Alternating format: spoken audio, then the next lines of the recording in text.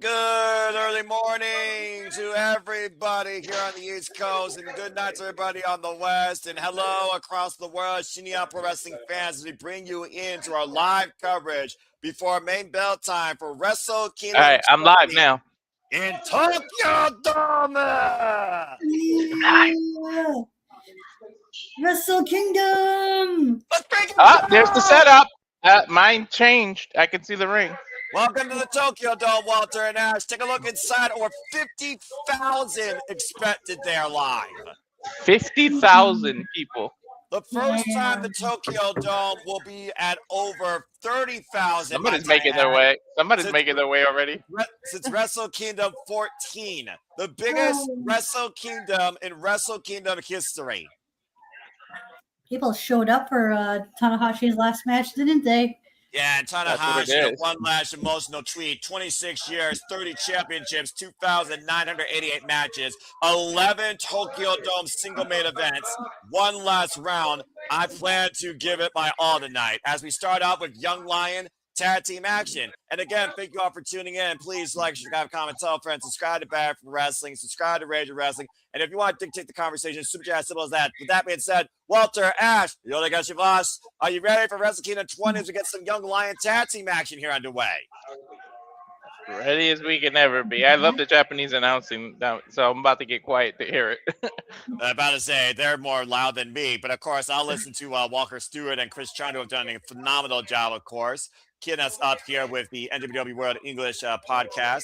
As right now, we got a couple of Young Lions here. Of course, the Young Lions, folks, they represent the future of New Japan Pro Wrestling, disciplined for the NWW Dodo system, the same system that have disciplined, of course, so many of the all-time greats, including Hiroshi Tanahashi. I go back to when Hiroshi Tanahashi was the U30 champion. Shout out to Milano Collection AT on the Japanese commentary, by the way. And I think about him and Shinsuke Nakamura, that fighting spirit talk with Antonio Inoki. By the way, did you know Antonio Inoki's retirement ceremony had 90,000 in the Tokyo Dome? Wow. And of course, these four young men and nothing but black tights. Black shit, the bell rung. Bell rings, we're underway here for this special tag team exhibition. One fall, 10-minute time limit. As we look towards the future. My brother is sitting watching New Japan Wrestling. That's funny.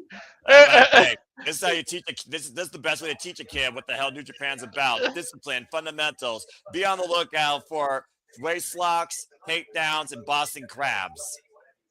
Getting to learn the basics. Would they be Tokyo crabs tonight? No. Both these men right now, they're feeling cross. Of course, the discipline you can see right there in their bodies, cup treatments. And of course, these young men will be busy all night long, as of course they will be ringside attendees, guiding and taking care of the talent in and out of matches. And you think about everybody, Ash, we've seen as a young lion in the black tracksuit or the red tracksuit that became a mainstay in New Japan. David Finlay, Juice Robinson, Jay White, Kazuchika Okada, Tetsuya Naito, etc. Mm-hmm. All came a long way, shaping themselves to eventually what they've become in the long run. Kazuchika Okada, who had his first match, of course, against Tetsuya Naito. Hiroshi Tanahashi, who had his first match against Togi Makabe in their illustrious careers, will meet on the Tokyo Dome stage in the main event for the fourth time in their illustrious history, and the first time in a decade on this stage. Right now, the side headlock applied here. Headlock takeover, head scissors takeover. Good stuff so far here by, I believe, that is Katsuya Murashima. Whoa! Deep arm drag and a shoulder block. And these young men, of course, like we talked about, looking to be fired up to one day be on the main card, much like most of the new generation is tonight, including but not limited to Shota Umino, Uya Umura, and of course, Yota Tsuji, Hiroshi Tanahashi's young lion, if y'all can believe that. Suplex takeover. Masatora Yasuda right now in control. Suplex one more time in the cover, hook on the far leg. It's a 2 count. That's a Shomakato, by the way, and Masatora Yasuda that you're seeing in the ring right now. Yasuda will in control. Toda's the one on the mat. See that knife edge chop. And tag made now. Here comes Katsuya Marashima. And Katsuya Marashima, big power slam to Shota. There's a cover now. Look at the far leg. It's a 2 count. Of course, we talk about, again, the early days right now. These young men are in the NJPW dojo and their New Japan discipline. I mean, Zane Jade, of course, joined the NJPW dojo when he wanted to work in Japan versus America. Let's forget, former, of course, strong survivor. Irish whip, reversal. And again, we talk about the foundation of New Japan Pro Wrestling since 1972 has always been the Young Lions system, Ash. Mm-hmm. I mean, it's a system that works, so why change it, right? Yeah, right. But one of the Young Lions, Masatoya Yasuda, just learned that he has a twin brother, and that twin brother is a student of Tetsuya Naito, as revealed on January 1st in Pro Wrestling Noah's event. So that was the young man that joined Los Tranquilos de Japón. Thank you for that, Sandy. And by the way, congratulations to Tetsuya Naito and Bushi, the new GHC Heavyweight Tag Team Champions. And right now, the Scoop Slam again. There's so much to talk about, folks. Wrestle Kingdom 20 starts at the top of the hour, 2 a.m. Eastern Standard Time. And we have 7 matches on tap. And there's still another match coming on the kickoff. You still have time to join us live on the watch along. Subscribe to MWorld.com for $9.99. Hook in the near leg, both legs, a 2 count. And you can watch the entirety of Wrestle Kingdom as well as we got it for Hiroshi Tanahashi's final matches, Leslie's career. And you can be part of the conversation using hashtag NJWK20 on the X. So share your fondest memories of Hiroshi Tanahashi. What are some of your greatest matches you remember in and out of the Wrestle Kingdom stage? What was the biggest impact he left on you when it came to his career? Surviving the dark days of pains and boos, and maybe enduring that pain because it was for the best, not only for him, but for New Japan as well. I'm sure we're going to be talking about Hiroshi Tanahashi all night long, right, Ash? Yeah. I kind of feel bad because I don't really have as much of an emotional attachment to Tanahashi as other people from other New Japan fans do. Again, not God! What a It's the back body drop the cover, hook the far leg. Sorry about that. No, it's okay. It was like that was like lightning fast. I will say this: I loved Tanahashi's show performances in the tournaments, especially like the New Japan Cups and the G1s. Like especially the first G1 I watched, which was in 2018. Nice power slam there. Yeah, G1 Climax in 2018, I believe, was 6 years ago, and this would be 37, which means you watched G1 Climax 29. 1 year later, after Hiroshi Tanahashi beat Kota Ibushi in arguably my favorite G1 Climax match of all time, of course, Hiroshi Tanahashi is a 3-time G1 Climax winner, winning against Kota Ibushi and Shinsuke Nakamura, the most notorious G1 Climaxes that I can remember. And the full Boston Crab being applied here. Kato now trying to break the hold, trying to save his partner. And here comes Yasuda. Now these 4 Young Lions. Drop kick. Good grief. That's a drop kick. This Boston Crab still applied center of the ring. It is in deep. Oh, wait a minute. Jump down. That is it. That is it. And they used what was he, sitting down on the Boston Crab, bouncing? The seated position, yeah. Yeah, seated position is full lower body on the back. You took my phone, dude. Applying for the pressure, literally stomping preferably on the spine. My phone. Congrats to Katsuya Marashima and Masatoya Yasuda winning here in their little kickoff exhibition of the Young Lions. And the guy's name, Masatoya Yasuda's twin brother, is Ryuze. Oh, okay. Well, good to know. Ahead of you by like 2 seconds or something. Is he holding both their hands right now, raising them? And holding and waiting for it. Yep, you just raised it. There we go. All right, now I just unpaused. All right. Hey, we're all synced up now. Nice. Hey, that's what matters. We're all synced up by bell time, which is most important here. Fun little Young Lion exhibition. Always enjoy those, of course.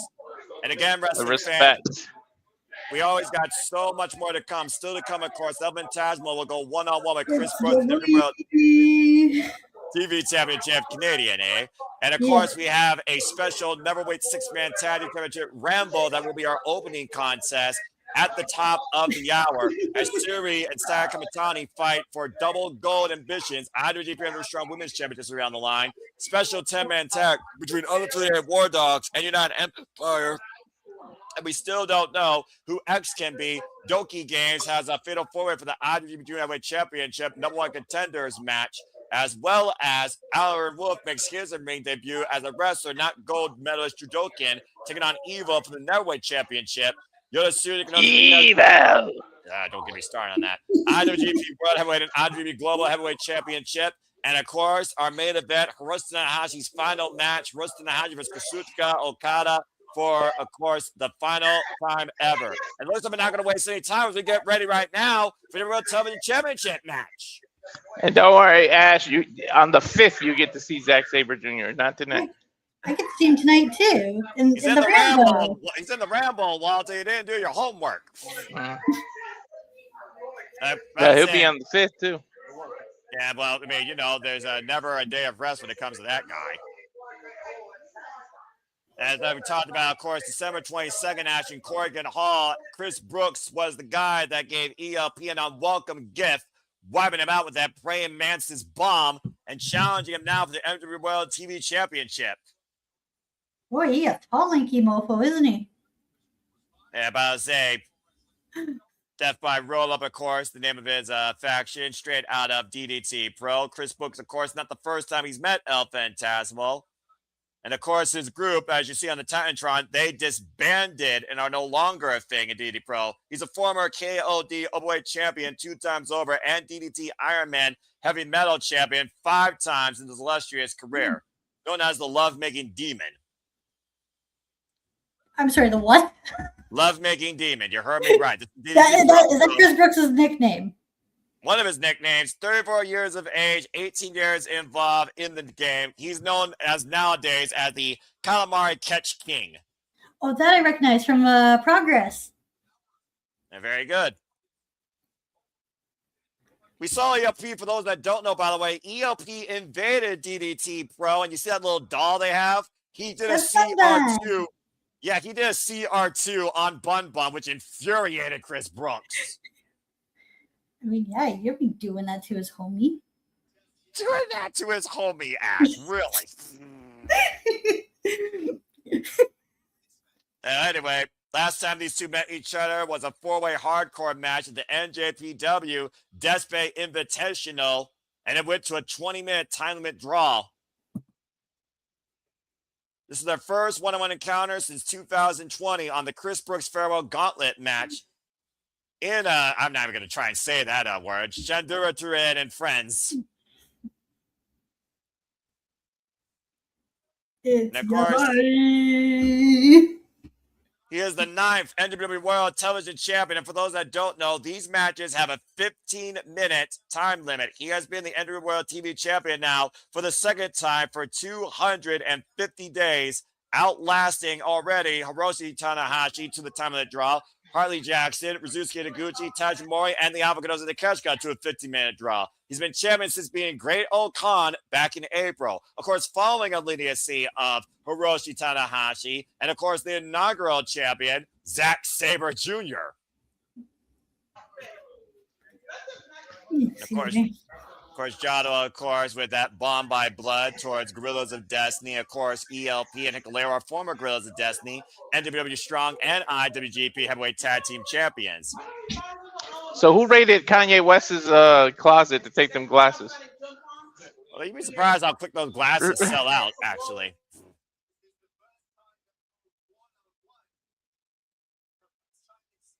And of course, first time they actually will go one-on-one as Chris Charlton echoes, of course, my settlements. First time in 6 years. And again, Chris Brooks already has 2 pinfall singles wins over El Phantasmo. ELP has yet to beat him in singles action. LB.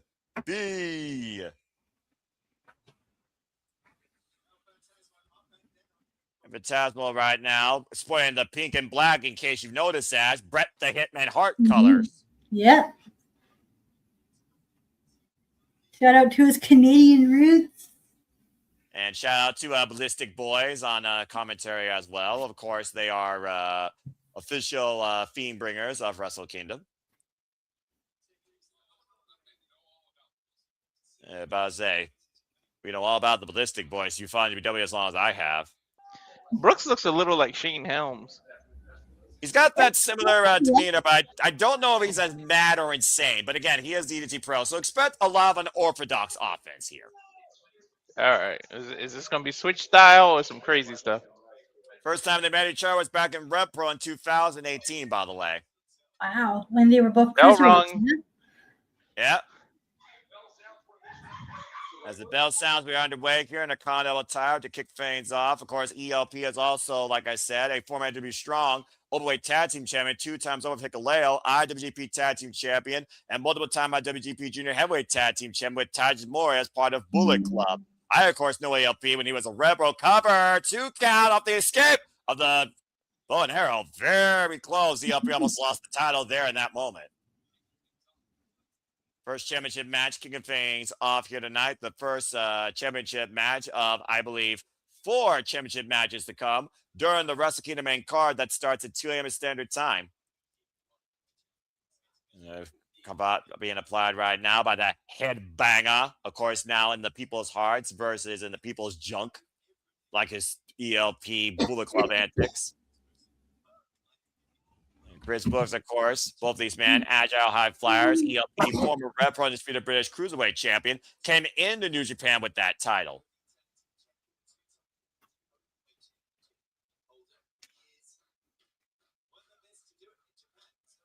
It's interesting, though. This is the first time we're seeing Chris Brooks in a New Japan ring. Right. Do you think we'll see more of him in the upcoming months? Well, I would definitely, and not rule it out if he wins the NWA World Television title tonight. Nice shoulder block there against ELP. Suddenly mocking the headbanger. The drop down. And scouting ELP there. Ooh! Knife edge chop. Good response there. Irish reversal. Both these men are their own type of technician in the ring if you watch closely at their style. Up and around. ELP, of course, former Super J Cup champion as well. But never won the IWGP Junior Heavyweight Championship, despite his multiple efforts. As ELP looking to go. Outsmarting Chris Brooks for right now. It's one of those things, though, Walter. You're Hey! What the manager do, man? There goes John. That was payback for Bun Bun, clearly. As you see. Ah! Oh, gosh. As you see Chris Brooks taking advantage with the drop kick. Why would you do that running drop kick when your shoulder's already hurt? Look at the big kinesio tape on him. You don't give a damn. Well, that's like a brace. It's not even tape. Yeah, that is a brace. And right now, David up here. Dave! Twist off this apron with the net breaker. Somebody's getting something out of their pocket. What is that? Wait, are they tying him up? Oh, no. Are those the streams that, at the end of Japanese matches, they put streams? Well, I'm about to say, I did say we were going to enter DDT Pro's world here, right? Get ready for a very nasty antic. What the hell are they doing? Doing magic tricks here? No, you ever see what happens when you stretch it out and you let it go, and what happens when it's in front of your face? It pops you in the face. Yeah, I saw that happen to Jack Sabre Jr. That's worse than getting popped by a towel. And the whiplash effect across the forehead of ELP. Snap. Have the cover, towel on the line, ELP kicks out. It's just a gimmick that he used. Oh, because I see all the... Yeah. Educating somebody on DDT Pro with the antics that Dream, of course, Dave Wrestling is all known for. Just ask Mal about that. Yeah. Just...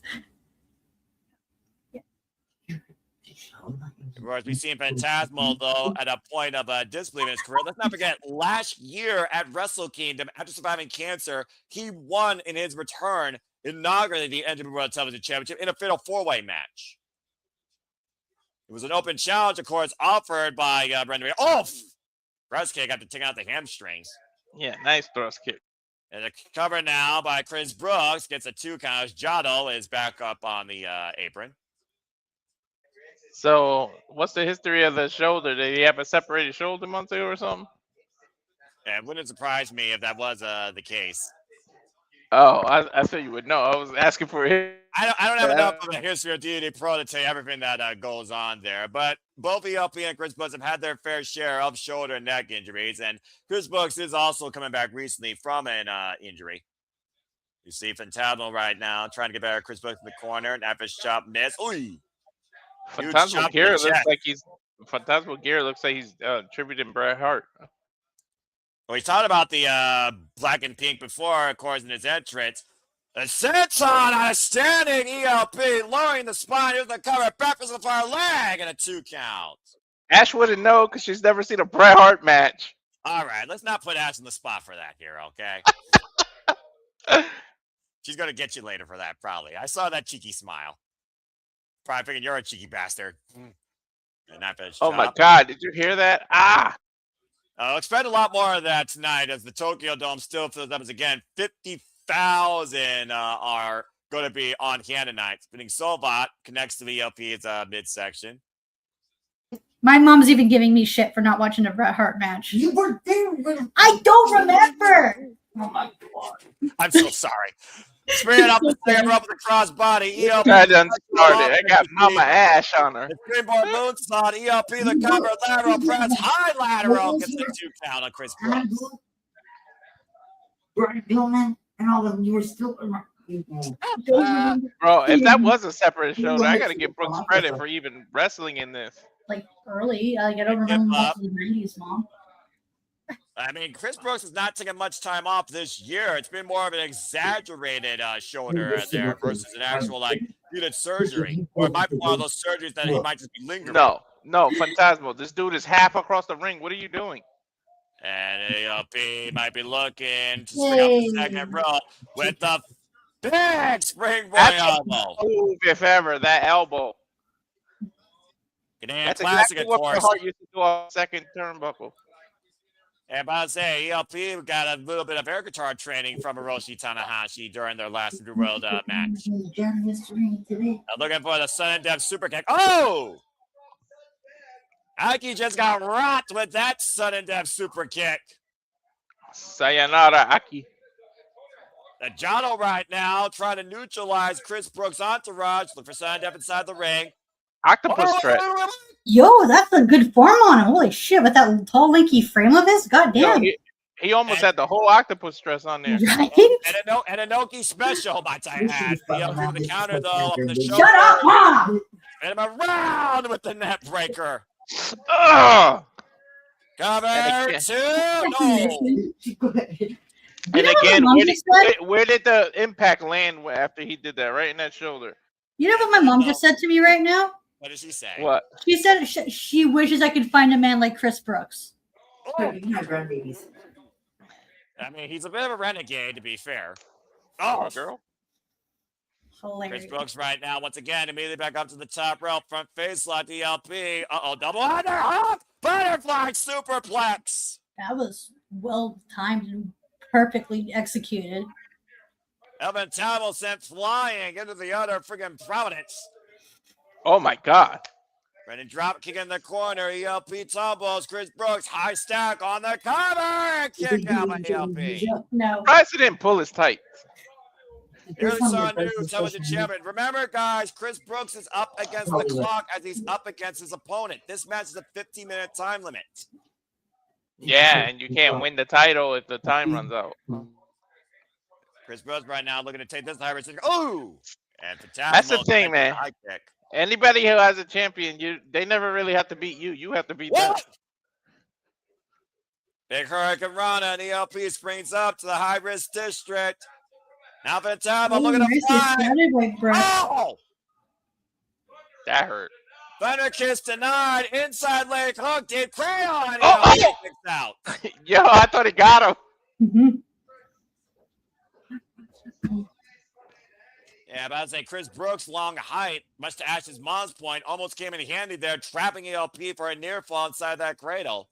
What is he, 6'2", 6'3"? That's so too. But this is the. Yeah, I think he's 6'2" to your point. And right now, looking for the praying mantis bomb. ELP already knows what that feels like. Ooh, he's 6'4".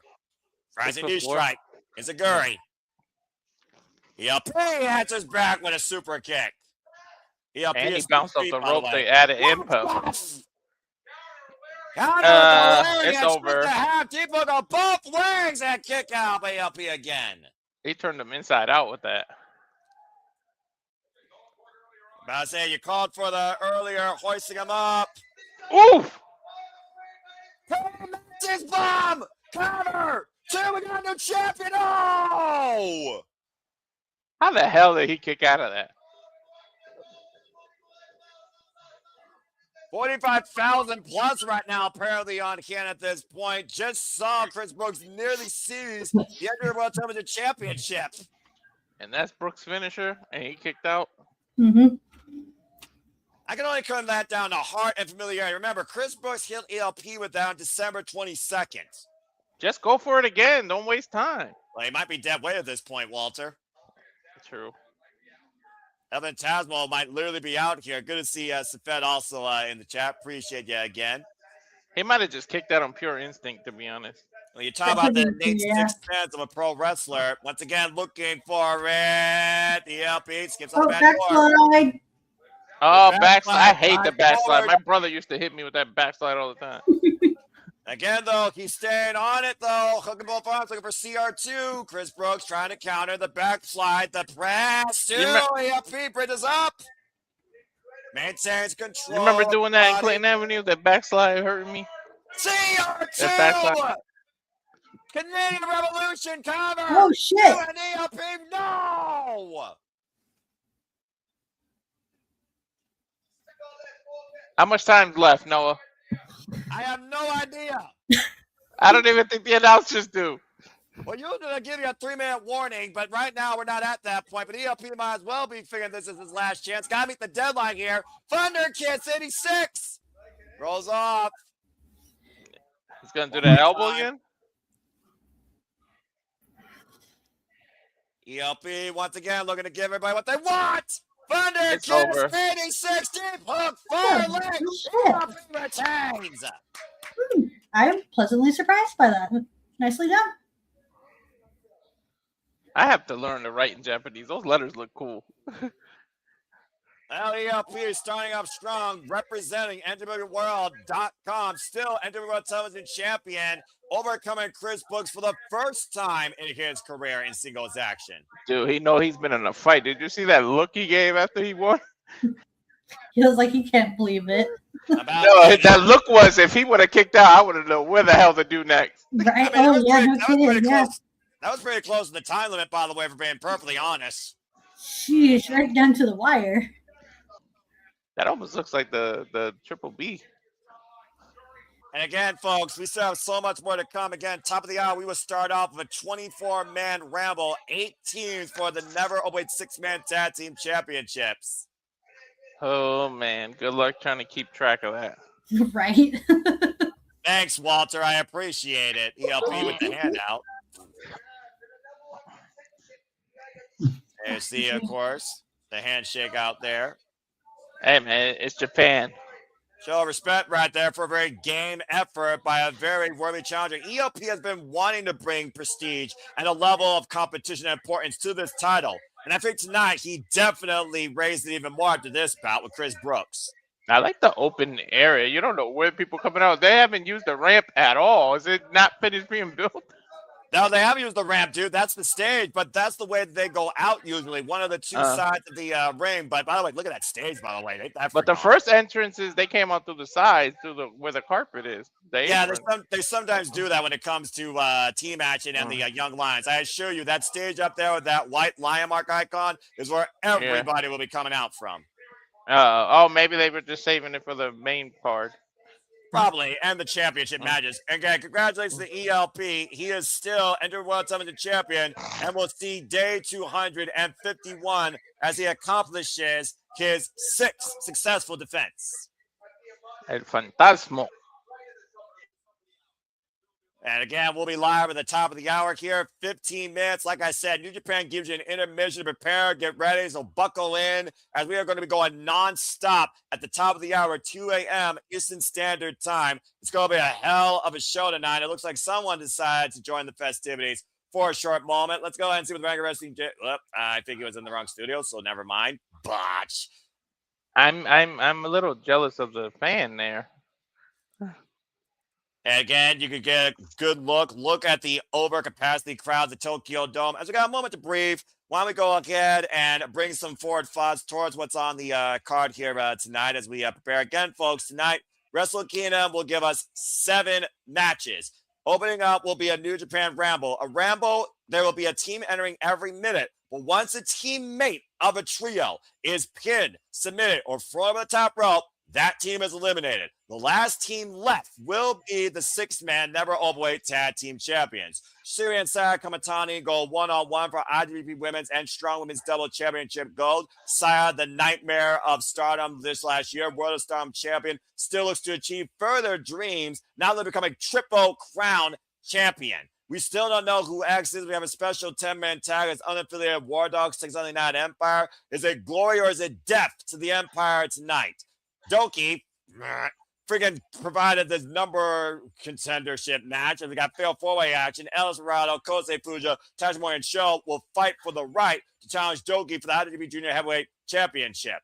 Of course, Aaron Wolf, he is no longer a gold medalist judokan. He is now a pro wrestler. Will challenge Evil in his first ever professional wrestling match for the Never Openweight Championship. In our semi-main event, Konosuke Takeshita, the Alpha, the hardest working man this last year of pro wrestling, looks to take the IWGP Global Heavyweight Championship while successfully holding on to the IWGP World Heavyweight Championship in a battle of ideologies where one wants to unify and honor the past history to move forward in the future. One wants to recreate a brand new future, unifying the entire wrestling industry. Konosuke Takeshita versus Yota Tsuji 3, and the record between them is 1-1. And of course, it all culminates in our main event, Hiroshi Tanahashi's final match, nearly 3,000 matches later, against a man that has defined his career and vice versa since Wrestle Kingdom 6. Hiroshi Tanahashi versus Kazuchika Okada. And that's our entire pissed off, man, after losing the Continental Championship. You know, he's going to be pissed.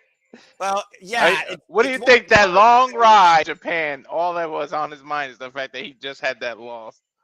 Yeah, and to that point, Ash, you wonder what the mindset is tonight, honestly. Well, you're muted. Botch. Yeah, so what's it that mistakenly took melatonin? Yeah, yes, that's what you said. What an idiot. Oh, brother. All right, well, go to bed, you goober. Well, I told him he can watch at his own pace. I gave him my account so he can watch too. Oh, well, look at you. Aren't you nice? I don't know about you guys, but this sounds like a banger wrestling theme. If somebody used this theme that they played while the weight is on. Oh, yeah. But I'm about to say, right now, this is what I said. This is what New Japan does. We have a 15-minute intermission. Well, technically now 12 minutes. So, again, folks, tell your friends if they're a fan of Shinyan Pro Wrestling or you want to teach them a figure or two about New Japan Pro Wrestling. It's the biggest event of New Japan's calendar year. It's the first professional wrestling marquee event of the calendar year for New Japan Pro Wrestling. It is a magnum opus, a standard for professional wrestling across all fronts. This is Wrestle Kingdom 20, and it is the highest attendance in Wrestle Kingdom history, over 50,000 on hand, as we honor Hiroshi Tanahashi's final match. So again, hope you all enjoy the conversation, reactions, coverage, outlook, analysis, humor, puns that Walter and Ash are going to try and use to break me and take me out of my focus as we get ready for Wrestle Kingdom at the top of the hour. So again, Walter, is there any last thoughts you have regarding any matches or anybody here tonight? Is there anyone you're looking forward to seeing for the first time tonight that you didn't know about? What's your outlook towards Wrestle Kingdom, man? It's finally here. It's finally here. It's exciting. I don't know. I don't got much Japanese puns, so I don't know how I'm going to pull this off, but right. I don't even know if I should. I'm about to say, I mean, unless you're as much of a dick like Doki or Dick Togo, who will likely show up in one of these two matches, I think we don't need to worry about that. Big Bag Evil Wolf. I mean, you can combine their names. There you go. The Evil Wolf, bloody hell. You know, it's really interesting looking at this Wrestle Kingdom in hindsight now that I think about it.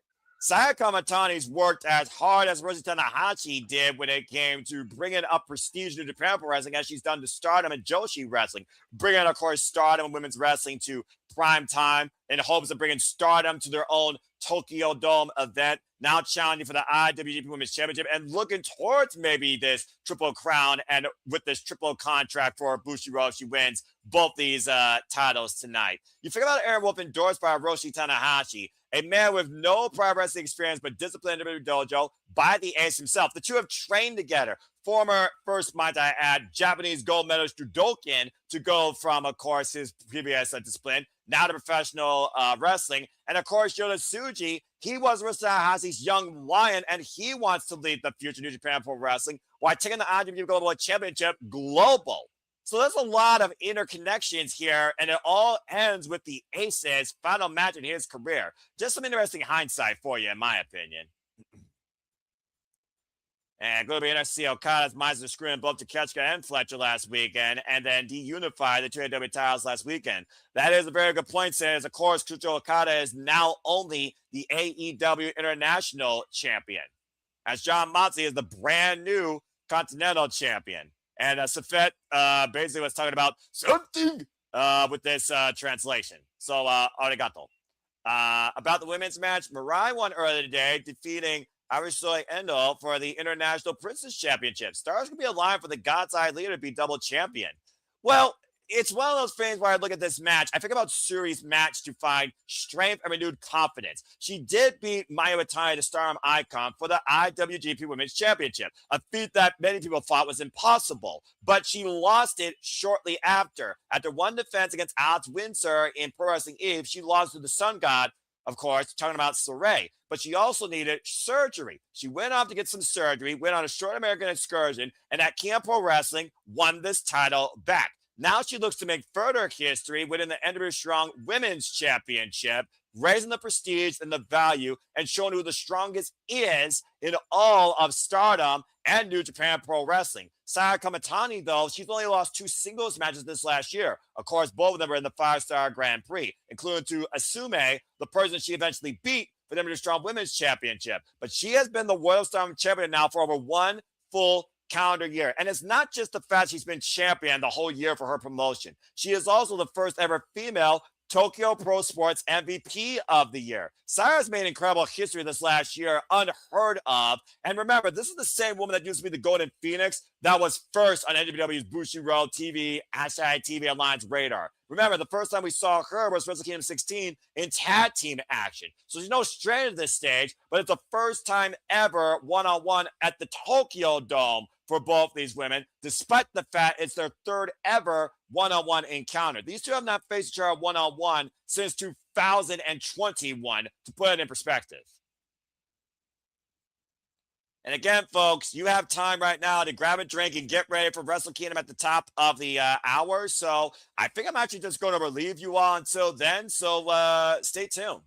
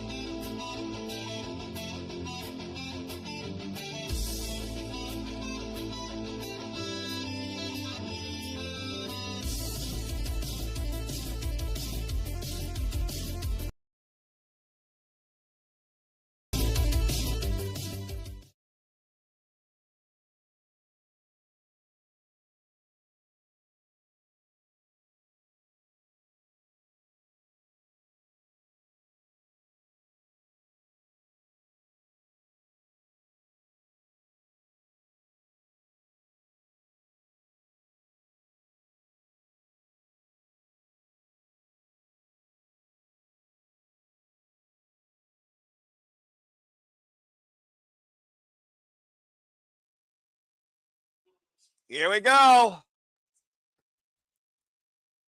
Of course, we got our cold opener that is, of course, talking about Wrestle Kingdom. And the reason that we're all here. They need a whole package just for him, man. I mean, considering the man has had 3,000 matches in an illustrious 26-year career in New Japan Pro Wrestling, shedding tears and telling us all that he loves us, it's justified.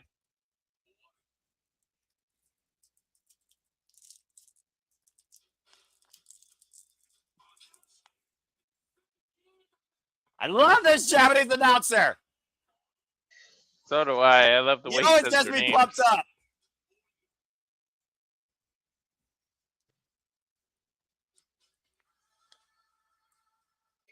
When he goes, Okada! Shout out to Ringstar, by the way, for providing this year's Wrestle Kingdom theme. A group that Hiroshi Tanahashi has been heavily supportive of. Ringstar, produced by Baseball Beer. It's the band, and there you can, of course, see the official rights.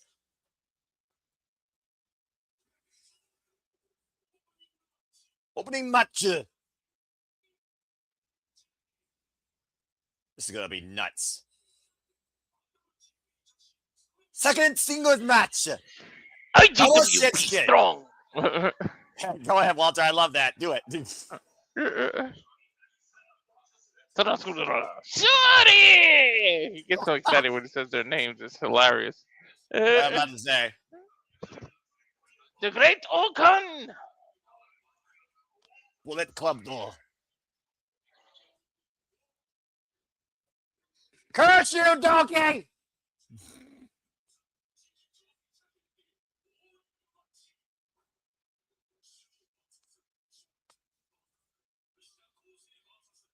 And they always say the last name first, which always gets me. Yeah, that's how they speak. I know. Yeah, Tetsuya Naito, Katsura Shibata, drop kick!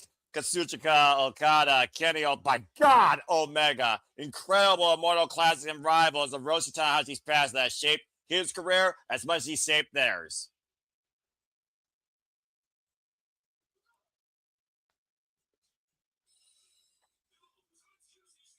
Restoring the Neverweight Championship!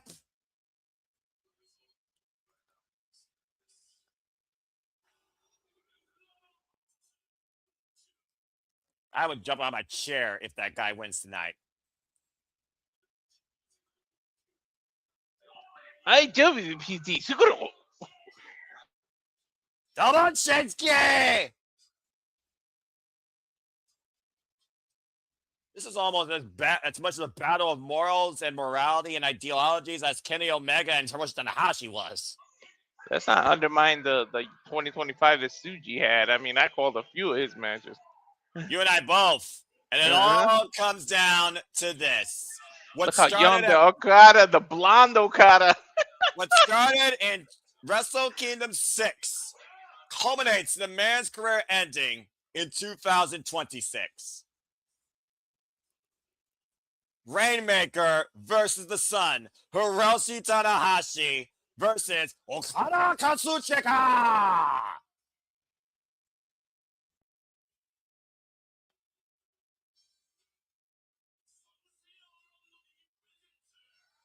Sponsored by Son SARD. Switch on Sansi. Is that a drink, Noah? I don't know. Remember last time I was doing the ads? I was cracking you up with that shit. With everything that was brought to you. Welcome officially, everybody, to Wrestle Kingdom!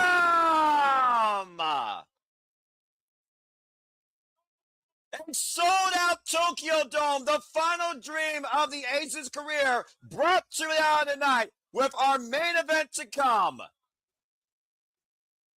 Oh, the party! K-pop. And the Rampage here, break it down. Rampage from Exile Tribal here. What are they, the Street Boys from the land of the rising sun?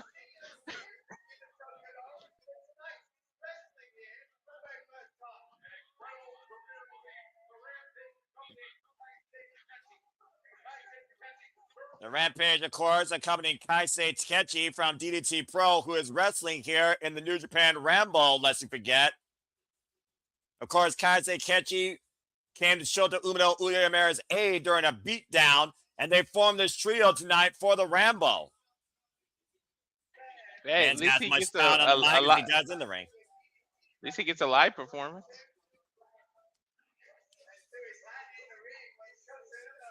Rampage Takahashi. And of course, part of his faction there. I love the song, actually. Wrestle Kingdom themes have always been special standout music for me. Mm-hmm.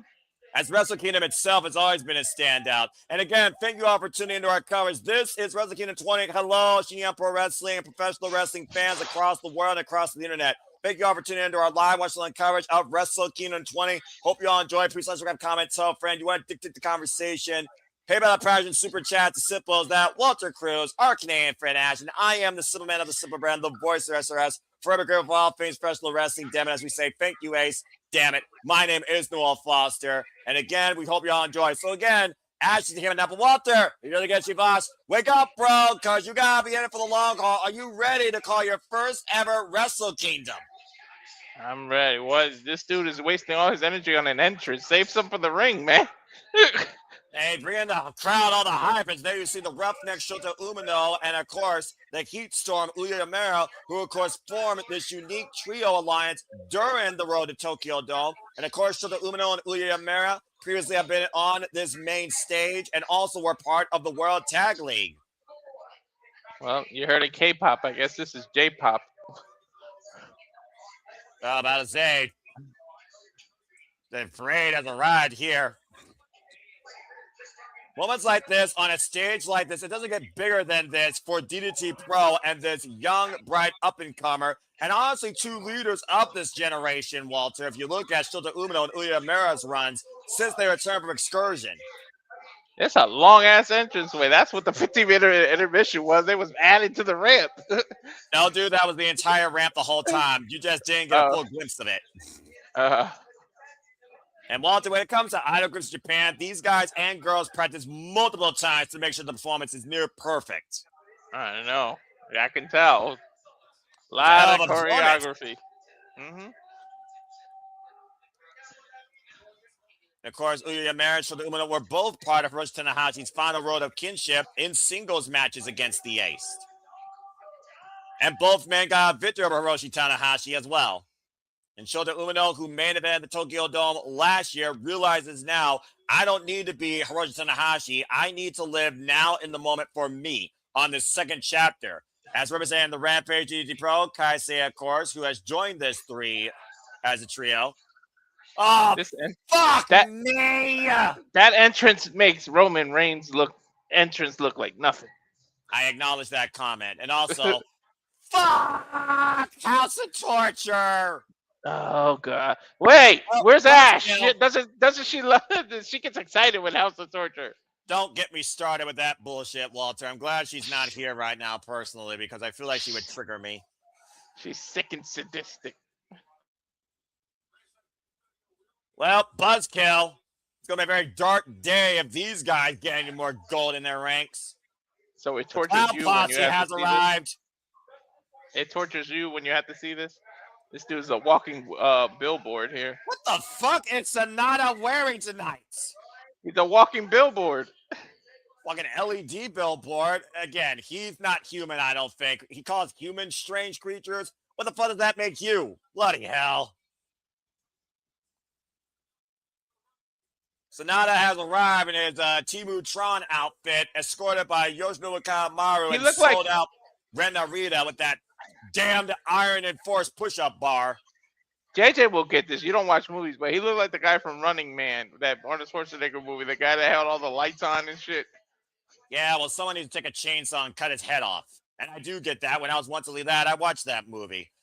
That being said, though, this is still a very dangerous trio to deal with, of course, because they are the former Never Openweight six-man tag team champions in their own way.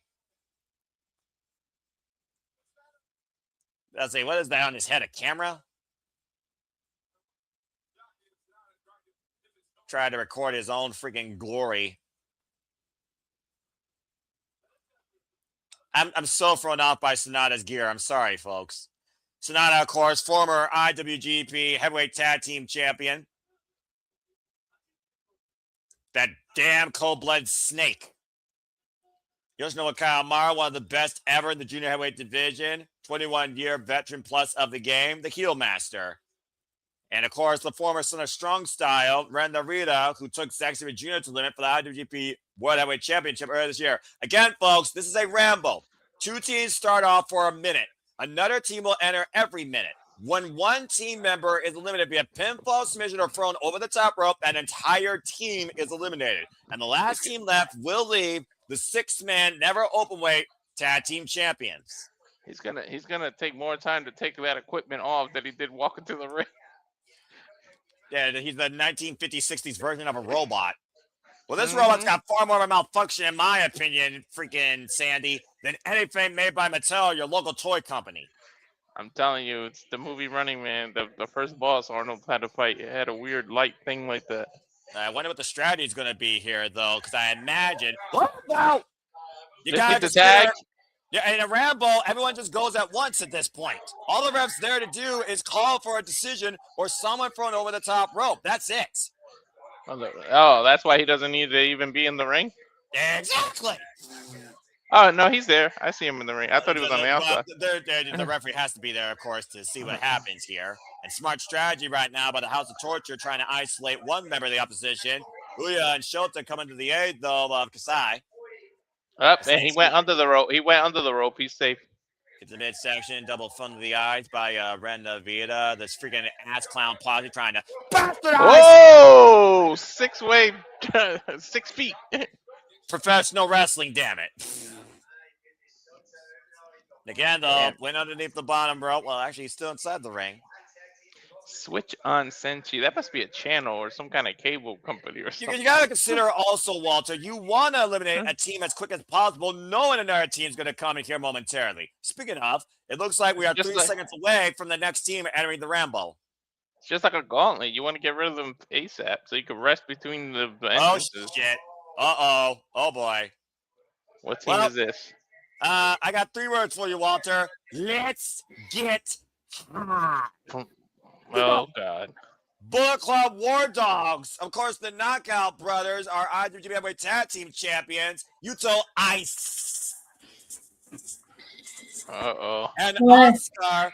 Now she comes. Improved Clark Connors. What'd I miss? You missed a hell of a hat. And we got the Bullet Club War Dogs entering the fray now. Okay. Damn, Oscar is huge. This team that came back from excursion from Germany, by the way, as thick as brothers, who are Tokyo Pro Sports MVP Tag Team of the Year. Oh, shit, and Feklat's here. Oh, yeah, Tekla and Connors are dating. Sex and violence, they like to call themselves. Yeah. That might be accurate with these two, honestly. You're right. True indeed. First time we saw Clark Connors and Fekla involved together was, of course, when Clark Connors freaking speared somebody in Stardom, and of course we saw the Contender action last year. Yep, not Supply. Thank you. Of course, at Stardom All-American Queendom, and of course, folks, we'll be covering that during WrestleMania week this year. Again, stay tuned for more on that. We hope to bring you more coverage of Stardom this year as well. Yuto Ice and Oscar, who came back from excursion, beating Tomoyoshi and Taiji for those heavyweight tag team championships, and have been unstoppable. So they won the heavyweight, and now they're going for the neverweight. Yes. Yeah. They're going to be double champions, and it's not too far-fetched. And they also have a tag team win over Uya and Shota when those towers are being defended. Oh, boy. What's going to be the strategy to get rid of Oscar? That's a huge man. I'm about to say, this is the heaviest hitting team in New Japan Pro Wrestling, Ash. Yeah. Look at these kicks. But, again, folks, the Sky Day Bad for Wrestling. Ash, you're the Getchy Vibes. Welcome back to the call officially. Welcome to your first ever Wrestle Kingdom call. Hope you enjoy. And, of course, and Yuto Ice with the Bomba Gluttony. Excuse me. And right now, Yuto Ice, Iceland, Uyamura, Oscar. Oh, my God. Scoop slam to Shota Umino. He picked him up like nothing. Right? Just deadlift them. Well, remember what the Knockout Brothers said they were here to do. They were here to make the tag team division work hard again. Wilson! Is that a tire? Yes, it is a tire. Yes. Oh, Clark it's a wheel. Connors started, It's yeah. a wheel. Sorry, And Clark Clark- Connors brought a friend to the Rambo, and it's legal.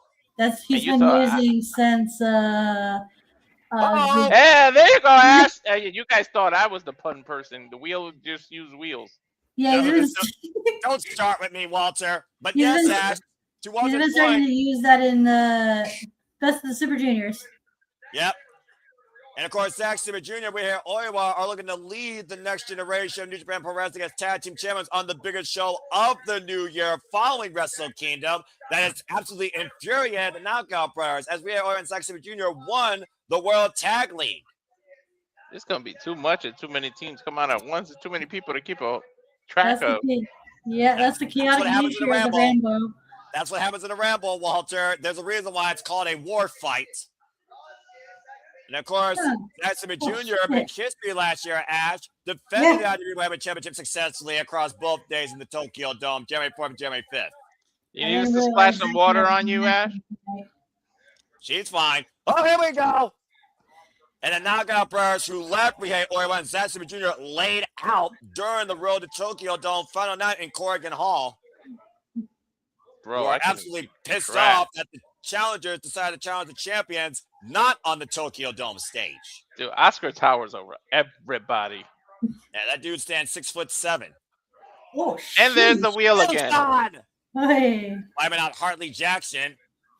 Again, So are those Toyo tires? about to say, Fekla right now paying dividends for the Bullet Club War Dogs. Of course, we got the unaffiliated with the Bullet Club War Dogs to come still in 10-man tag team action. Double stomp on the elbows and beautiful Oh, ice. yeah, a spear from the Gunners. I hate when Gosh, Zach excuse does me, by that. the Wild Rhino. I hate when Right. Zach does that elbow stomp, man. My elbow starts hurting. Yeah, It's that's funny- why it's I funny- took out Goto. And funny you 3, mentioned that, by the way. 2. Remember, Yudo Ice was taken out of his career due to a shoulder injury. Tiger mask. Ooh, And Tigre. okay. Tiger Mask, Toge Makabe, and Rizusuke Taguchi. Of course, Taguchi and Toge Makabe are no strangers to these titles. And Tiger Mask, former IWGP Heavyweight Tag Team Champion. Go Tiger. And Tiger Mask also announced that he will be retiring next year. Well, I mean, Tiger Mask has been in New Japan for how many years now? did he just quite like a the long 29th I'll say that. time? Yeah, but I'll say the 29th time to your point. And Tiger Mask is escorted by Rizusuke Taguchi and Togi Makabe, the Unchained Gorilla, and one half of the Mega Coaches. King of Japanese Strange wrestling. Style. Japanese wrestlers really don't know when time to retire is. They go. This is accurate. This is also very accurate. You know, you're Literally you're last- absolutely accurate. Last year we called what? That dude was like 70 wrestling. God. So Remember this that? will be Tiger No. Mask's last Tokyo Dome match, I believe, in case people are wondering. And again, there are no eliminations, by the way. Not yet. that guy? anyway. Who was that guy we called last year that was like 70 years old wrestling in the damn? Yamaka, the super rookie, and Marigold, she's had a phenomenal first year. I would call her rookie of the year, honestly. No, I was talking about retiring. Last year we called the guy. He was Oh! He was literally like- already. he was like 70 years old. I don't remember, but I just heard the bell. The Bullet Club War Dogs have been eliminated at their Oscar went over the top rope by Rihei Oiwa. Little payback for TMDK. Bullet Club War Dogs are gone. Goodbye. First Couldn't team happen to elimination here. nicer. Couldn't happen to nicer people. Damn. Well, It's that's, Taguchi using his funky weapon against Zack Sabre Jr. I'm sorry, Ash. it's okay. Go bite the bullets, bitches. They'll be buying something else probably. They're in Tokyo. I'm just saying. And I'm sure it's not the last time we're going to see Clark Connors and Fekla either around the cerulean blue. As we get ready for our next team here, this is ridiculous. 4, 3, 2, 1, go. All right, well, who we got next? I have no idea. Oh, Bitchamon. Yo, WWE needs to borrow like New Japan's whoever makes their music, because damn, every single Again. theme song is a banger. Well, again, anything's better than Def Rub on this business. That being said, Bishamon, Hiroki Goto, Yoshihashi, former notorious multiple-time six-man never overweight tag team champions, alongside Bolton Oleg Bars, former never overweight champion, representing Hontai. And of course, Hiroki Goto ushered in the Golden Revolution, beating Zack Sabre Jr. in Osaka for the IWGP Championship. Here we go, Samurai Yoshihashi. Yeah, the headhunter, of course, where we've seen him as strongest as a tag specialist and a trio specialist. Well, no, they're pound for pound one of the strongest men from Pakistan and one of the strongest men we've seen in New Japan, Ash, this last calendar year especially, taking their weight championship from Konosuke to Takeshita. Oh yeah, those are like some good matches. And of course, Goto last year was involved in a Rambo that retired the KLPW title and led him to his opportunity to challenge Zack Sabre Jr. for the IWGP Championship. An 18-year journey accomplished by this journeyman. Yo, I would try to eliminate somebody before they make it to the ring. But there's too many bodies right now. All it takes is one. Throw one over the top rope and get rid of it. They keep going underneath the bottom rope here, and they're fighting amongst each other on the outside, Walter. It's going to be hard to pick up Tiger, man. Oh, look at this face-off. Togi Makabe and Hartley Jackson right now squaring off here in the ring. Two meaty men slapping meat. That's Kobe meat for you, by the way, folks. So we're in Japan. By the way, Suzuki Taguchi, he was one 6-man overweight champion with Mr. Japan, and of course, Hiroshi Tanahashi. Oh, there he goes using his weapon again. Oh, there. God. The funky weapon. Whoopee cushion. The funky weapon. Oh, that fat chair landing hard on both of the legs. I think he gave him an atomic drop on that. Well, that's one way to stop it. That's one way to neutralize that weapon. Just keep your pants up, Taguchi, please. Now I don't want him to, just for Noah's sake. Shut the fuck up, Walter. Hit him with the Rikishi. Oh, God. And Togi Makabe right now, mounting him, pulling Oleg in the corner. I'm just going to focus on the Makabe. Ah! You should have slipped under him and flipped him over the top rope and eliminated the team. Well, I'm about to say, here comes our next team, by the way, and I believe there's only one team left outside the champions. Bro, there's about to be 12 people in the ring. This is going to get ridiculous. Oh, baby. Here comes my boy. Is that Ishii? That's Ishii, also known as Team 150, as Ishii, Shitoshi Kojima, and Taiji's ages add up to 150 years old. We saw the unification of course, Taiji and Tomoyoshi, and we also saw the unique unification act during the World Tag League of Kojima-gun before Taiji, of course, went on to be part of Suzuki-gun with Minoru Suzuki. And Tomoyoshi, of course, former 6-man away tag team champion, alongside Hiroshi Tanahashi and Kazuchika Okada, the most badass man in never overweight history. And coming upon Oleg, and Tiger Mask and crew eliminated. As our second elimination, Tomoyoshi, of course, as I said, multiple-time notorious neverweight champion, Taiji, former IWGP heavyweight tag team champion, and never overweight champion. And of course, Satoshi Kojima, well, there's not enough things you can say about Satoshi Kojima, the man that loves bread. Former Wrestle Kingdom main eventer, IWGP heavyweight champion. They should call them seagulls. They just love bread. Or pigeons. I want them to win just for the bread celebration.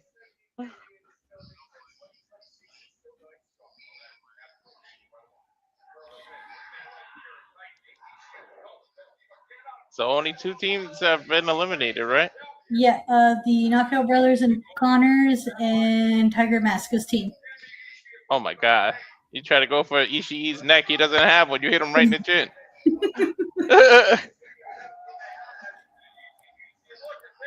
Noah, you alright? You got quiet. Oh, we just got a message, and unfortunately, Noah's power went out. Oh, hell no.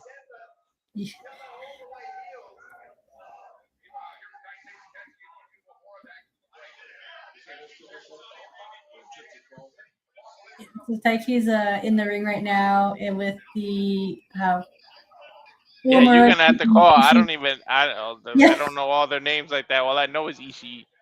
Oh, there's Shota just came in, and same with Kojima, and looks like we got. Oh wait, we have another team. The last. Oh yeah, that's right. The Yano's team, Yano, Wado, and crap, I forgot who the other person was. Well, the graphic is. I could at least share the graphic because he put it in the graphic thing. Hang on. Right, there he is. He put it in the New Japan crew. Oh, Yo, that's who the other one is. It's Yano, Yo, and Wado. Yang, Yo, and Waddle. The champions. Oh, interesting. The champions can't. Oh, yeah, that makes sense.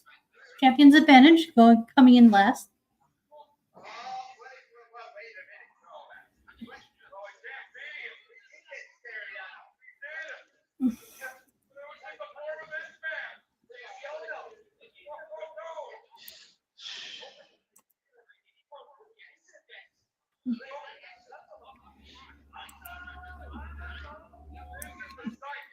Alright, hold on. I'm trying to share screen, New Japan. Bam, there we go. Is that the right graphic? Yes, it is. You got Uemura and Taiji just chopping each other. Chop fest. And then just Uemura answered back with a drop kick of his own. What's the water picking him up?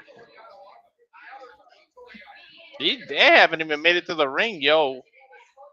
Yeah, they're just battling on the outside right now. Wedgie.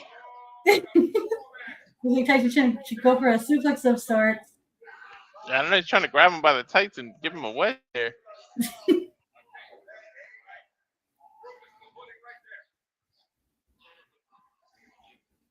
Grab him by the Wonder Bread. Get him. Oh, standing Hurricanrana. Oh, wait, he got caught in the middle of it. Yeah, it looks like he's about to powerbomb him. Oh, no, that's smart. Taiji's trying to toss him over the rope, get another elimination. Yeah, that'll eliminate the whole team. Oh, both teams gone. Yeah, it was a double elimination. So there's only 2 teams left. Yeah, TMDK and House of Torture. Oh, great for you, House of Torture. Hey, maybe it's a good thing Noah's power went out. He's gonna miss. Oh no, there's the other teams. There's the Bishamon team. So there's 3. Oh yeah. Bloody hell. Yeah, Yo's just cleaning house right now.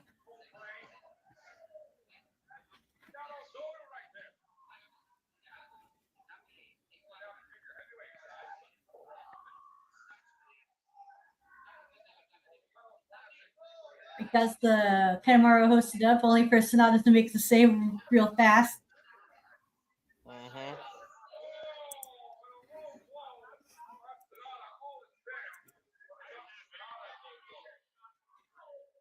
Yoga, stop showboating. Might end up cost them. Oh no, there it is. The House of Torture shenanigans. He got the ref distracted. And he spit on him and threw him over the rope. Well, no, he's still hanging on. There's the boat. Oh wait, no, they caught him. As they just drag out the other 2 now.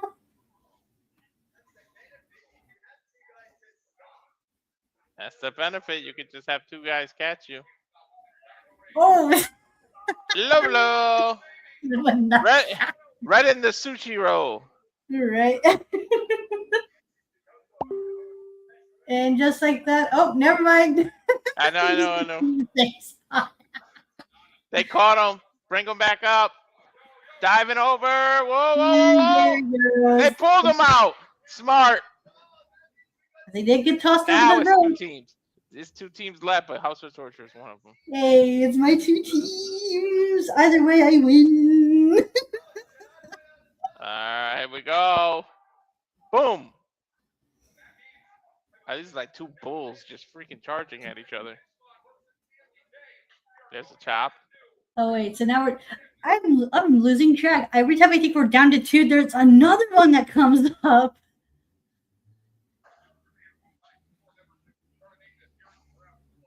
Elbow. There's Zack Sabre. Do it. Where the hell is Zack Sabre Jr.? Oh, I love that neck twist that he does, by the way. Oh, Where the hell has he been? Where, Uya or? Zach, he was on the outside of the ring. Oh, elimination! Oh! Okay. I thought TMDK was about to do it. Right? Yeah, they did it like triple teaming them. Working as a man. cohesive unit, isolating Oleg. Zach's Oleg taking it fighting easy. back, and then now there's like the other Bishiman coming in to even up the odds. Nice Nice shoulder shoulder tackle. tackle there, showing off the strength and power of Oleg. The House of Torture did a blackout in Toledo, Ohio. Oh man, they're just working on Zach in the corner. Yeah, picking him up. Death Valley Driver, what are they doing? Oh, he's Yoshi. Yeah. Now they're picking him up. No, like just gonna flatten him like a pancake. Oh yeah, for the save. Oh, slipper! Shota just did it to Zach. Oh, but they bumped into him and break it up. That was good. It was using Jackson's momentum against them.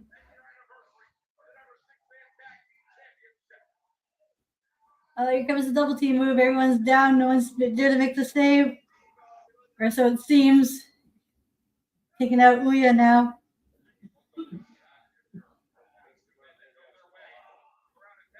Double clothesline.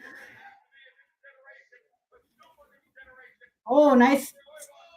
What was that? A suplex throw? What was Yeah. Whatever it was effective and very powerful.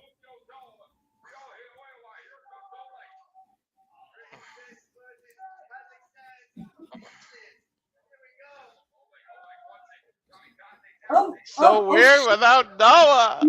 Clutch. Oh! Oh, bridge cut. Oh, he hurt his own neck with that bridge cover. Oh, Jesus. Wait! Oh, he got it? I thought he kicked out. No, Zach got him. And the blue one. Let's fucking go! Why is he holding his neck? Did he hurt his neck during the bridge? He must have. He must have fucking dropped him real hard. Holy shit. He's rubbing the hell out of his neck. He hasn't moved. Look, he hasn't moved, yo. Oh Jesus! Oh my God, Zach, you better not have taken yourself out, my boy. God. Where's the eye? Don't they usually in Japan bring the bag of ice? Right? Hey.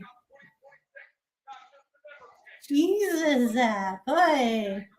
Go figure. On the first time we cover this, and Ash is on with us. Zach wins the title.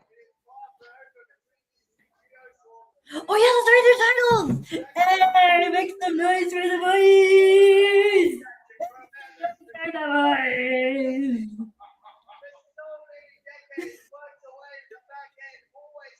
boys! Ooh, it's been a while since we've seen Zach need 2 belts. Hope they win tomorrow at New Year's Dash. Hey.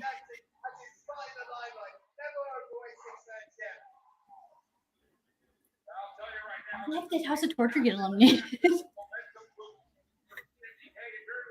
That's what I'm trying to figure out.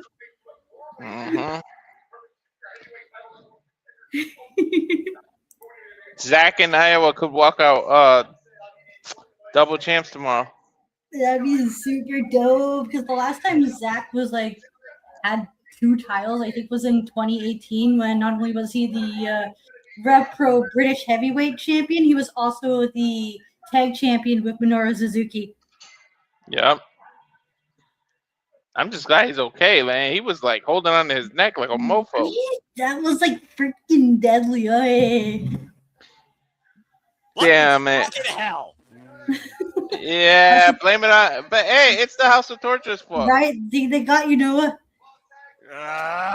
Fucking drunk ass moron probably didn't know what side of the road to drive on, or some damn piss poor pissant freaking hit a transformer that knocked out power. I don't give a fuck if they're alive or not. That was bullshit. Anyway, congrats to Tyson Ramirez. I see him leaving the ring. TMDK apparently won the Ramble, so at least that's the only thing I missed. And congrats to you, of course. Ash's first fall, and Zack Sabre Jr. wins the title. But I say it might be a sign of things to come. As again, Rhea Horman and Zack Sabre Jr. have a chance to become double champions if they beat the Knockout Brothers tomorrow. We were just talking about that because the last time Zack was double champion was in 2018 over in Rev Pro. That's correct. Yeah, knowing her history. That was I mean, ridiculous. Zack Sabre Jr. history. Of course, I'm going to know about that. Walker Stewart and Chris Carlton. That's the history I expect Ash to know. As we now get ready for our first of 2 double championship matches. Ooh, I'm looking forward to this one because I've heard many good things about Kamatani. The NWA Strong Women's Champion, the Phoenix Queen, the World of Stardom Champion, the nightmare that has made her dreams a reality the last 370 plus days. Once the Golden Phoenix, reborn as a Dark Phoenix. Time to visit the sky as we represent Stardom. Saya Kamatani, for the first time ever as the Phoenix Queen, graces the Tokyo Dome stage. Women's wrestling. Okay. Joshi Pro, the supreme factoid of women's professional wrestling. Damn it. Well, you came back right on time. Yes, I did. I was very happy about that. Again, to Which the person that good, caused that, may they be dead. Right? We would have been had like super dead air because I'd be like, we have no idea who these women are. Well, I know who Suri is. Anyway, as I get us back on track here, and again, it's good to be back on screen. Again, don't know who did that. If they did that, whatever, may they be alive or dead, don't give a fuck. Saya Kamatani, who won the Strong Women's Championship, of course, in Corrigan Hall against Asume, where it was title for title with 8 successful defenses of the World of Stardom Championship, including retiring the actress friend that brought her into this business earlier last year in April. Tam Nakano is looking to do something that has not been done since Tom become a Triple Crown champion. As you see her sporting the red belt, that is the World of Stardom Championship. She won it at Stardom Dream Kingdom in 2024 against Tam Nakano and has literally been consumed by madness, consuming herself, proving that she is the strongest foundation of Stardom and the women's professional wrestling business. Taking up World Professional Wrestling worldwide, bringing a whole new outlook to Stardom, bringing Stardom to prime time. She has also been a main focal stay on primetime television, media outlets, everywhere that Saya Kamatani has gone. She's represented Stardom, saying she was born, raised, and lives in the Stardom ring. And she wants to bring that Stardom ring to the Tokyo Dome.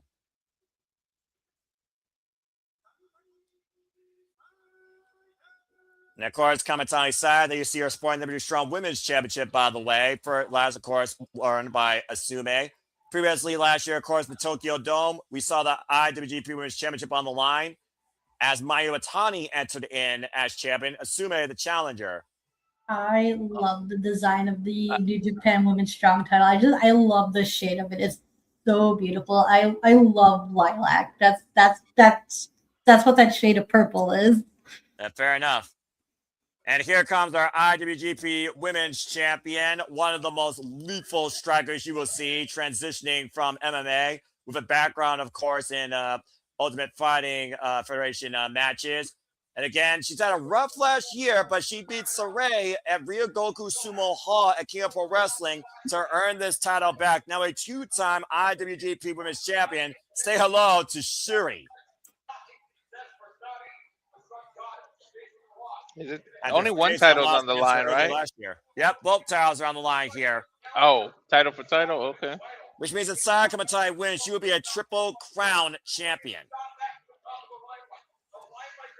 God's Eye. Representing the God's Eye faction, again, just like New Japan Pro Wrestling, Stardom is also a heavy foundation of faction warfare. She is the 6th IWGP Women's World Champion. And again, the last time these two faced each other was 2021. That was their last singles match. But Saya Kamatani has only lost 2 singles matches over the last calendar year. Wow, this match is 5 years in the making, isn't it? Well, you could say that, but at the end of the day, last time Suri faced Saya was as the Golden Phoenix. This is the Phoenix Queen, and the Phoenix Queen has virtually been unstoppable this last year, while Suri has come back from losses and a surgery. Look at Kamatani's focus, though, dude. She's laser focused. But both these women are laser focused because at the end of the day, this is history. To think last year was the first time we had a female prime minister in Japan. And the first time that we've seen somebody in a long time in Stardom hold the World of Stardom Championship for over a calendar year. Usually Stardom Dream Kingdom has been an undoing for a Stardom World Champion. Saya Kamatani has surpassed all expectations of herself and the World of Stardom Championship and looks to do the same with IWGP Women's Championship. Of course, Siri is the leader of God's Eye. Saya Kamatani is the queen of hate. That's why you see Momo Watanabe in Saya's corner and most of Siri's faction in her corner.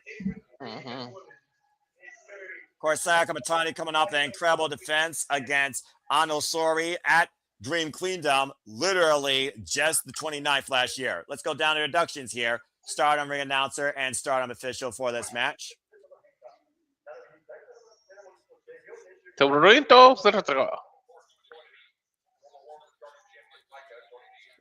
Stardom champion. From what, by the way, that person next to Ballistics was the former World Stardom champion Micah, by the way. Could they be kissing the titles goodbye? Look at that. Well, I'm about to say, I'm not sure who the pressure is on more here at this point. Considering how much Saya Kamatani has carried Stardom, I would almost wonder if Saya can carry the burden, the bearing weight of NJPW and IWGP also on her shoulders. Go, respect, turn. You think about this, by the way, this is Suri's first showcase in the Tokyo Dome on air. The first time Saya Kamatani was on the Tokyo Dome stage, it wasn't even aired. Ring the bell, man. Now here we are on this grand stage of the main card, and both these women are making history tonight for Stardom and the International Wrestling Grand Prix. Stop teasing and ring the damn bell. Gotta make sure that everyone's all set. Bell rings. We are officially underway. This match again, folks, has a 60-minute time limit. Whew, I hope they don't use that at all. You talk about how much both of these women have transformed in their careers. Of course, Siri used to be part of Julia's faction, Donna Del Mundo, until she went off on her own. And many people, of course, talk about Siri getting a chance that Julia wasn't able to have due to an injury that Julia suffered. Of course, led to Siri being a part of her first 5-star Grand Prix and winning it to go on to win the World of Stardom Championship. Saya Kamatani, of course, the Phoenix Queen, was born in 2024, betraying Micah and joining Hate, formerly called Oedo Tai, formerly led by the likes of Kogetsu. And the hammerlock applied here. Is that why Micah's on commentary? Yeah, Micah's on commentary because of the long-term history with both these incredible athletes, especially Saya Kamatani. Leapfrog. Good combination here. Matrix Bridge escape. Nice. The schoolgirl rolled through. Went for that kick. Woo! She would have hit that head kick. About to say, a student of Tajiri, of course, is Suri. So don't be surprised if you see a buzzsaw kick in this match, Walter. You think about, again, what IWGP was always meant to be. The strongest in sports. The strongest in combat and sports. What Antonio Inoki wanted to do with the IWGP brand. Double underhook, float over, lateral press, the cover, and a 2 count. Looking for the Jujikatami cross arm breaker. And right now, Saya Kamatani locking the wrist here. Now going for the single arm. That's the thing to do. That's how you revert. You don't let the pressure by locking your own arm. Ooh, immediately grab that rope. Yeah, sense of urgency by the Phoenix Queen, saving her arm. Saya Kamatani, by the way, folks, is 29 years of age, has been involved 6 years in this game. She got long legs. She made it to that rope quick. Well, Saya Kamatani has always relied on her range and her striking. Her idol is Kota Ibushi. Thinking about representing women's wrestling on a grander stage, it doesn't become bigger than the Tokyo Dome. Again, folks, I apologize for the power outage. Something happened in my neighborhood, but please subscribe, comment, tell friends to be back here and continue the coverage. Cover now off the PK. Gets a 2 count as we are covering Wrestle Kingdom in their entirety. Ash is locked in and focused, studying these women for the first time ever.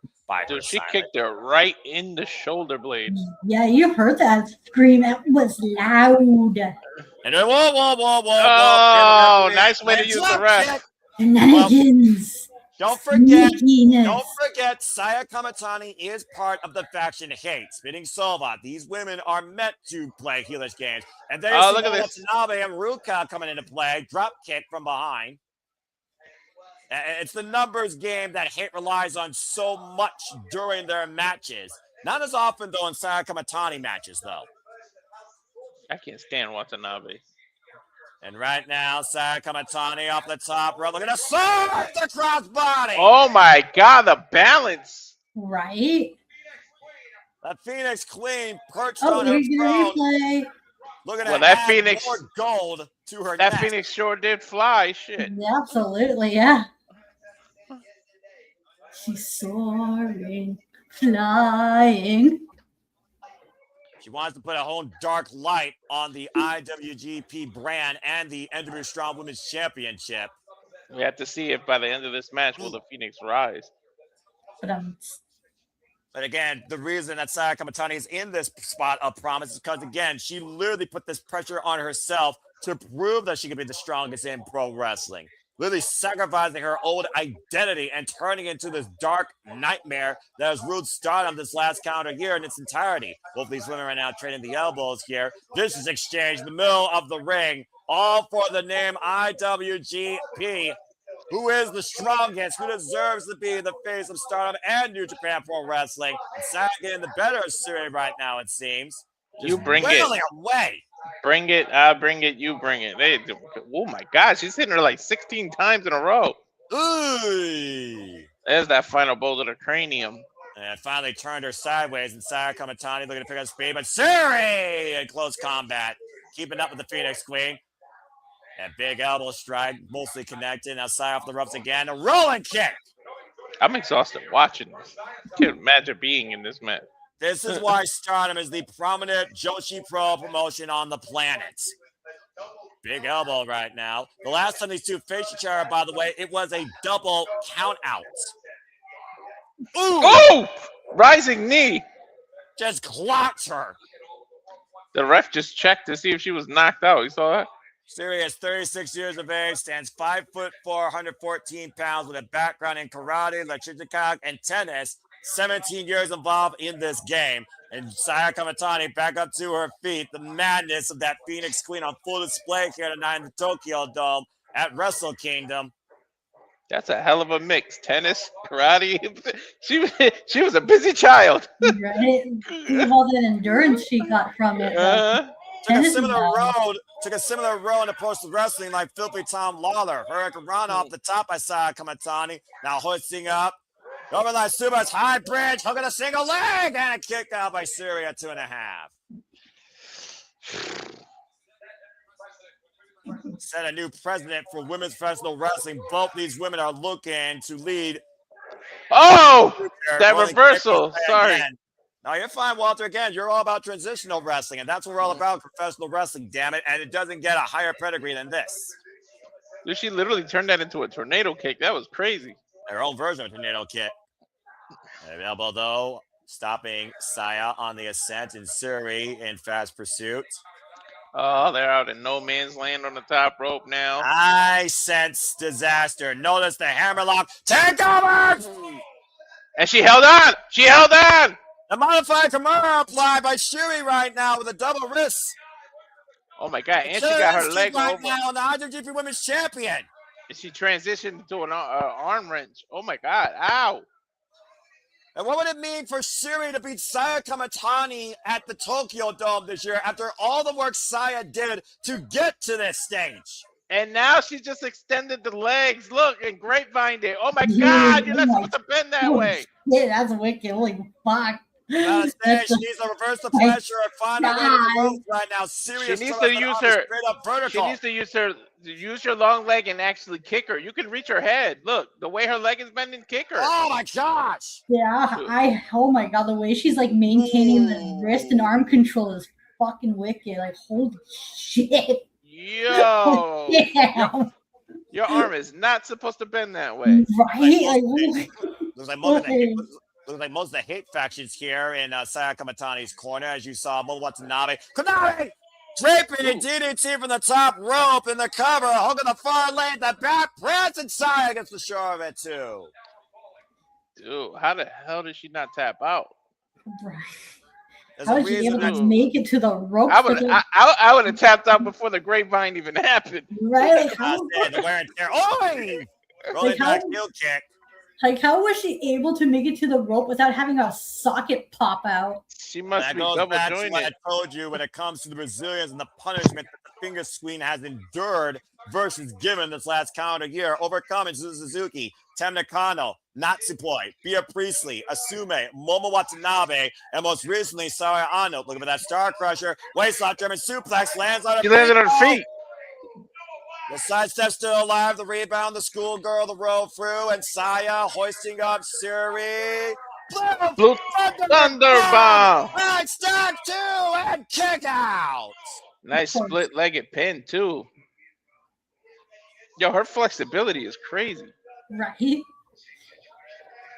Women's And now the professional momentum wrestling. all in favor of the Phoenix Queen.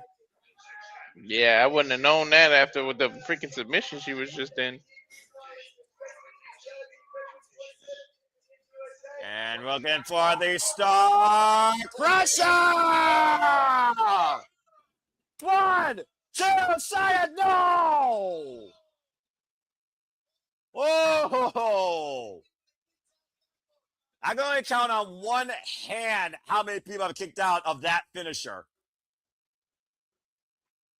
This last calendar year alone, might I add. Tam Nakano was one of them. Does it start and end there? Kamatani holding Oh, she's going to hit it again. I'm going to spin out. Nope. Siri able to get out of the way. Once again, going back down the arm. The Fujiwara applied now.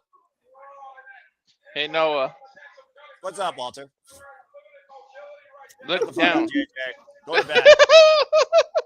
Again, get out of the way. Oh, my God. Guy with the comment ready. Knee strike. Oh. Still I was actually hoping it would get the win just so you could throw it, but why? Right now. Inbound. Got it. What was that? The cover, Dominator 2, no! She's saying it's over. And not quite yet, but she's looking for the kill shot here. We saw what it took to beat Saray, well, at least I did, at King of Pro Wrestling. Oh, she's picking her up in the, Tower of Doom spot. Oh!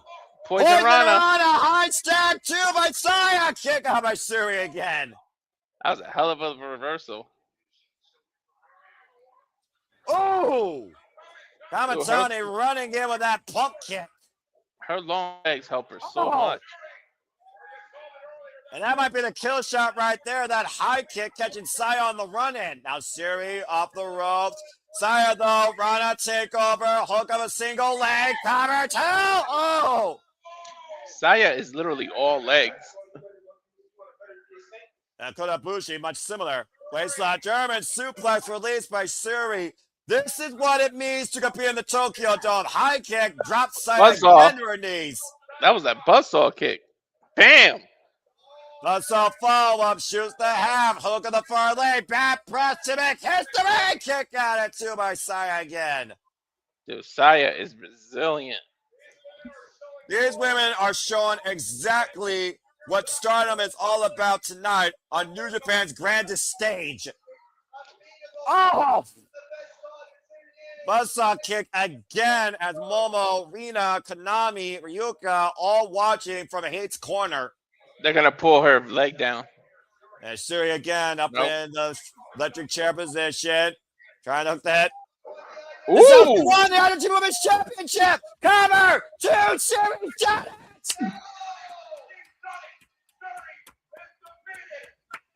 Suri has defeated Saya Kamatani. Wow. You just made history? Good for her. This is a really solid match. Suri is now literally the undisputed face of New Japan Pro Wrestling. Now both NW Strong and IWGP Women's Champion. What a freaking match! What Nick is so far has gotten all 3 of his predictions right so far. He's gotten all his predictions right. Yeah, this is the first I've ever seen them. This is impressive. Right? You talk about again. Saya Kamatani's nearly unblemished 2025. Siri going through pain, heartache, defeat, surgery, injury. Now coming back to be the strongest in New Japan Pro Wrestling. But what both these women did is a precipice for what Stardom can be on the cerulean blue in the Tokyo Dome. Did she just try to headbutt her? I'm sure Saya Kamatani's madness respects the effort that Siri brought forward. At the end of the day, Saya and Siri made history, but Siri stands victorious. I gotta give it to yeah, they're both as good as everyone says they are. I'm very impressed. I want to see more of them. Stardom. That's professional wrestling, damn it. Congratulations to the leader of God's Eye, the new NW Strong Women's Champion, and still IWGP Women's Champion, Shuri. Damn, she's emotional as hell. Well, can you blame her? Of course not. You think about, again, like I said, the last year she has and what this meant. You think about how long Shuri was chasing Mayu Iwatani to just beat her for the championship for the first time, and how quick she lost it to Saray. Ever since Camp Pro Wrestling, Shuri has officially found herself once again. She threw the ice pack at her. Kamatani's got to be a little bit furious considering how much work she put in to get to this point, hoping to see Stardom have their own show overall in the Tokyo Dome. And based on your reactions, Walter and Ash, it sounds like you very much would be fun for that. Yep. Absolutely. You can't hate that. And mad respect to the Phoenix Queen, though. Commendable effort. Might I add, she is still the World of Stardom champion, has been caught up by Starlight Kid for a challenge for it at Stardom's next big show. Oh, that's another name I've been hearing about who I've been wanting to see, like Starlight Kid. Gotta be careful, because in Japan, you find out your next challenger very quickly. I thought somebody might have popped out. Well, I guess we'll have to see what's next soon enough for the Phoenix Queen. If someone wants to bring JJ in while we wait for these 10-minute enter, go ahead. What does he have to say real quick? Go ahead. I can't do any predictions. Anyhow, bring him into the room right now. It's JJ Williams, and he better not piss me off. And he's gone. I don't think he wants to be in. I think he's doing some backstage stuff. That's all right then. My respect to JJ Williams. The emphasis on the blue Thunder Bomb not winning matches, but nonetheless. Nearly 15 minutes, everyone. That was awesome. As Sandy led her thoughts, and also Scott won a match. And again, as I said earlier, regardless of the result, Saya Kamatani is still World Star champion. Time to take that fear of an L on her next challenger, Starlight Kid. I think you very well might be right, Sandy. All right. 2018, 2020, Time Bomb, Takahashi. As we move forward, this crazy anomaly of explosive character and color, former junior heavyweight champion, might I add, who just lost that title to Amakusa at Noah the New Year, Hiromu Takahashi, the ticking time bomb, leading the way right now for the unaffiliated. This crazy son of a bitch. I only called 3 of his matches, and I know how crazy he is. I love Hiromu. Hiromu's adorable. He's the gem. I got to check out that match because I heard that was really, really good. It was incredible. I just got done watching Noah the New Year and the initial Stardom show at Windsor making her debut ahead of calling Wrestle Kingdom with you two. As we get ready for a point for Caliber, Drew Maloney, who of course has graced this stage 2 years previously as an IWGP Heavyweight Tag Team Junior Heavyweight Tag Team Champion. Excuse me. Of course, breaking out this last year as a heavyweight, entering his first G1, teaming up with Shigo Takagi in the World Tag League. Yeah, those two worked really well together, didn't they? Call themselves the War Dragons, might I add. A very formidable duo. In the office. Yeah, about to say, you want to talk about a guy, though, that really took opportunity by storm wherever he could, but he's his own worst enemy. Here comes this war-ready madman, who, again, Walter, you called arguably what you thought was already match of the year on January 5th against Kenny Omega. Here comes war-ready gay kid. Here we go with the freaking Bullet Club music again. This ain't Bullet Club music, dude. This is War Rated Games Kids music exclusively. Oh, War Rated, yeah. Gotta say, again, we talk about Gabe Kidd. The only thing that really is Gabe Kidd's worst enemy is Gabe Kidd, but he loves Yo, what if he also loves to fight. What if What a are you certain saying, someone followed into Japan? I mean, it's incredibly possible. I mean, again, your hindsight's as good as mine. And here comes, of course, last year entering in as the never Openweight champion, one of the most notorious New Japan Pro Wrestling heavyweights, Rampage Dragon Shigo Takagi. I like the matches I called for him last year. I mean, Shigo Takagi has been everyone's wrestler's wrestler when it comes to delivering the hardest hitting bout. And he and Drew Maloney defined each other last year, much to Ash's point, before they were a tag team. Remember, Ash, Drew Maloney's first baptism by fire was against Shigo Takagi when he became a heavyweight. Right, and they had like a solid series of matches, especially like they had a one-on-one match in the New Japan Cup last year. Yeah, that's right. That was David Finlay for Savage Generations, and the guy that brought the Global Heavyweight Championship to life, destroying the legacy of the IWGP United States Unique Kind Championship of Will Ospreay and Jon Moxley, bringing a title of his own 2 years ago. And of course, I remember calling his affiliation. The Savage King ready to go to war tonight and leave everybody in the dust. What a setup, though, for this 5-man setup. Good grief. Bro, if Darby Allin followed Gabe Kidd all the way to Japan, that's gonna be some crazy shit. Right. Well, again, I mean, he's crazy enough to do it. I mean, again, we talked about before, though, who is X? Is it someone that is part of any of these 5 men's past? Is it someone part of Andrade El Idolo's past? And again, David Finlay says he's going to give United Empire a chance. So either live at the end of this war or die in it. This is United Empire's last stand. It's got to be do or die for them. Darby Allin probably is X tonight.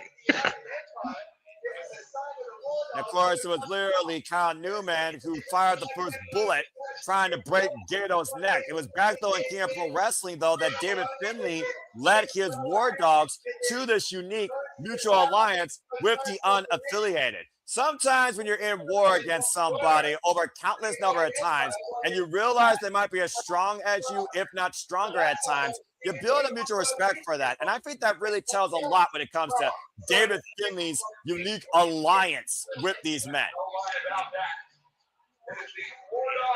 David Finlay had a crazy 2025. I remember calling his matches at the beginning. I mean, about to say, we talk about these matches: Drew Maloney, Shigo Takagi, Yota Tsuji, David Finlay, Gabe Kidd versus the World, despite the fact he was taken out of the G1 Climax due to injury. There you go. Get to find out who X is, right? Drew Maloney doing the Daga look, and of course, Daga recently turned babyface, of course. And Sandy, my points. Hiromu Takahashi, 3 days after having a match of the night at No Other New Year 2026, here in a 10-man tag team action. Tikandamba never rest, Sandy. Great Okan, come on.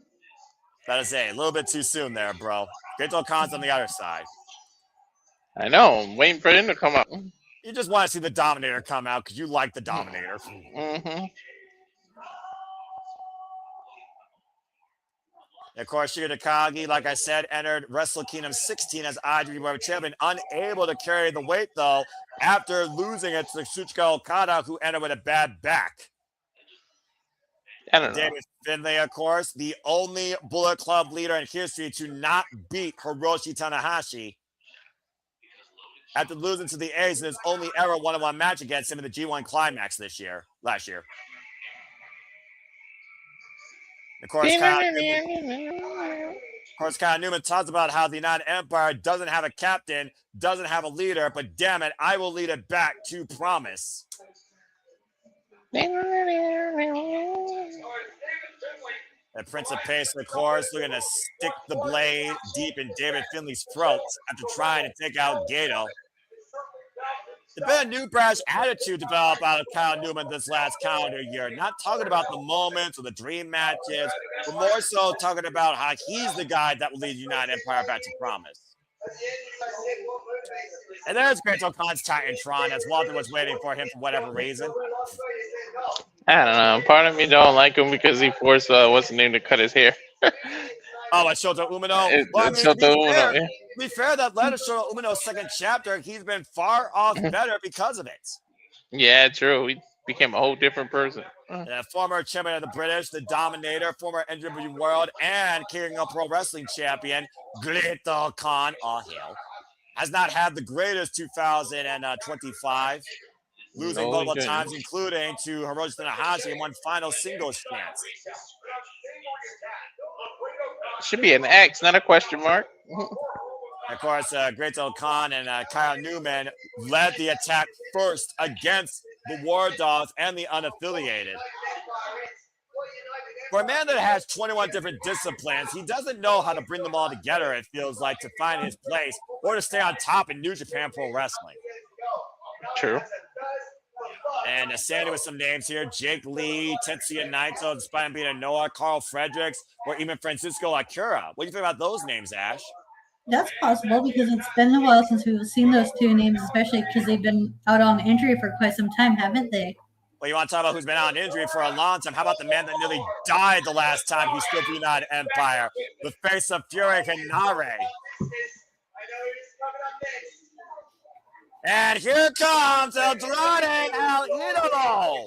El Idolo! Financial backing.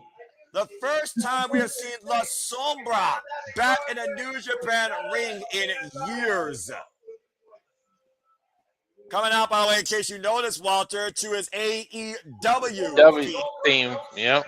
Of course, now the new financial backer of the United Empire, since Gideon Gray apparently must have found them bankrupt. Probably like 10 or 11 years since I think we last seen La Sombra, of course, involved here in New Japan Pro Wrestling, Ash. Oh, wow. It's been that long? Sheesh. All right, let's find out who X is. Most notoriously recognized for being IWGP Intercontinental Champion, NWA World Historic Middleweight Champion, not to mention NWA World Historic Welterweight Champion, and CML World Tag and Trios Champion. All right, now, step by step follow down. To take your ground. Jesus, to take your ground. Leave me Give me alone. Give me my throw. Who the hell? Who the hell is this? I don't know. Oh my God, it's Jake Lee! Yeah! The smart bastard! What the fuck? I thought about his name. I didn't think it was actually going to be. You thought of his name, though? A former War Dog, Jake Lee. Someone's speed, by the way, is very loud, by the way. I'm hearing it through, by the way. Probably mine with the That's all good, though. Just be careful that you don't get copyright strike. I turned it down. Jake Lee, of course, who was formerly part of the War Dogs, brought in as the Smart Bastard, was last a tag team partner alongside Gabe Kidd as the Mad Bastards. We have not seen Jake Lee in action since September 2024, guys. Jeez. Yeah, he got injured during, what was it, the G1 climax, or was it the Tag League? The Road to Destruction 2024. And of course, you forget about Jake Lee's entrance in the New Japan Pro Wrestling as formerly the leader of Good Looking Guys in Pro Wrestling Noah, former GHC heavyweight champion. Well, Gabe Kidd's not happy about the betrayal. Well, you know, I almost wondered, did the War Dogs care that Jake Lee was out indefinitely? How long has Jake Lee been thinking about everything that's been happening in New Japan Pro Wrestling? I bet they wasn't thinking about him. And I'm about to say, again, you figure about everyone's business being old business. Fucking Jake Lee.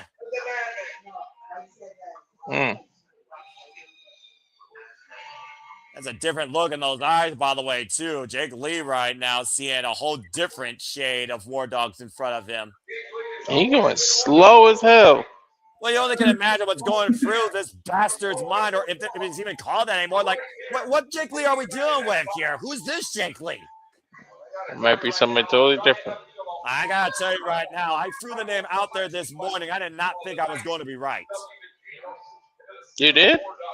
Yeah, I was thinking about that because Jake Lee was formerly a war dog, but he's been basically left to, I think, obscurity at this point. And apparently brought back by Andrade El Idolo for the United Empire in what could be the War Dog's last stand. So again, folks, X is Jake Lee, former Triple Crown champion, All Asian Tag Team champion, and of course, GSC Heavyweight champion. Mm. The hell was that? Someone just had a dog screech? Seriously, someone get your house under control. Of course, disciplined by Keiji Muto. 14 years. A dog screech. I don't know. Was someone screech? I heard something in the background. Anyway, so now we know the 10-man tag. Again, the only thing we know about this 10-man tag is a 10-man tag team match. But it's the War Dogs. So you know what hell's going to break loose here. So at the end of the day, is Jake Lee really going to be the X Factor? Is he a double agent?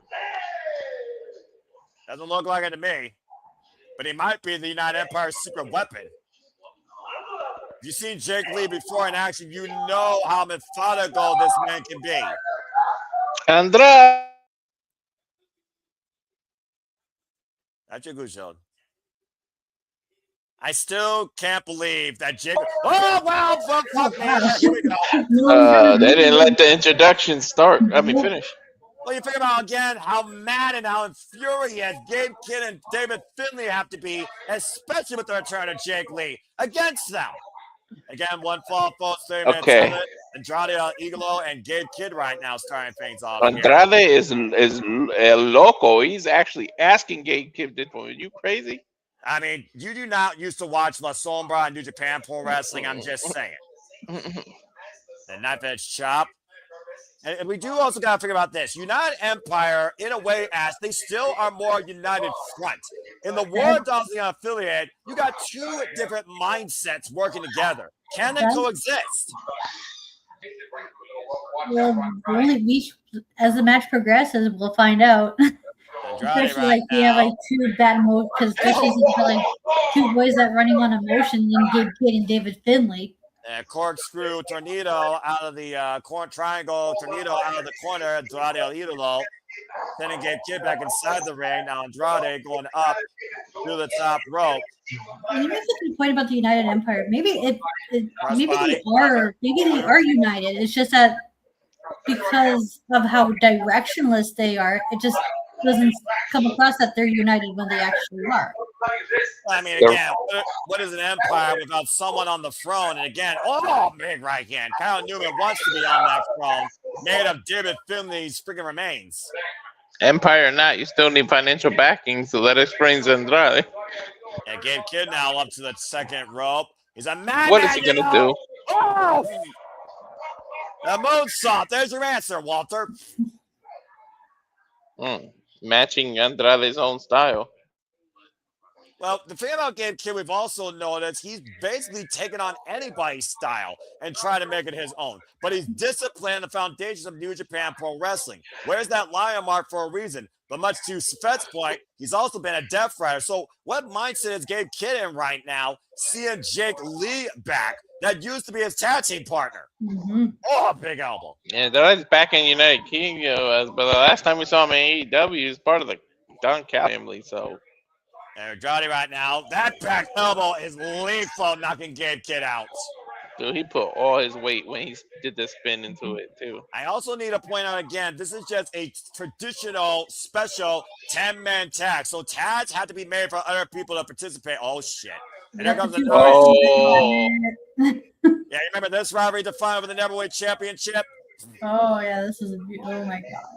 And now we're oh, my God, I love losses. I know you're all into this shit, Ash. Again, this is BMF to the highest degree. Hey, anybody willing to take a tattoo to the face like that is a crazy something bitch. Right. Over a number of hours, of course, representing, of course, his culture, talking about the mana. Again, we talked about before, though, the last time we saw Hanare representing that empire in multi-person warfare, he nearly lost his life. DDT by Shigo Takagi. And of course, Hanare, the last time we saw him was also back in 2024 when he was injured during the World Tag League. He's been back in action for the first time since December 2024. They're covered now by Shigeru Takagi within their leg. It's a 2 count. Is that a brainbuster or a suplex? Brainbuster. Thought so. So you put a little oomph on it. Yeah, Hanare, by the way, who was also brought in as an ex, ironically enough, to the United Empire. And Great-O Khan denying Shigeru Takagi his time. Just face planted him. I'm about to say, you can't be surprised with that there. Great-O Khan and Shigeru Takagi have also had their fair share of fall over the KOPW championship, let's forget. Remember that freaking Shingo Takagi triple triage match. Set out powerbomb by Hanare, great double team by Great-O Khan, and 2 counts on the Rampage. Yo, Great-O Khan literally lawn darted him into the powerbomb. But again, and right now, Hanare again. You figure about Hanare's been gone for a whole year. The full Nelson applied to Shingo Takagi. Shingo finding back though. It feels like just tonight alone with the returns of Hanare and Jake Lee, United Empire already has a new sense of rejuvenation. Which is back up. Oh, and a headbutt. Ooh, the right of the knee strike in the corner. Snap Mayor forward. Hanare on the run. PK follow through to Chicago over. What? Yeah, what the hilarious. The Roar of Thunder by the Rampage Dragon. Decking Hanare here. Oh, we got another heavy hitter in Drilla coming out. And of course, the other half of War Dragons that became known as. Yo, just picked him up like nothing. Again, Maloney was pound for pound the strongest junior heavyweight. Drop kick by Drew Maloney. Oof. And Drew Maloney right now with the running baseball slide drop kick. And it's all breaking down again.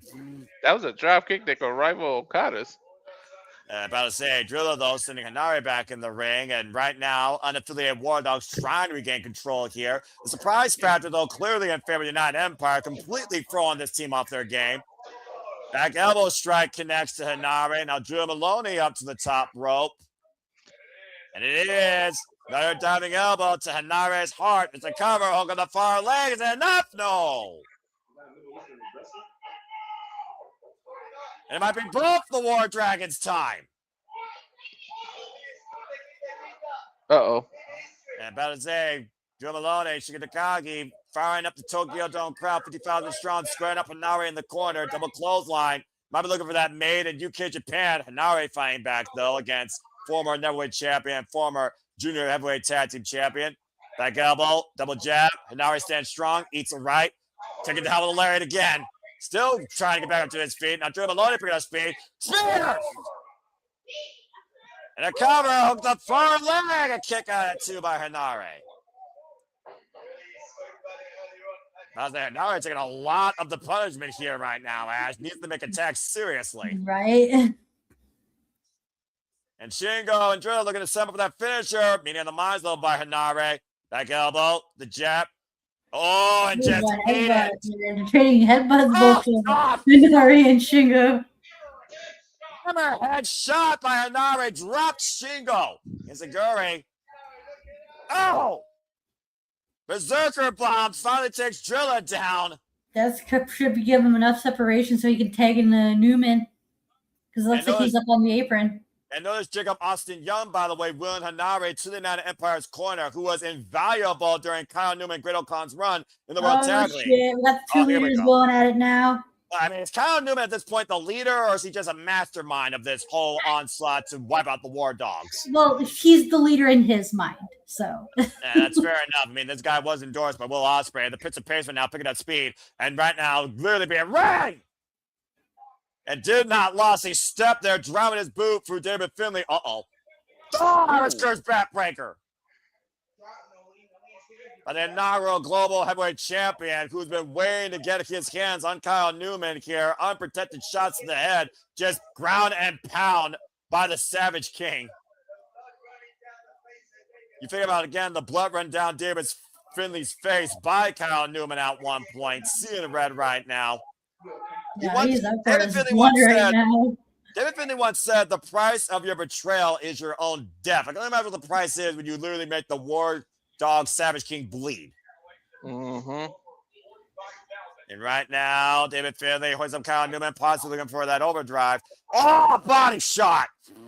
I don't know what else it could be. There's no fate worse than death. They say there are fates worse than death, possibly. And Kyle Newman might be looking for something greater than death here when it comes to David Finlay. Rolling elbow connects. And right now, Kyle Newman runs in with the... Got reversed, by the way. Excuse me. He ran in with that kick. Caught David Finlay running, and both proverbial leaders are down. I'm not even sure there's a strategy at this point for either side. Just go in and hit hard at this point. Right? They're just ready for a fight.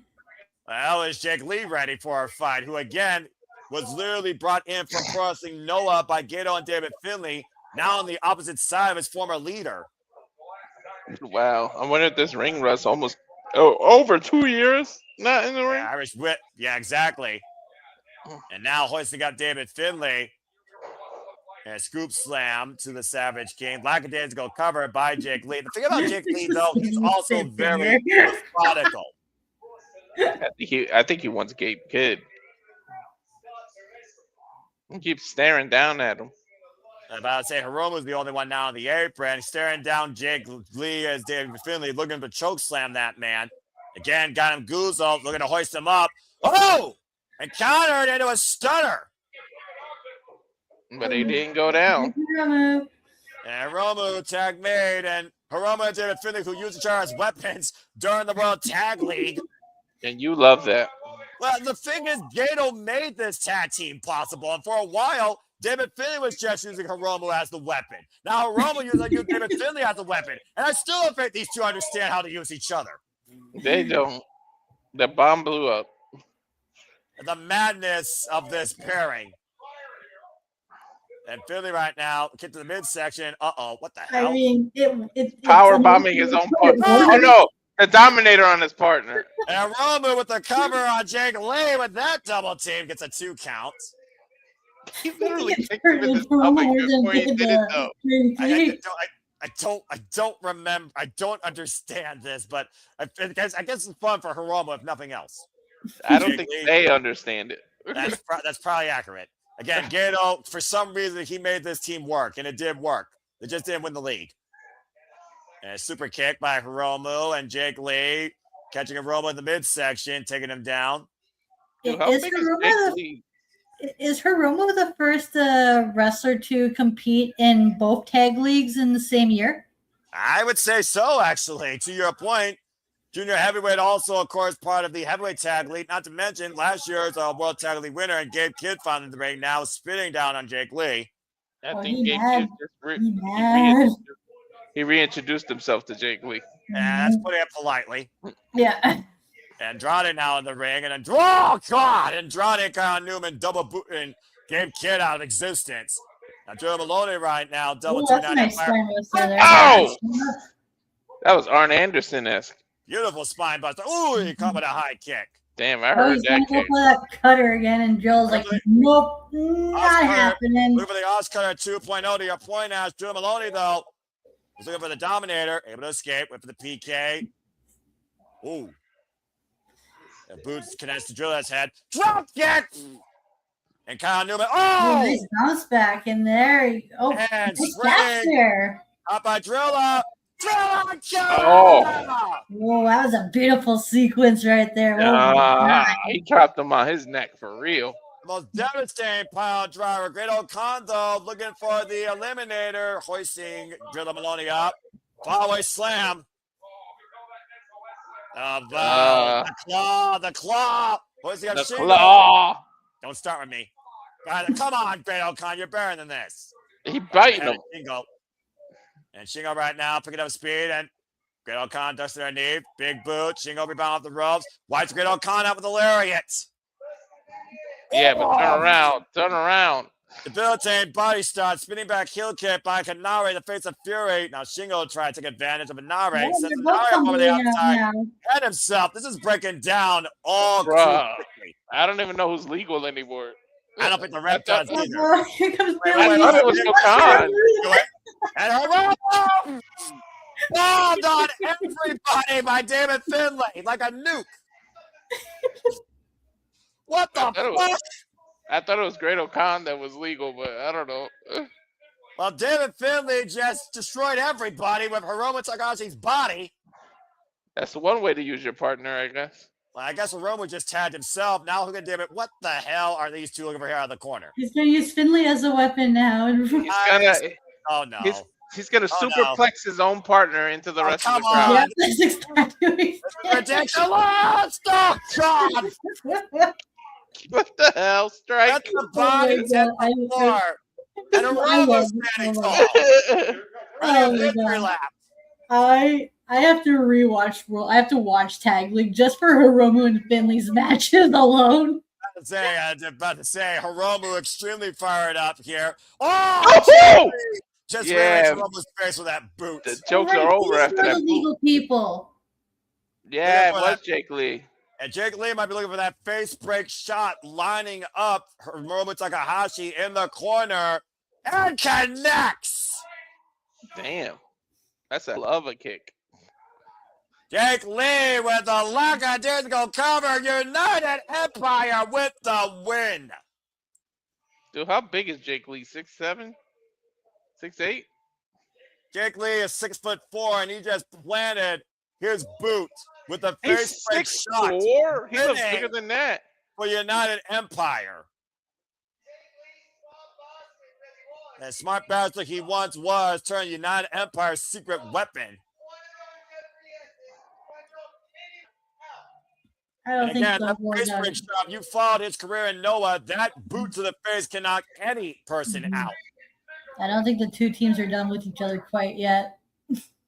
Empire rises anew tonight thanks to Jake Lee and Andrade El Idolo overcoming the unaffiliated War Dogs Rage, Speed, and Fury. It's going to be Lee versus Gabe Gibbs one-on-one soon. Ooh, you're probably right there, Carl. I wouldn't be surprised in the slightest. 4. Oh, wait a minute. Wait, who's that? Hold on. I don't know who that is. Who the hell is that? I don't know. Oh! Wait, just super kick to Hiromu Takahashi. Wait a minute. Oh, it's Akira. Francesco Akira! Francesco Akira is back! Well, I would say definitely not Empire stands strong and tall and complete tonight once again, Ash. Mm-hmm. The whole game is back together, united under a new, I don't even know what the hell you call it. A new empire? Your new empire. Right. That's definitely one hell of a new empire. Take a look at that picture, guys. Jake Lee, Francesco Akira, Andrade El Idolo, Jacob Austin Young, Great O'Con, Kyle Newman, and Kanare. Dude, United they stand tonight at the Tokyo Dome. Wow. That dude been hitting the gym all his time off. Well, I'm about to say, when you got literally a year and some odd days to think about what your career has been and what your previous affiliates thought of you, you come back a whole new person.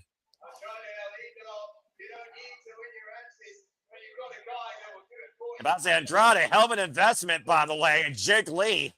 Mm-hmm. I say a return on investment would be positive.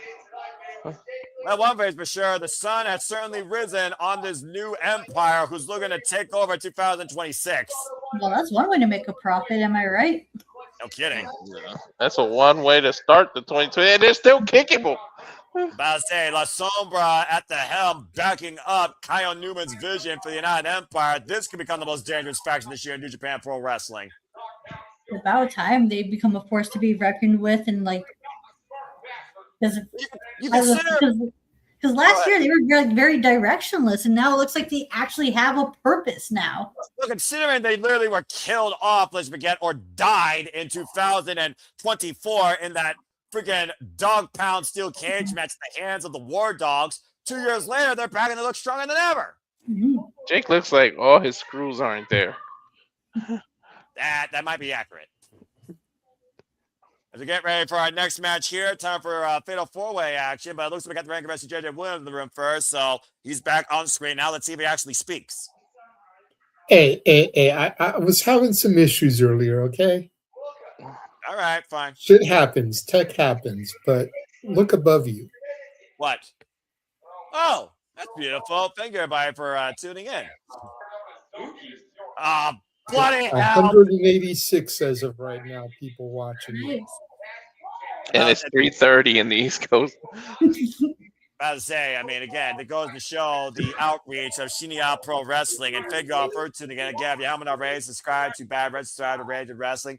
You all made this possible as the passion continue to pursue and persist. We cover all the biggest shows, especially across all professional wrestling, and hope to cover even more Japanese professional wrestling this year, particularly. Thank you, JJ, for that little note. And JJ, you're fine. I'm going to message you always, bro, because you and I will never see eye to eye on everything. Speaking of seeing eye to eye, can someone explain to me why Doki refused to defend the IWGP Junior Heavyweight Championship in the Tokyo Dome? Why this guy has Blue Thunder Bomb recognized starts and made winning this matches title- on a consistent basis, then we'll be good. Because Doki's a dickhead, that's why. Dick has too kind of a term for this guy that has made this title a joke that Hiromu Takahashi and El Desperado have brought pretty damn close to the semi-main event stage, bringing this game of tomfoolery now and preventing us from seeing the IWGP Junior Heavyweight Championship defended. Not to mention, this bastard freaking won the IWGP Junior Heavyweight Tag Team League and also beat Robbie X and Taiji Boy, but that damn missed. The fact that this guy is the face of the junior heavyweight division is a dark omen for the future if this continues. Oh, hell, Dokiism. I hate to say it. Dokiism. Shut up, Ash. I hate to say the fact, though, that Doki, since joining this House of Misfits, has had arguably one of the best years as a junior heavyweight. Freaking triple crown, as much as I fucking hate to say it. That was in such a good mood. Then JJ popped up with the Blue Thunder Bomb shit. Then you had to bring up a Doki thing. Not even Gino Gambino's endorsing Doki. Are you saying you're in a Doki panic right now? As Doki speaks in Japanese. And if I could ran in Japanese, I would right now. So help me God. Anyway, again, My brother said, "Who the hell names herself Dookie as a wrestler?" It's Doki. It's okay. One of my friends called him that too. They called him maybe, Dookie. Maybe he's confident and he thinks he's the shit.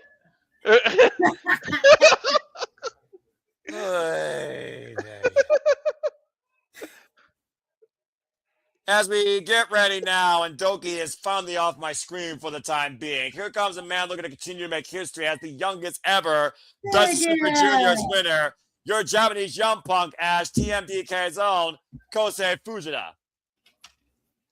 Fujita! And of course, Kosei Fujita previously challenged El Desperado earlier this past year for the IWGP Junior Heavyweight Championship. The future! The Japanese young punk. There's no doubt in anybody's mind to Ash's point that he is the future, as he also was Hiroshi Tanahashi's final match prior to tonight. And he slapped the shit out of him after the match. Well, again, that's that Japanese young punk attitude instilled in him by Zack Sabre Jr. and young, brash confidence and arrogance. Shiny ass mouthpiece. The one thing that he failed to do last year, like I said, was capture the IWGP Junior Heavyweight Championship. Does this dude have a bedazzled mouthpiece? I'd say walks his own swagger, his own style, as much as you know, one of the two young punks, of course, in TMDK that Zack Sabre Jr. wanted first and foremost in his faction. The new champions, too. The six champions. Zach and Robbie did really good work with that boy. And about to say, Robbie Eagles and Kosei Fujita, of course, who came into the Tokyo Dome last year, winning that ladder match, Ichiban Sweet Boys, becoming IWGP Junior Heavyweight Tag Team Champions. I've seen some highlights of Fujita, and I'm like, Oh, hey, that looks familiar. Where I wonder where you learned that from. But he's got more than enough of a discipline tree inside TMDK to learn a thing or two. And of course, he also has evolved in his own, adding that frill ride move that led him to win the Best of Super Juniors. That's another thing I have to catch up on is Fujita's Best of the Super Juniors matches from last year. We might want to catch up on Taiji first, as he said this division was reborn and will be reborn again when he becomes IWGP Junior Heavyweight Champion. Maybe not the strongest defense record, but this man, he's a money player. And he's literally made sure that this title was in the big money spots, including at Wrestle Kingdom 17 when he came in as champion and lost in a fatal four-way.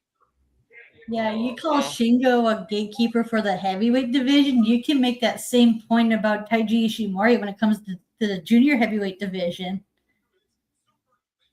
And of course, we talk about Taiji, his superhuman feats last year, and his crazy antics on his own pay-per-view shows, outlasting insane Rambos and wrestling multiple times in a single night. Pound for pound, one of the strongest former GHC Junior Heavyweight Champions, three-time former IWGP Junior Heavyweight Champion. Ain't no rest for the wicked when it comes to Ishimori, that's for sure. And the last time he held that title was for 248 days. Ooh, and was that post or pre-pandemic? Post-pandemic, 2022 for 2023. Wow.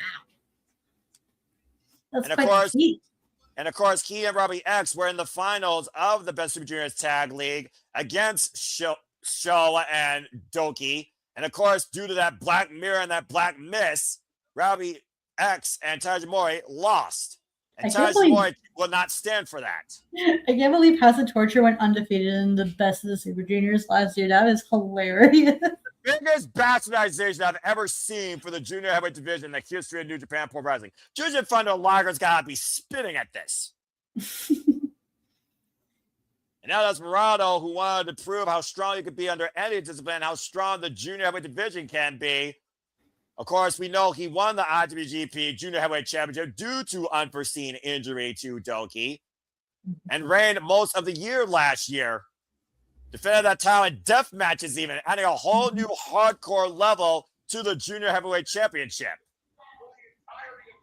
El Desperado. A man that literally held up the Junior Heavyweight division for almost the whole calendar year last year, lest we forget. And of course, Desperado, it's very simple. He wants to get back to the top. It doesn't get simpler than that. You can make the argument that El Desperado is the current ace of the division. And you would think that Doki would be a fighting champion, back to the fact that El Desperado was the man that literally trained and encouraged him. Let's not forget, the first time Doki won the Junior Heavyweight Championship was off El Desperado during the Soul Tour. It was an unforeseen injury, though, at Wrestle Kingdom that took Doki out of action, and El Desperado picked up the pieces and led the Junior Heavyweight division. There can only be one ace, and he's retiring it.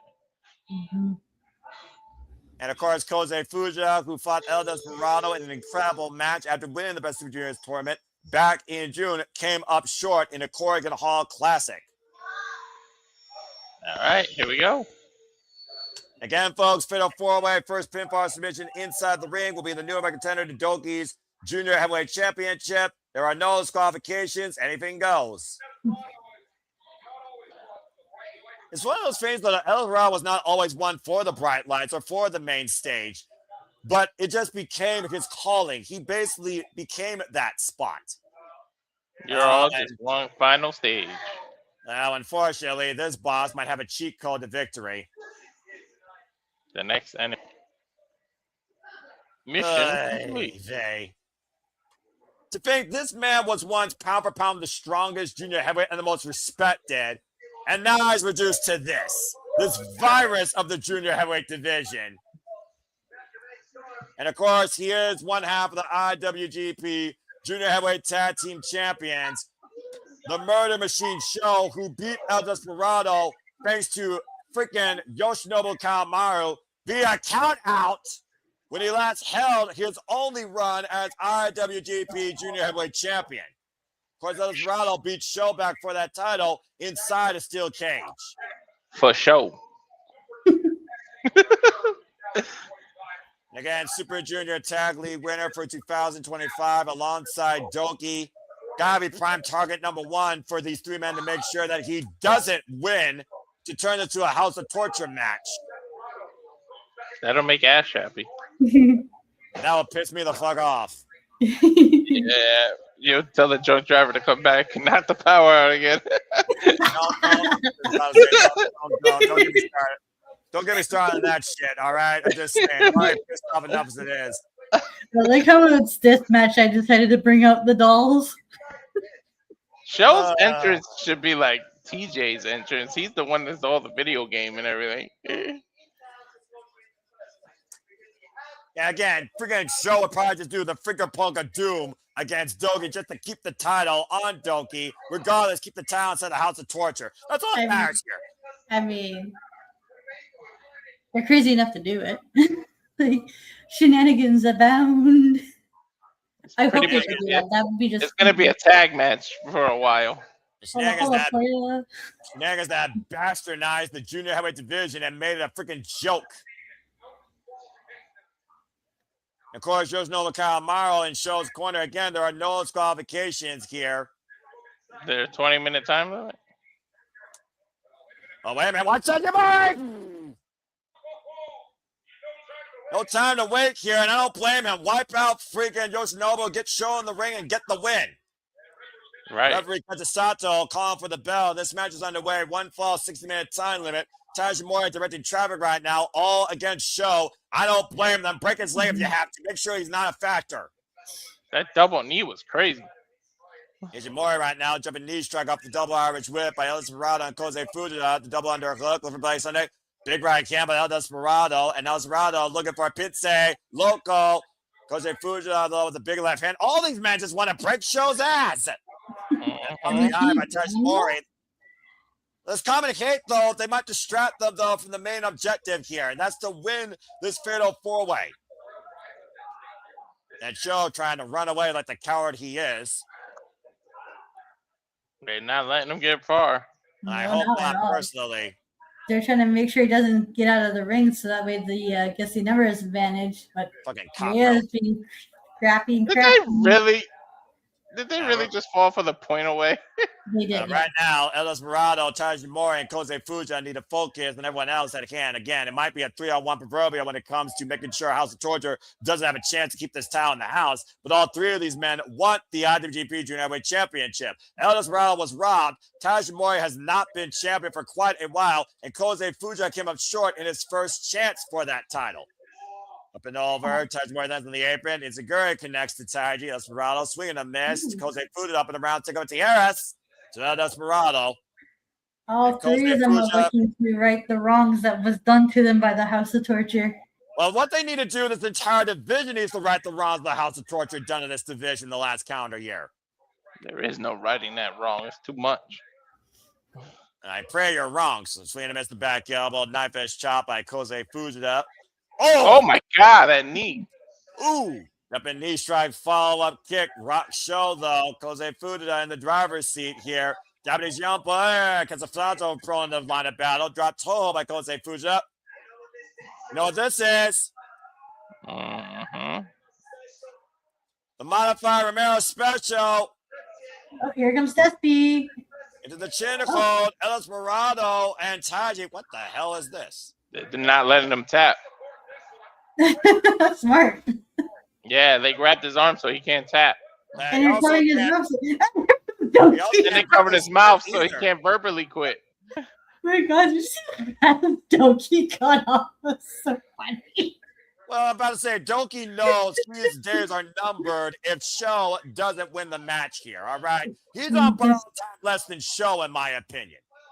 Be a footnote in the junior heavyweight division history books of the championship if Show doesn't win this match. Because I guarantee whoever wins this is going to restore the value of that title back. That was a nice tilt-a-whirl backbreaker. And Ishimori and El Desperado have defined each other quite well during a rivalry over the best Super Juniors in previous calendar years in the IWGP Heavyweight Championship. Bone Soldier and El Desperado squaring off here. Of course, El Desperado surviving hella death matches in Freedom's Wrestling against Crazy Monkey Jun Kasai at one point, defending the IWGP Junior Championship. The back elbow strike. Tajimori, though, catches Desperado with a pump kick. Right now down to a 1-on-1 match here. Irish whip reversal. And spring. Oh! Corkscrew kick. Bro, I think the ring shifted the way he bounced off that rope.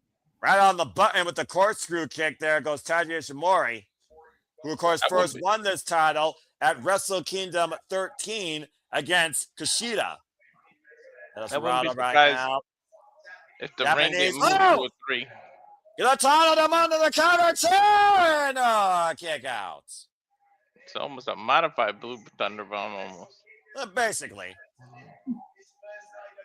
Of course, looking for Pince Loco. Tajimori, though, up and around, looking for La Mystica, the takedown. Unable to trap the bone lock, though. Ishimori. Oh, Revolution knees. She's a Kodabushi with that moonsault knee press, or Speedball might That might be a mistake. That might be a mistake that he didn't keep the cover. He just got up and finished it. Front face lock applied. Looking for Bloody Sunday. Bloody Cross, excuse me. Cover 2 and show. God bless it. No disqualification. And scoop slam to the back of Oh no! It was the torture shenanigans because the ref is down. Torture. Yogi wanted to make sure that he was in full control of these games that he made up, knowing to get the chance of his German championship to be on the line. And that damn bent bar to the front of Taiji Ishimori. Well, that's going to take out Ishimori. Now they got to take out Fujita and Desperado. 50,000 strong booing these men, telling them to go home. I tell them go to hell. And right now, Show with a wrench in hand. This is bull dokey. And I'm about to say, well, wait a minute. What's Robbie? Who is that? That's Robbie Eagles, the sniper of the sky. And Robbie X. And the other Robbie. Both Robbies. Okay. Is that a double stunner? Again, like I said, it is everyone against House of Torture. No one wants to see these men in New Japan, let alone as champions. Luca in the building, former tap punter of Desperado. Everyone's out here tonight. Damn. And Robbie Eagles with a fly. Jumping on Kilo between the top and middle rows to the outside. That was almost too much momentum. And watch wow, you see the rotation on that? That was nice. Beautiful corkscrew tope. Right through the middle row. Yeah, beautiful Tonito. Robbie X, though, likes to take things to the extreme. Well, that's going to even things out from how the House of Torture numbers game advantage. It's tearing everybody out, though. We got nobody in the ring. We got no referee. Oh, no. Oh, God damn it. That Black Mirror by Show. The damn tool that cost freaking Ichiban Sweet Boys the IWGP Junior Heavyweight Tag Team Championships. No, Show's going to take advantage. He threw the referee back in. Referee Kensei Sato back in the ring. You got to be fucking kidding me. And Show right now looking to put Kosei Fujita away. Looking for the shock arrow. Got it. Oh, God. You have to be fucking kidding me.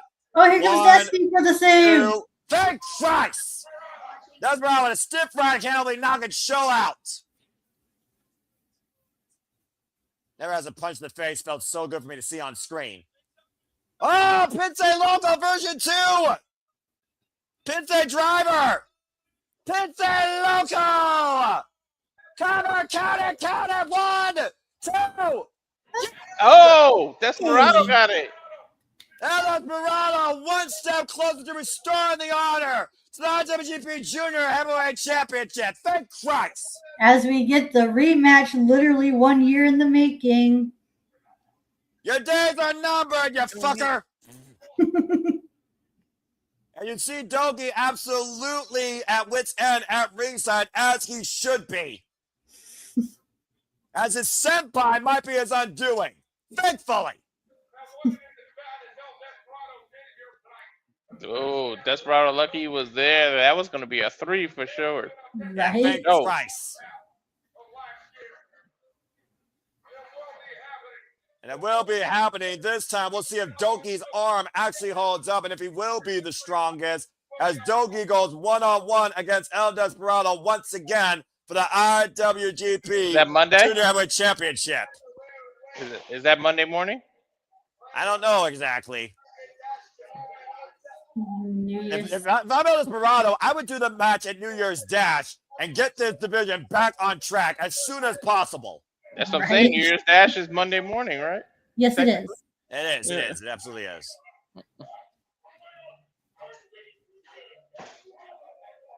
Little jaw jacking there between El Desperado and Doki. Threw the ice pack at him. I'll say from out on the streets with the trash that he is. Flush him down the toilet. Yeah. That's too kind of a punishment. We're mature adults. Sure we are, Ash. Sure we are. And I'm just a vocal, simple man that gives a fuck about professional wrestling, damn it. And that the House of Georgia is the biggest joke in the wrestling business since I can remember. Go Ace. Desperado. I say the Ace of the Junior Heavyweight Division, to Ash's point. Congratulations to El Desperado, now the new double contender, thankfully, for the IWGP Junior Heavyweight Championship. Oh, man. Sorry, I got a little bit hot there. You got hot like in house. I'm kidding. When I'm going to read that. About to get serious. Are we down? How many matches are we down to?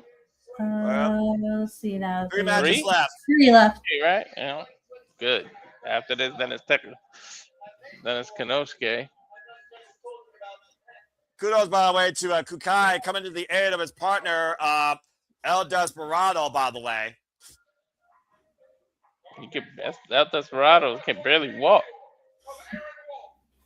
Well, coming up next, folks, the debut of Aaron Wolf and the bout for the Never Openweight Championship. How do you get a title shot as your debut? When you literally call it the pride of a weak-ass shit. Wait, what the hell? Death Pain Invitational 2026. What? Oh, it's going to be in Vegas. Oh, shit. Oh, my God. Get ready for the most violent, lethal deathmatch show on the strip. That's the week of WrestleMania. You better get your ass to Vegas, Noah. Wait. Why don't we go ahead and look at New Japan Pro Wrestling's Big Mac schedule before you get me anywhere out of the city, shall we? And I don't know we're going to cover any of this, folks, but let's go ahead and take a look at what's ahead in New Japan this year, all right? Cover it. We need to get our asses over there. Look, I don't got the yen or the money, and I will cover more New Japan this year than I will other companies. I'll guarantee you that. And I would like to go, but I unfortunately am having issues with renewing my passport because, God bless you you. know, Canada Post being on strike does not Right. help at all. It is? So, looks like we got the Well, new beginning. it was at the time when I tried to renew it, and it's just like going through like so much hoop and barrels for that. It's just like, Yeah. oh my God, I'm not even sure I'm going to get it in time. That's the sad part. Well, we So just got to play it by ear, Osaka? Ash. One day at a Mhm. time. So let's see. New beginning Osaka. New Japan Cup. And stay tuned, folks, as Ash will do a bracketology preview for the New Japan Cup. And if she doesn't, I will. It might be a duo Episode thing. 1. Be on the lookout for episode 1 of Bracket Breakdown as we cover the New Japan Cup like we did last year. And the next Sakura big show, Genesis. Ash. And the next big show, Ash and Walter, of the New Japan calendar year will be Sakura Genesis. in April. Oh, Wrestling here's a Red one. Zone, Wrestling Red Red Zone, Zone and in Hiroshima. Hiroshima. Red Wrestling Red Zone, of course, having a lot of great, unique tag team showcases. Ooh, okay. And that leads to Dantaku, who, of course, will be May 3rd and May 4th. This is the 31st anniversary of Dantaku, if I remember correctly. Super Juniors. Best of Super Junior 33. Oh, June in 7th. June. Interesting. They usually have it in May, A little bit later this time. right? You know, Osaka Joe Hall, you know what that means. Super Juniors. Yeah. The other big show of the calendar year is always June 14th in Osaka Joe Hall, which of course leads to G1 Climax. Yes, the It's most G1 Clemessa. in USA. Oi! USA, What? where? Where in USA? Probably That's it. Texas. Yeah, the American Airlines Center. Dallas? The Now Arena. No, the Now Arena. Where's that? Chicago. Oh, July shit. 11th. Whoa. Chicago is not that from you or me, no. Yeah, it really isn't. oh, And the Chicago. finals Okay. will be in August on the 15th and 16th. Of course, last year we, of course, saw our winner of the G1 Climax in Konosuke Takeshita. That was fun calling with you, by the way. I look forward to it again. Wow, hell of a big match schedule. And as we just learned, the next Desperado Invitational is here in the States, in Las Vegas. Hey. July 11th, Noah, we might have to go to Chicago. It makes sense to have it in Vegas. Vegas is the one place where saints become sinners, after all. You know what, Ash? That has never been more poetic, honestly. That was an incredible analogy you just did there. Thank you. She tries. And it looks like right now we have a small intermission here for I believe, a game or a trading card game here as we get ready for our Never Openweight Championship match. Is that a gold medal? Yes, Yes, it is. he is a Japanese gold medalist, the first Japanese gold medalist to become a professional wrestler and sign Shinya Pro Wrestling for New Japan Pro Wrestling. Aaron Wolf. I can't wait for how many Japanese shows I'm covering in WrestleMania weekend. I care more about the Japanese shows than WrestleMania itself. But anyway, that's just me. I'm trying to go to different shows. We can't afford to go to the WrestleMania, but if we're gonna be in Vegas, might as well go to Japanese shows. But you know, you got Stardom there and Evil currently holding the Neverweight Championship again, bastardizing this title, Holding it hostage, if you will. calling that his gold medal now, spray painting his own dark shade of gold. Is this gonna be Evil's first defense with that title since he won it from Oleg? Yes, and I pray to God that history holds up when it comes to most champions failing on 0D. Another freaking House of Torture. And of course, House of Torture tried to end the Ace career last year and thankfully failed as Aaron Wolf Judokan tossed the entire House of Torture at King of Pro Wrestling, infuriating Evil in the process. It's Evil. Evil says after he defends at the Tokyo Dome, it would cement the status that this is Evil's gold medal. And Wolf will continue to remain unfazed, though, during that conference, as he would not back down, accepting Evil's challenge. Evil was the one that challenged Aaron Wolf, by the way. I want to put that out there. He put the title on the line. Wolf just asked to freaking challenge Evil at the Tokyo Dome's debut. How long has Wolf been training? A little bit, probably over half a year, I imagine now. Of course, disciplined in the NWW dojo alongside Hiroshi and Tanahashi. Evil may have bit off more than he could chew. I pray to God you're right. Hey, man, Wolf might have. You don't know. I mean, your rookie match and you want to go against Evil? That's we talked about, though, before, guys. We've seen people that have literally been channeled, trained, disciplined, encouraged by the Ace pull it off on the big stage. This could be another one of those moments. Oh, he getting a special treatment with the entrance, too. Well, it is his in-ring wrestling debut as Kaiji Suzuki banging on the Japanese drum as we prepare for our Never Openweight Championship match.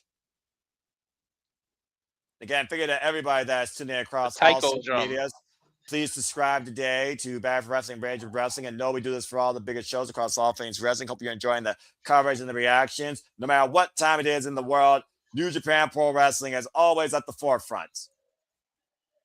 Oh, this is going to be good. And Wolf coming off.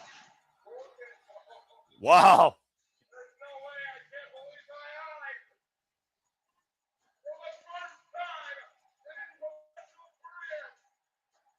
For the first time in his professional career at 29 years of age, Aaron Wolf graces the cerulean blue. He won a gold medal at the 2017 World Championships in Budapest, and he also won a gold medal at the 2020 Summer Olympics. Nice. In what, karate? Judo. Judo. Oh, that's why he does the judo toss. Duh. But hey, Aaron Wolf for the first time making the steps forward on New Japan Pro Wrestling's grandest stage, Wrestle Kingdom, in a sold-out Tokyo Dome, the biggest Tokyo Dome crowd this century, might I add, at Wrestle Kingdom. Paying his respects to it. Literally bowing to the ring.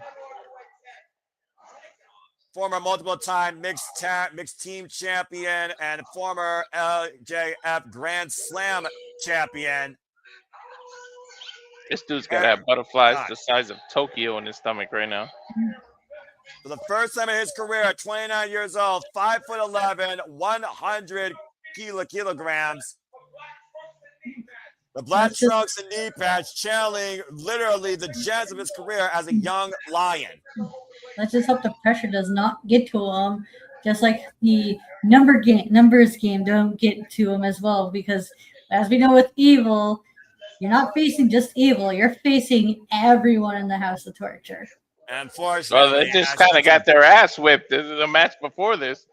Yeah, but now they have another chance to take away a moment from the audience here as the leader of the House of Torture is about to enter the gates into Wrestle Kingdom.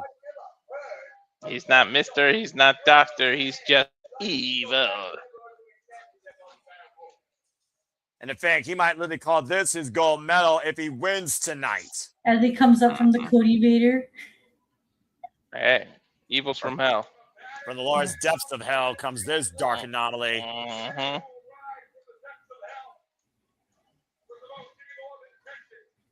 With the most evil of intentions, as always, as only he can, being performed by KGO3 on his way to the ring.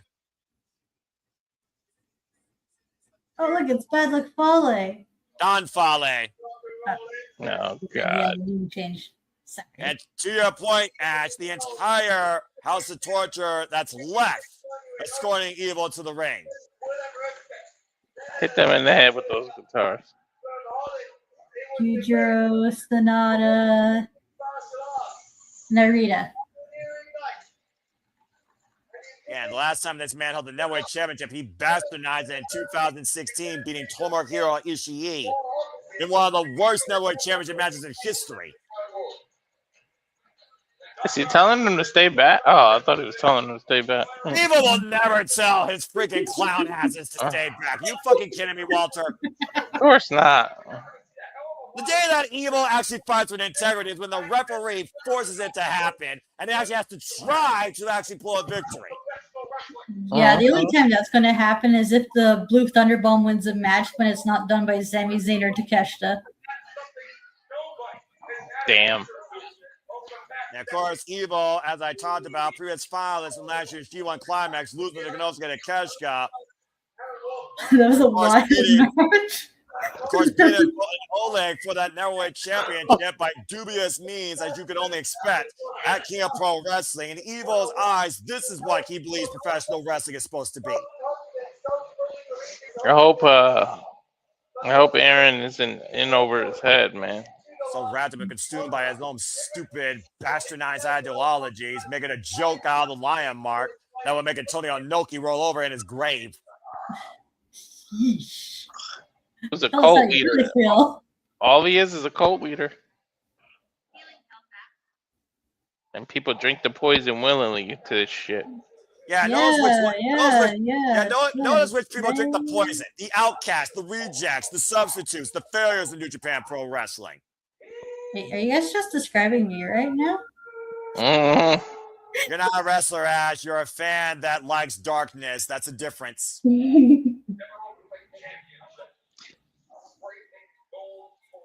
Spray paint, gold spray paint, by the way, if you notice in the Never Openweight Championship, where usually that red mark on the V is. That's a Hiroshi and Toriyano on the commentary booth alongside Milano Collection AT. Referee for this contest, of course. Silver Destroy. Shoes himself. I knew he was gonna do that. Fucking hell, Marty Asami, and look at Aaron Wolf though not backing down. Of course, Evil took a cheap shot against Aaron Wolf during the press conference that took place earlier today ahead of Tokyo Dome, where both men signed on the dotted line. Evil Really, trying to take Evil- advantage. Yeah, I'm about to say, look at the size difference here. Not much size difference right now. The regular guys, though, always changes fame. Side headlock applied. Body shots, though, by Aaron Wolf. Again, folks, this is Aaron Wolf's first ever professional wrestling match. You got to give Wolf credit. He ain't backing up. Nope. And right now, meeting Evil in center with these shoulder blocks. Again, Evil was the one that called out Aaron Wolf after Aaron Wolf called him out to challenge in the Tokyo Dome in a pure one-on-one exhibition. Nothing pure about Evil, though, in any sense. The Irish whip. That's an oxymoron. About the, to talk about, again, the pressure on this stage for the veterans alone. Mm-hmm. Snap German. Running in with the elbow drop, lateral press, and the cover by Aaron. Gets a 2 count so far this early. Evil rolled out, trying to frustrate the rookie. Playing the 20. Aim for the 20 count.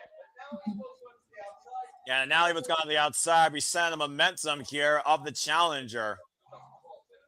And you know just as well as anyone, Walter, all that matters in the challenger is pinfall or submission inside the ring. Count disqualification means nothing. Nope. And you think about again, Aaron Wolf is already fired up. You're considering the implications of this match. How do you think he feels now knowing what happened to him during that press conference, though? And Evo is clearly inside Aaron Wolf's head. Yeah. Punch strike connects. Oh no, dear Oh, God. here we go. Fucking 4-on-1 attack. Typical Evo here, distracting Marty Asami. Turn around, Marty, you fucking idiots. It's easy to get inside a rookie's head. Yeah, Yo out there as well. I think I heard a pop noise. Is somebody pop?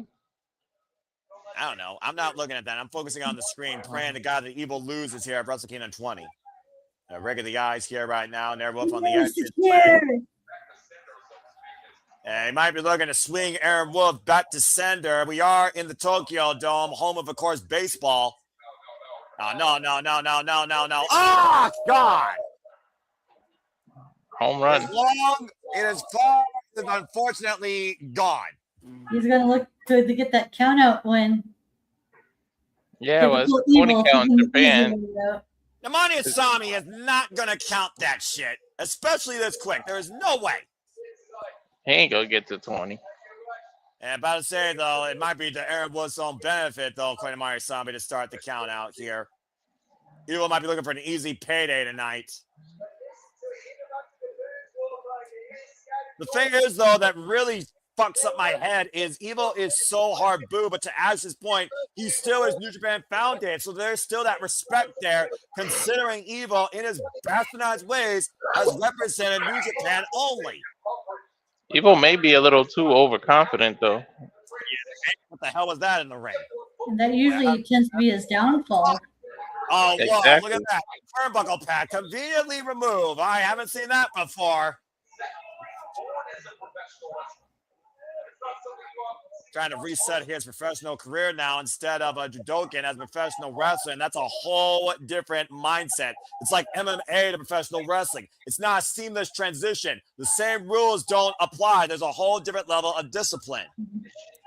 You can ask Siri, you can ask Tom Lawler, you can ask Shayna Baszler about that. Average whip again, and Aaron Wolf hardly exposed steel.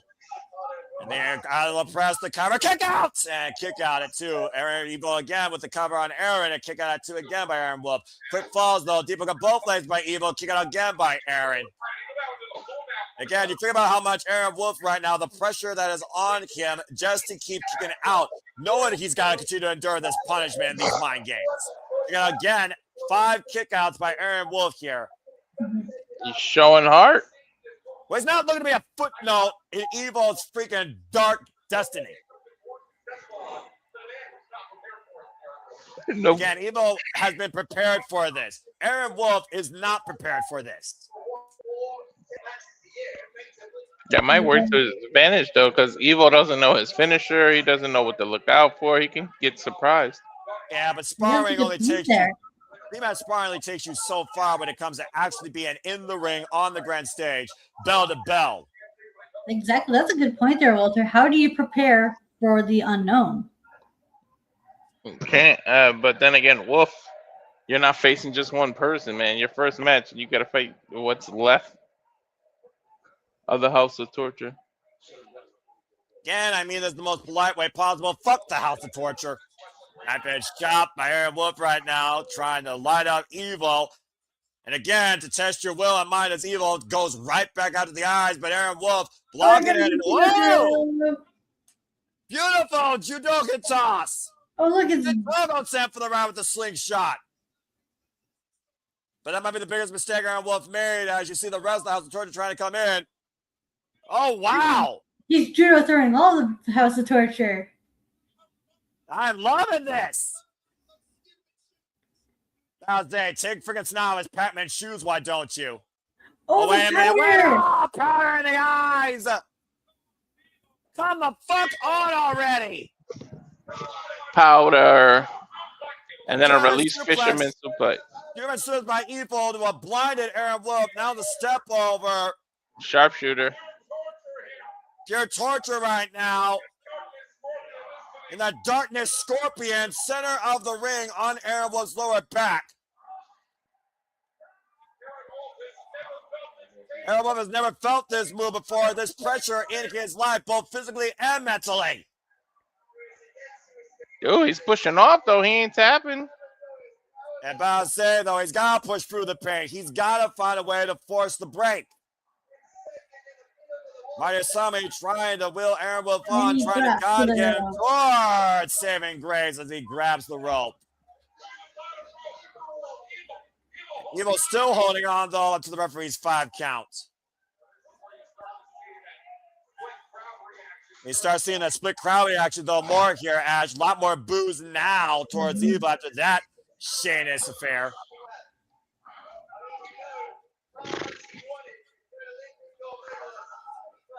Right now, Evil just eyeing Aaron Wolf, who's in a world of pain and blinded. The only person he didn't judo toss was freaking Don Foley, who didn't get inside the ring. Give Evil's the right. time. They're Evil's still pissed. early in the match. Evil's pissed that he got to the ropes. Is he pissed or is he just in his own glory right now, knowing he's in full control? I don't know. Combination of the two, knowing Evil. Whoa! Big lariat. Aaron Wolf, though, doesn't leave his feet. He's getting overconfident. And look at the eyes. The eyes tell the story. Oh, here he comes fighting back now. Come on, Aaron. Get it done, man. Well, they say the eyes are the windows to the soul, so. Oh, gosh. Evil, big 3-point combination, though. And he's got wrist control. I'm about to say, waiting for Aaron Wolf to get back to his feet, and Evil looking for one last big lariat. Holy hell, Connor! Junior Chef! Oh, damn it. Power slam. The hell of a takeover into the power slam. Just driving him down to the mat with all of his might. Aaron Wolf is showing his fighting spirit tonight in his in-ring debut on the grandest stage to show it in the Tokyo Olympic Dome. slam. Counter to Kurt Angle, counter two! Olympic slam. What does every gold medalist have to do that? I mean, about to say, he was an Olympic gold medalist with a broken freaking neck that, of course, came into the Tokyo Dome, challenging for the IWGP Heavyweight Championship post-match, but nonetheless. Again, what do you got left, Aaron Wolf? Hoisting up Evil again with another power slam. That's 233 pounds, by the way. Oh, he's going to the top rope. What the hell? Wait a second. No. This could be a mistake, Aaron. I'm not sure this is wise, man. Big splash! Cover! Two! Surprise! Oh, no! Do medals fly? Oh no, it's Togo and Narita. I fucking Dick Togo with that Garrett. And Ren Narita with that enforced push-up bar. This one might be over. Kick to the midsection, though, right below the belt. Aaron Wolf over Narita. And Here cheap comes the shot. boys to make the save. Oh! Temporarily. Again, though, yes. there's too many ads clowns here to deal with. You're Don Fale right now, wheeling on Yo. Oh, God, big shoulder block. When you face the House of Torture, you still have to figure out how to do the numbers game. How many minutes? They just announced the time. Toriano now coming out of commentary being wiped out here. What did they give? A 3-minute warning? They said some kind of time. I didn't hear it. I think it's like 10 minutes past or 15 minutes past. And Dick Oh Togo no, the here's the table. is the same Ricky. Same way. Oh, God, just ruined his face. The same way they took the fucking title from Bolton Oleg. The hell is that? A tea table? No, that's a Japanese table. And Kenny Omega will tell you those things are hard as fucking rocks. Mm-hmm. Did they even break? Yeah. Oh, they'll break on a man's body. I guarantee you that. We saw them do this to Bolton Oleg to put Bolton Oleg on the shelf for a moment. Oh, no. Oh, no, there's Fale going up to the dangerous spot, set on the table. Dick Togo and Evil directing traffic, and Don Fale looking for the splash. Oh my God, the deal actually broke. I mean, then again, you probably, given like how much weight freaking Fale has. Oh my God, yes. Fale dropping like a bomb on Nagasaki, crushing Aaron Wolf through that table. This is not the kind of match you want for a rookie. It's not the type of match that deserves to be on a Wrestle Kingdom stage. This Now look at this. Conveniently throwing Marisami back in the ring as Ren Narita. It's got to be academic at this fucking point. That was just, you took the words out of my mouth. This is academic at this point. Aaron Wolf's got to be on his feet. And Evil with a delivering, pumping bomber. The cover up the far leg got. No! Oh, shit. Even Evil surprised too. I thought it was dead to rights there.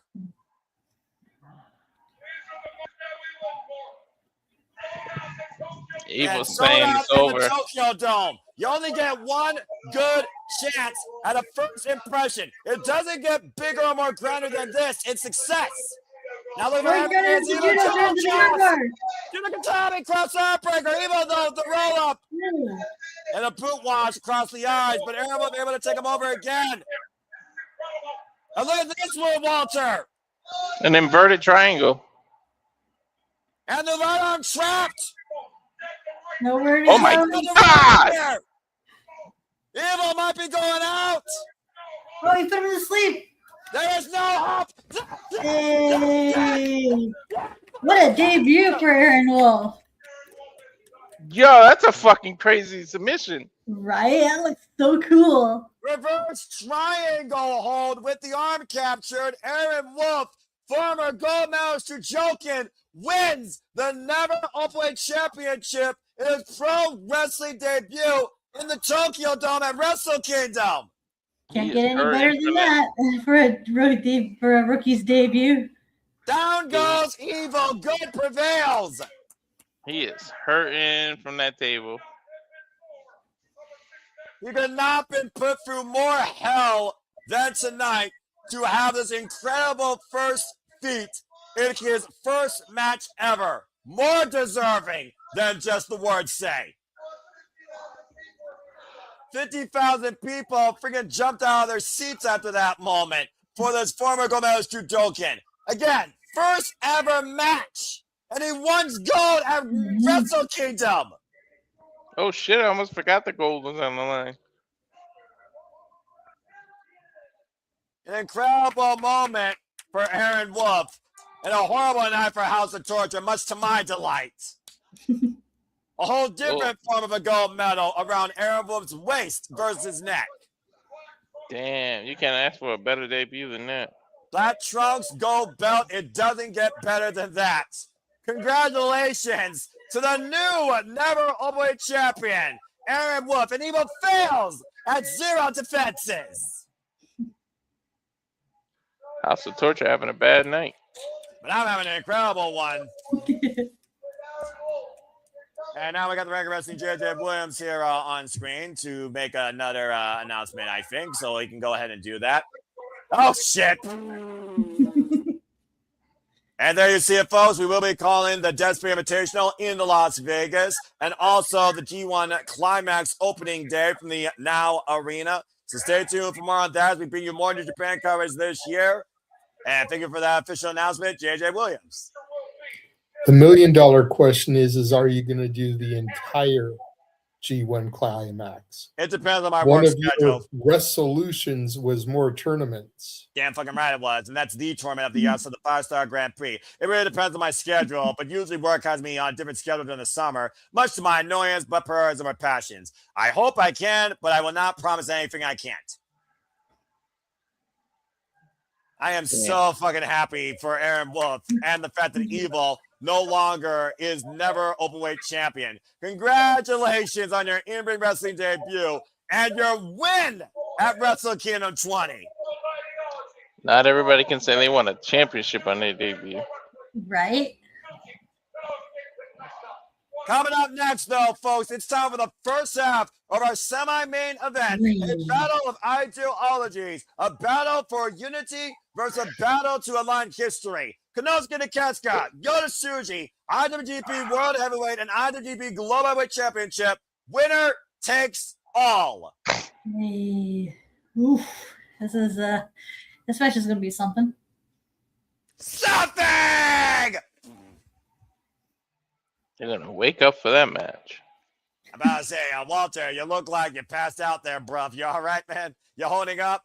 How are you feeling about your first Wrestle Kingdom so far, by the way, Walter and Ash? Feeling great. I'm just waiting for this one right here.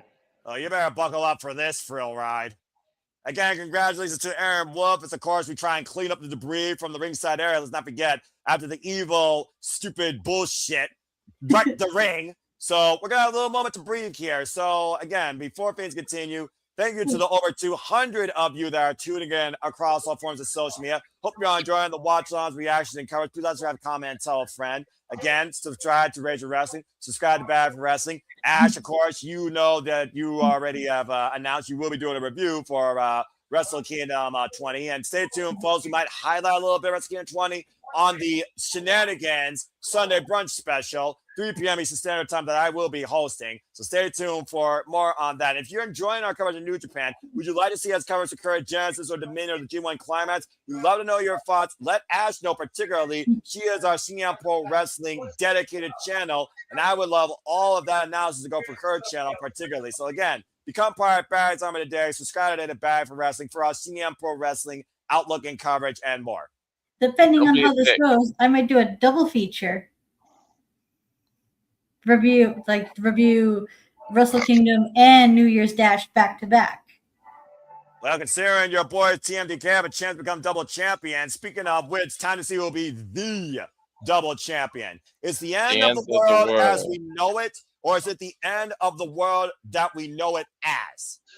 Yota Tsuji says that he wants to restore the IWGP Heavyweight Championship, the version 4 Heavyweight Championship. You know, the most beautiful championship belt in all of Japanese and probably pro wrestling history. I missed that title. That title's so pretty as opposed 1987 to 2021, that title was the standard bearer of the King of Sports, New Japan Pro Wrestling. And Yota Tsuji wants to align new history with that old legacy while still holding the IWGP Global Heavyweight Championship at 32 years old. Mr. Carmen Sandiego. And of course, the IWGP World Heavyweight Championship in existence since 2021, a unification by Kota Ibushi of the Intercontinental and the Heavyweight Championships. You talk about the lineage of this belt. Goto, Zack Sabre Jr., John Moxley, Kota Ibushi, Will Ospreay, Shingo Takagi, Kazuchika Okada. All of those men, in a way, could not bear the weight of that title. But the Alpha has put himself to the test to prove he can not only bear that weight, he can make wrestling more interesting and evolve with it. The Alpha can also get the cash cut from Dramatic Dream Team, AEW, and New Japan, contracted about that way, triple contracted, who won the G1 Climax and beat Zack Sabre Jr. for that title, with a successful defense against Hiroki Goto. If he hits that raging fire, it's over. Both these men are 1-1 against each other, and of course, their matches were both during G1 climaxes. In Konosuke Takeshita's mind, he says, why would you go back to the past? Why would you bring something back that's old? You should be creating something new. Tsuji believes he is creating something new, but he's honoring the past with it, and that will bring a stronger New Japan Pro Wrestling. Like Konosuke wants to be the strongest in the entire professional wrestling business. Hey, it's your chance to prove it. Just evolve. Well, tonight, it's do or die for one of these two. This is the proving ground. Channel your inner Inoki.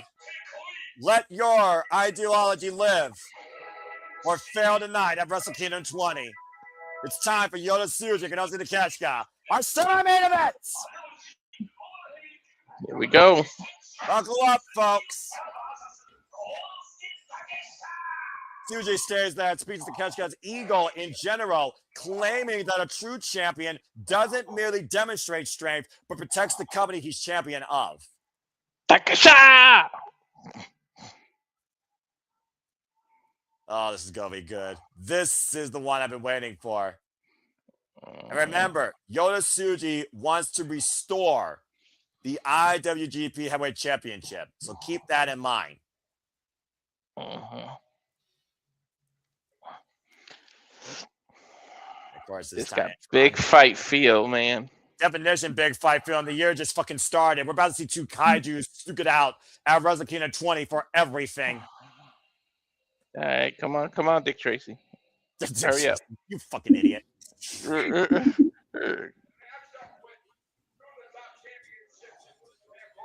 And again, Ash, we do got to consider, regardless, when you think about holding two of the top championships in New Japan Pro Wrestling, is it better to solely be only for New Japan, or is it better to be for the world to demonstrate both of those titles?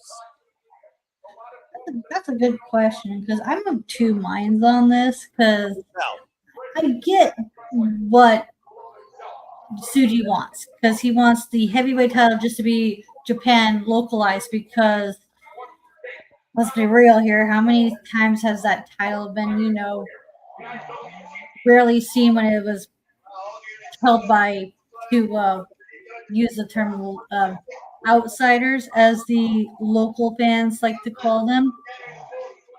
Whereas with the global title, it's in the name, global, to be defended everywhere, like how the TV title once was.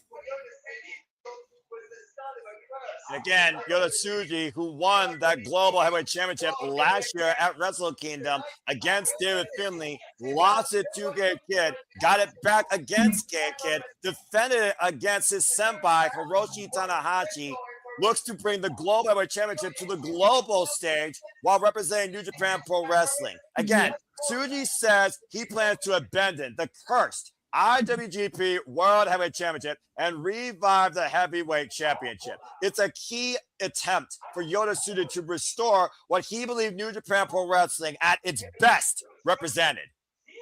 Right, because the thing is, I want Takeshita to continue have a good reign with the IWGP Heavyweight title and have a couple more defenses. But the thing is, if he has the global title, it's New Japan's mid-card title, and I'm worried that if Takeshita wins it because he's like triple contracted, we won't see both titles as much, because it's already bad enough we rarely saw the IWGP Heavyweight title. Although I'll be fair, it was during the World Tag League, which is totally different. Which is we don't really see much of it anyway, but they kind of painted themselves in the corner here, because it's already bad enough you rarely see one title, but to rarely see two titles is a completely different story.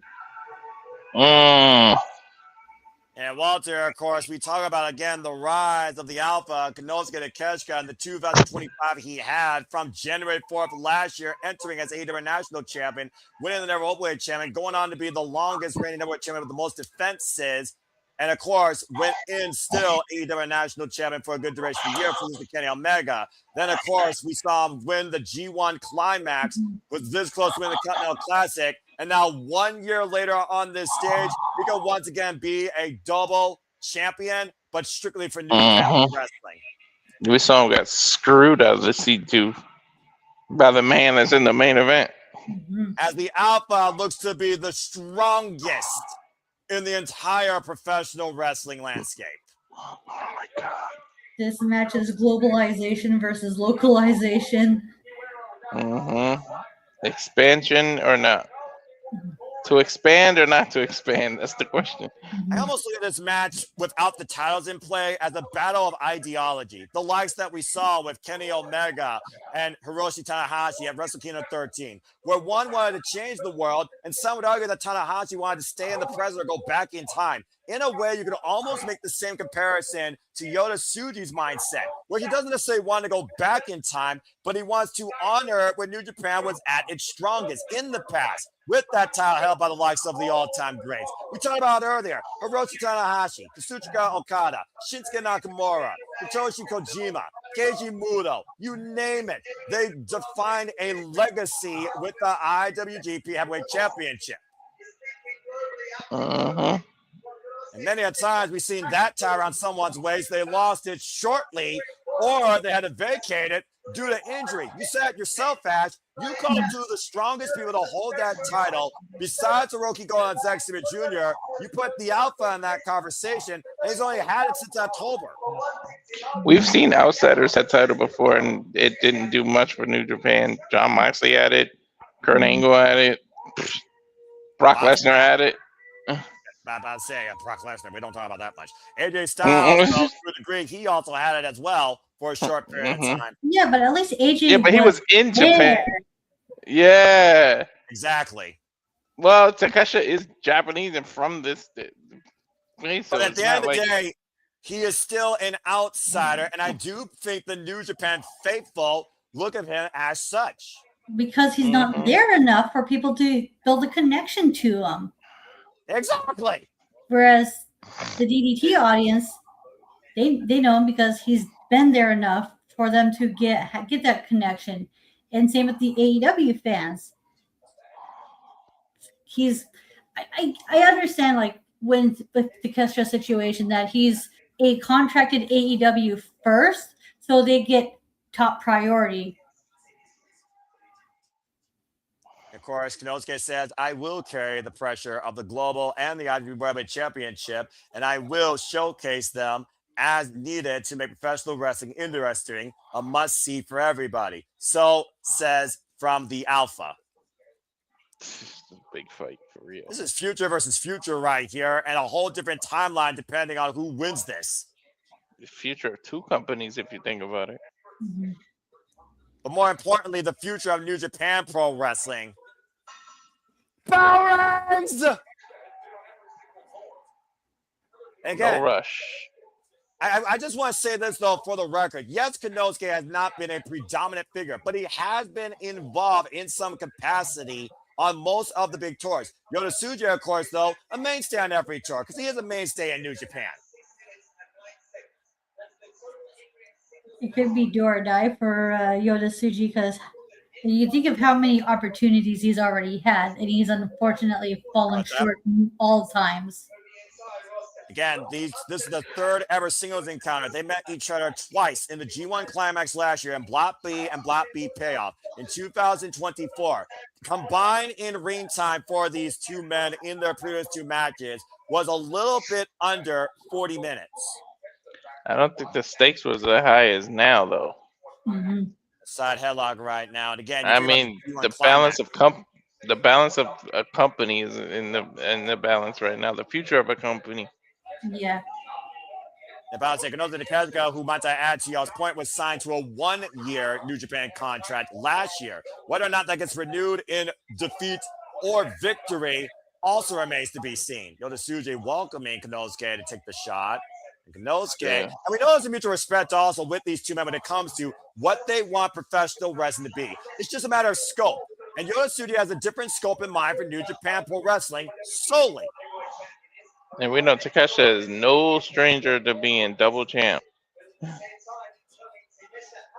Okada will tie up right now. And of course, to Ash's point, Ash, of course, if Konosuke wins this, it will mean that New Japan will not see at every show, every freaking booking, every tour, at every freaking opportunity, their top 2 championships in this company. Which the local fans are not going to take too kindly because a lot of them feel like this partnership is one-sided, to put it lightly.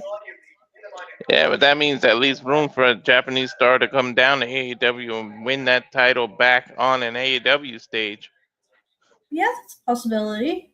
The side headlock being Or applied. Forbidden Door. Like, imagine this title changing hands again back to someone from Japan and Forbidden Door. I'm about to say it's that showcase, but it's also that level of accomplishment that separates both these men and their outlook on the wrestling business. And They got 2 different ways of doing it, but I'm sure the goal is the same, to bring just more eyes of New Japan and make more prestige to the titles. That body block dropping Konosuke to his literal midsection on the cerulean blue on the lion mark. Irish reversal, Yota Tsuji sent off in the ropes. Take over to Harris. Of course, Yota Tsuji's excursion took place in UK and in Mexico. So expect a lot of that Yabe style to come out here as well. Former Guess you better move. The unaffiliated Yota Tsuji, when you're playing Konosuke, gets out of the way. Nope. Goes back to that familiarity. Let's go back to that familiarity we talk about with these 2 men. Again, we know Konosuke is a freaking man's wrestler. Yota Tsuji, I think, is more of a reactive wrestler, Ash, honestly. Mm-hmm. Act now, think later. Whereas Takeshita's like the complete opposite. Always on your toes. Always got to be one step ahead of your opponent at all times. Kind of a tie-up side headlock applied here. The thing about Yota Tsuji as well, since Excursion, he has literally taken every opportunity he's wanted in spades with the utmost confidence, taken to the big match situations like it was a walk in the park. Even in his first going out, there was no signs of fear, of the nerves, nothing. Remember, he came in and challenged Sonata for the IWGP Championship, spearing that man out of his boots. Oh my God. Of course, Walter Cruz is full impact with everything he throws. Hell yeah. Dude dove deep for that. Of course, Discipline out of DDT Pro, trained on the German suplex with a thesis on that move. Former 5-time KOD Openweight champion and multiple-time DDT Ironman Heavy Metal champion. I don't think that C2 loss is on his mind at all. He looks focused. Yeah, he's more worried about retaining and capturing gold. And again, there has to be a winner here because both men have put everything on the line. Whoever wins this will literally hold New Japan Pro Wrestling's future in their grasp, do whatever they want with it, whether within this company or outside of it. Like I said, Takeshita is no stranger to being the double champ. Yeah. There's got to be a difference in position, though, for both these men, regardless of who walks out as champion. Again, right now, you see Konosuke Takeshita getting the better of Yota Tsuji, taking Yota Tsuji down the mat. Konosuke Takeshita, by the way, folks, outside the Continental Classic loss, he only lost 3 singles matches last year. In AEW.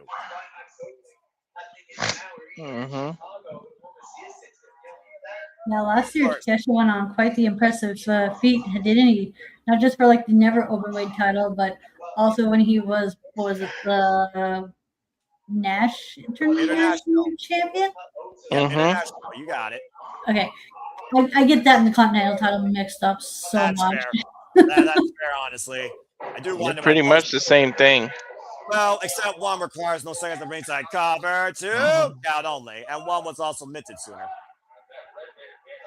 And also, he had like really good showing in both tournaments, the D2 and the G1. He almost made history winning both tournaments in the same calendar year, an unprecedented feat that we could have saw from the Alpha. Yota Tsuji, however, he came very close to winning the G1 climax, has yet to do so. Of course, Yeah, we saw last year he lost to Zack Sabre Jr. This year, of course, he was not even involved in the semifinals.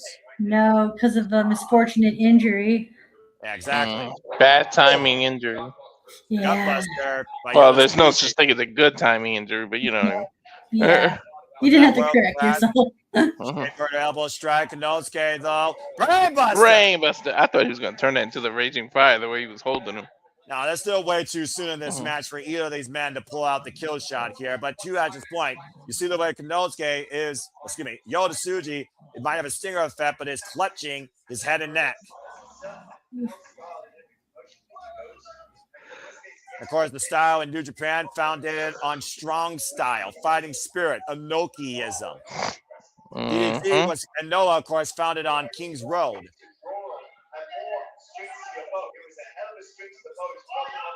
And again, you see right now, Yota Tsuji, that's not good. He can't feel his arms. Uh-oh. Well, again, we can talk about, again, he's been having problems with his neck to Ash's point since coming back from that injury. And just go, a DDT on the apron. Takeshita not letting him breathe. But at the end of the day, Takeshita is here to do one thing, and that is succeed. Takeshita is out here to prove why he is the strongest, to unify the professional wrestling landscape. That's it. Takesha's smelling blood, and now Tsuji has like a big red target on him that Takesha's going to take full-on advantage of. It's impressive to see Takeshita not showing no signs of wear or tear, despite the fact he just competed for the Continental. Oh, God. Right. He is laser focused. Just thank God Dan Callis didn't have to go to Japan.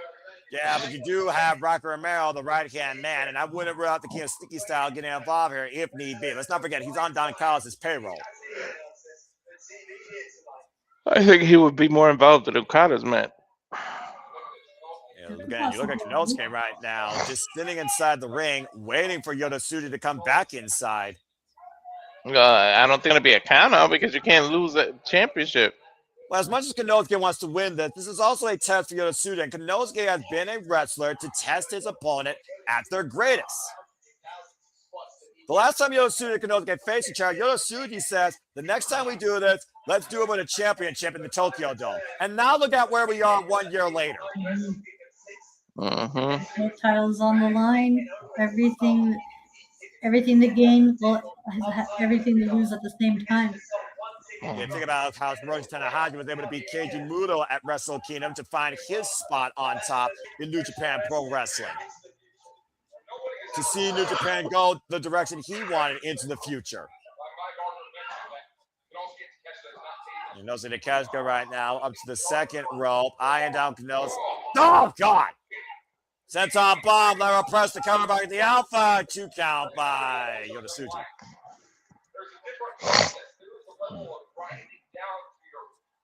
Dude's taking his time. Well, there's a level of grinding down right now that Takeshita is doing. He's literally wearing down his opponent.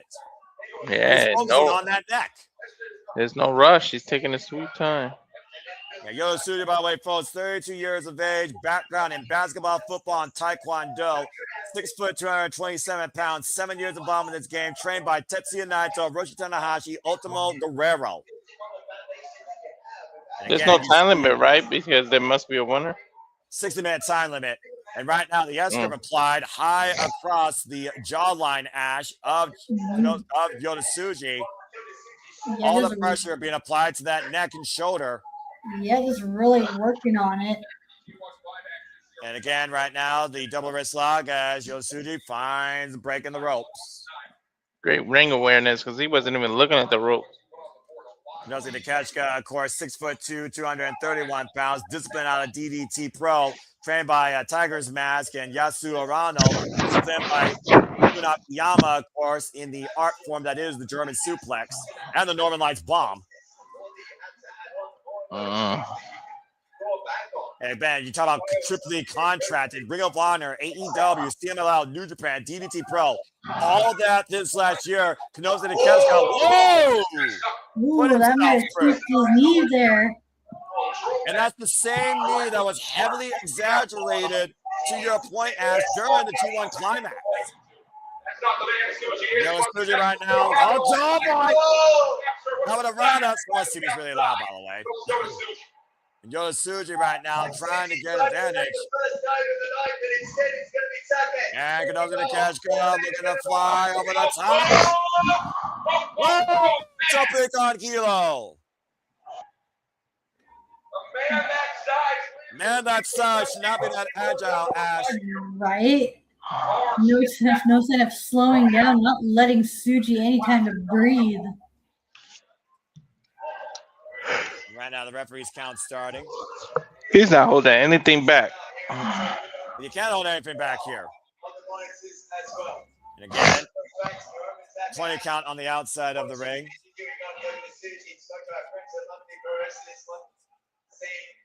Think about how many matches Konosuke Takeshita's had this last calendar year versus Yota Tsuji outside New Japan Pro Wrestling. Mm-hmm. Now Konosuke bringing Yota Tsuji back inside. Again, trying to regroup and regain plan here. Both of these men looking for something big here. Driving the knee forward, the snap mare, and Konosuke Takeshita in firm control. Konosuke Takeshita had 92 matches last year. He's looking for that knee. He's looking for that knee. And to your point, Yota Tsuji with a sidestep and swinging a miss. Yota Tsuji, backbreaker, takedown, curb stomp. Nice combo. But again, look, his neck is bothering him. Yeah, but again, with Yota Tsuji, there's a key thing we need to consider here. Yota Tsuji, all he needs is distance. That G-Blast can come out of anywhere. Oh, sure, especially at the speed Yota Tsuji goes too. Big boot Irish whip up and around on the shoulder. Take over on drives Konosuke to the outside. Giving him a little space, time to breathe. Tsuji's own addition, of course. You've seen a lot of similar offense here. Yota Tsuji, though, dedicated strictly to New Japan, CML, and one time AEW, had 119 matches last year.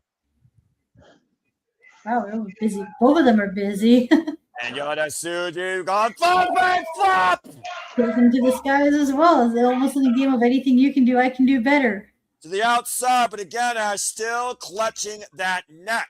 Yeah, boy. Did you see the form on that? Picture perfect form. Walter, you okay now?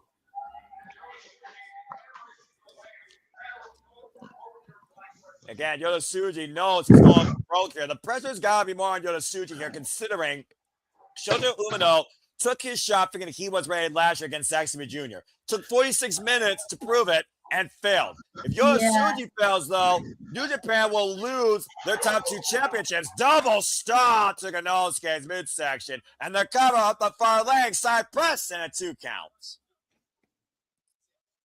Yeah, I've heard a rumor saying like the match only went as long as it did because of how short the Doki and Desperado match was, and they needed something to fill time. I can believe that. And again, to Sandy's point, also playing observer here, Tsuji has not been the same since that stinger came into play. No, not at all. But he's holding in there. He's hanging on. When you literally want the future in your hands strictly for New Japan, you got to hold on to your last breath and your last defying act. That's what Yota Tsuji will be defined by tonight. While Hiroshi Tanahashi will retire, Yota Tsuji will be around and looks to be the ace for the future. Marlo! No. Konosuke able to get out of the way, though. Boatman flies. Boatman has the same idea. Doing it again. But again, though, I do wonder the whiplash effect against Yota Tsuji's neck. Yeah, I think it's going to wear more on Tsuji than it is Takeshita because of that minor injury. Drop down to his knees and Yota Tsuji. Oh, man, caught with that jumping knee. Bang, power drive knee follow-up. And Konosuke. He's going for the power driver. Tsuji's in trouble here. I don't think he's looking for a pile driver. Oh. And Tsuji with the counter. The reversal of the zone. Yeah, about to say the strength of Yota Tsuji hoisting up the alpha. But again, the leg being kicked. Oh, wait a minute. Tsuji catching the legs. It's a Ganashi bastard driver. Into a suplex. Wheelbarrow suplex. Oh, they're just trying to the spirit of his own. Konosuke, holy shit! Oh, it's just like doing each other's own signature moves against each other. And look at the way Konosuke was trying to drape the arm over, but Yota Tsuji rolled away from the cover. That's very smart on Tsuji. Both men pulling out all the stops and then some out of their opponent tonight. Oy. Sometimes, Ash, if you want to win, you gotta do things your opponent doesn't expect. I don't think Yota Tsuji was expecting to take his own gene blaster from Konosuke tonight. Damn. Just like how Takeshita was not expecting his own German suplex to be used against him. It goes to show how well these two know each other and how far they're willing to go to create history and their ideology to come to fruition, to restore the past and honor it in the present to forge the future, or continue forging your own new future as the most interesting and strongest competitor of this business. What's the opposite of traditionalism? I'm not even sure if there is a word for it. Unorthodox, maybe? Off the grid? Yes. Oscillating? You tell me. One thing for sure, neither of these men walked the same medium. And right now, Konosuke squaring up against Yota Tsuji with a big elbow. Yeah, both of these are like trying to look to the future, but with their own ways of doing so. Again, it's going to come down to the last blast I think these men can take. Konosuke and Yota Tsuji standing towards center, and Tsuji going down low. Remember that midsection was compromised earlier with that double stomp. Mm-hmm. And of course, compromised midsection sets up Yota Tsuji for more impact on that gene blast. Yeah. Again, both of these men attacking high and low. Konosuke going high, Yota going low. Mm-hmm. Attacking that Trading midsection just to weaken him from when he does hit that gene blast.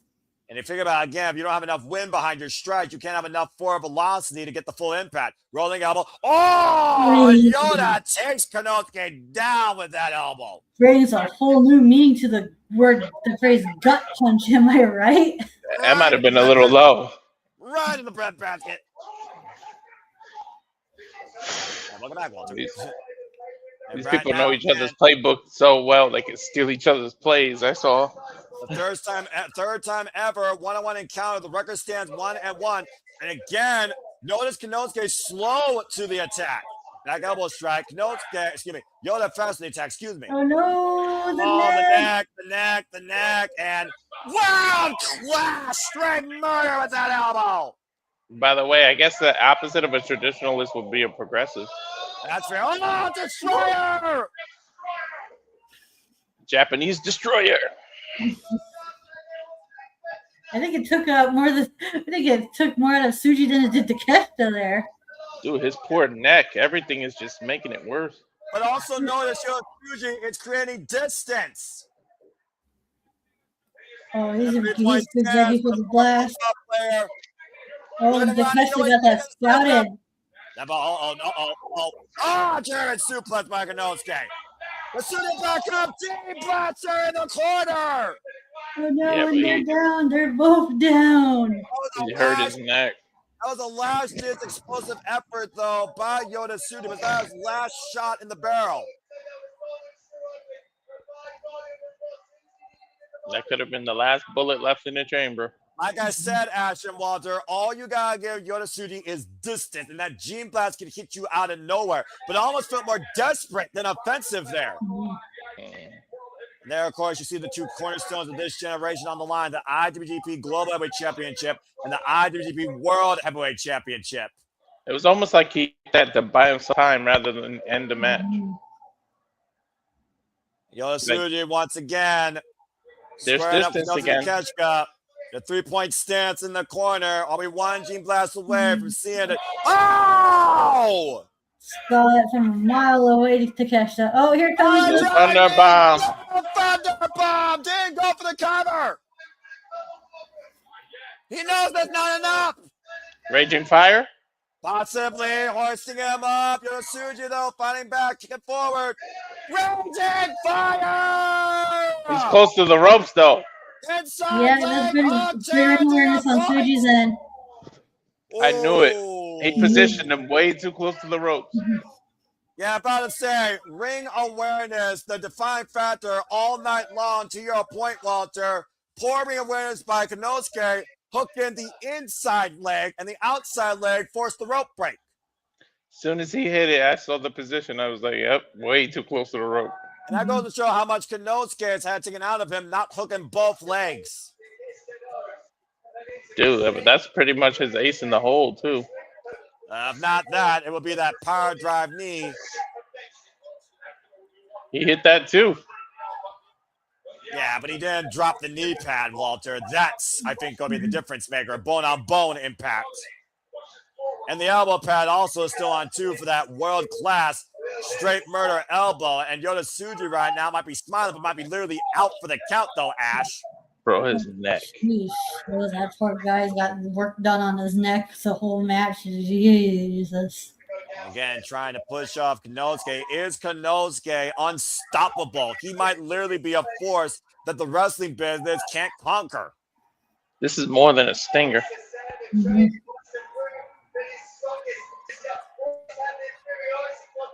Yeah, but Tsuji's not giving up, though.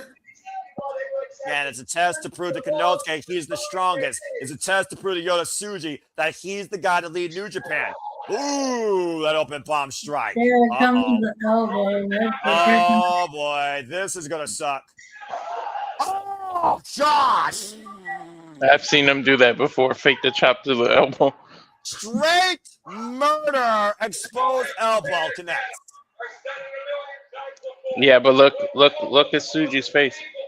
And grit in the teeth again, knowing everything's on the line. Looking for the power Tsuji got him. He's able to cut it. And hoist him up. What the hell? Oh, power bomb.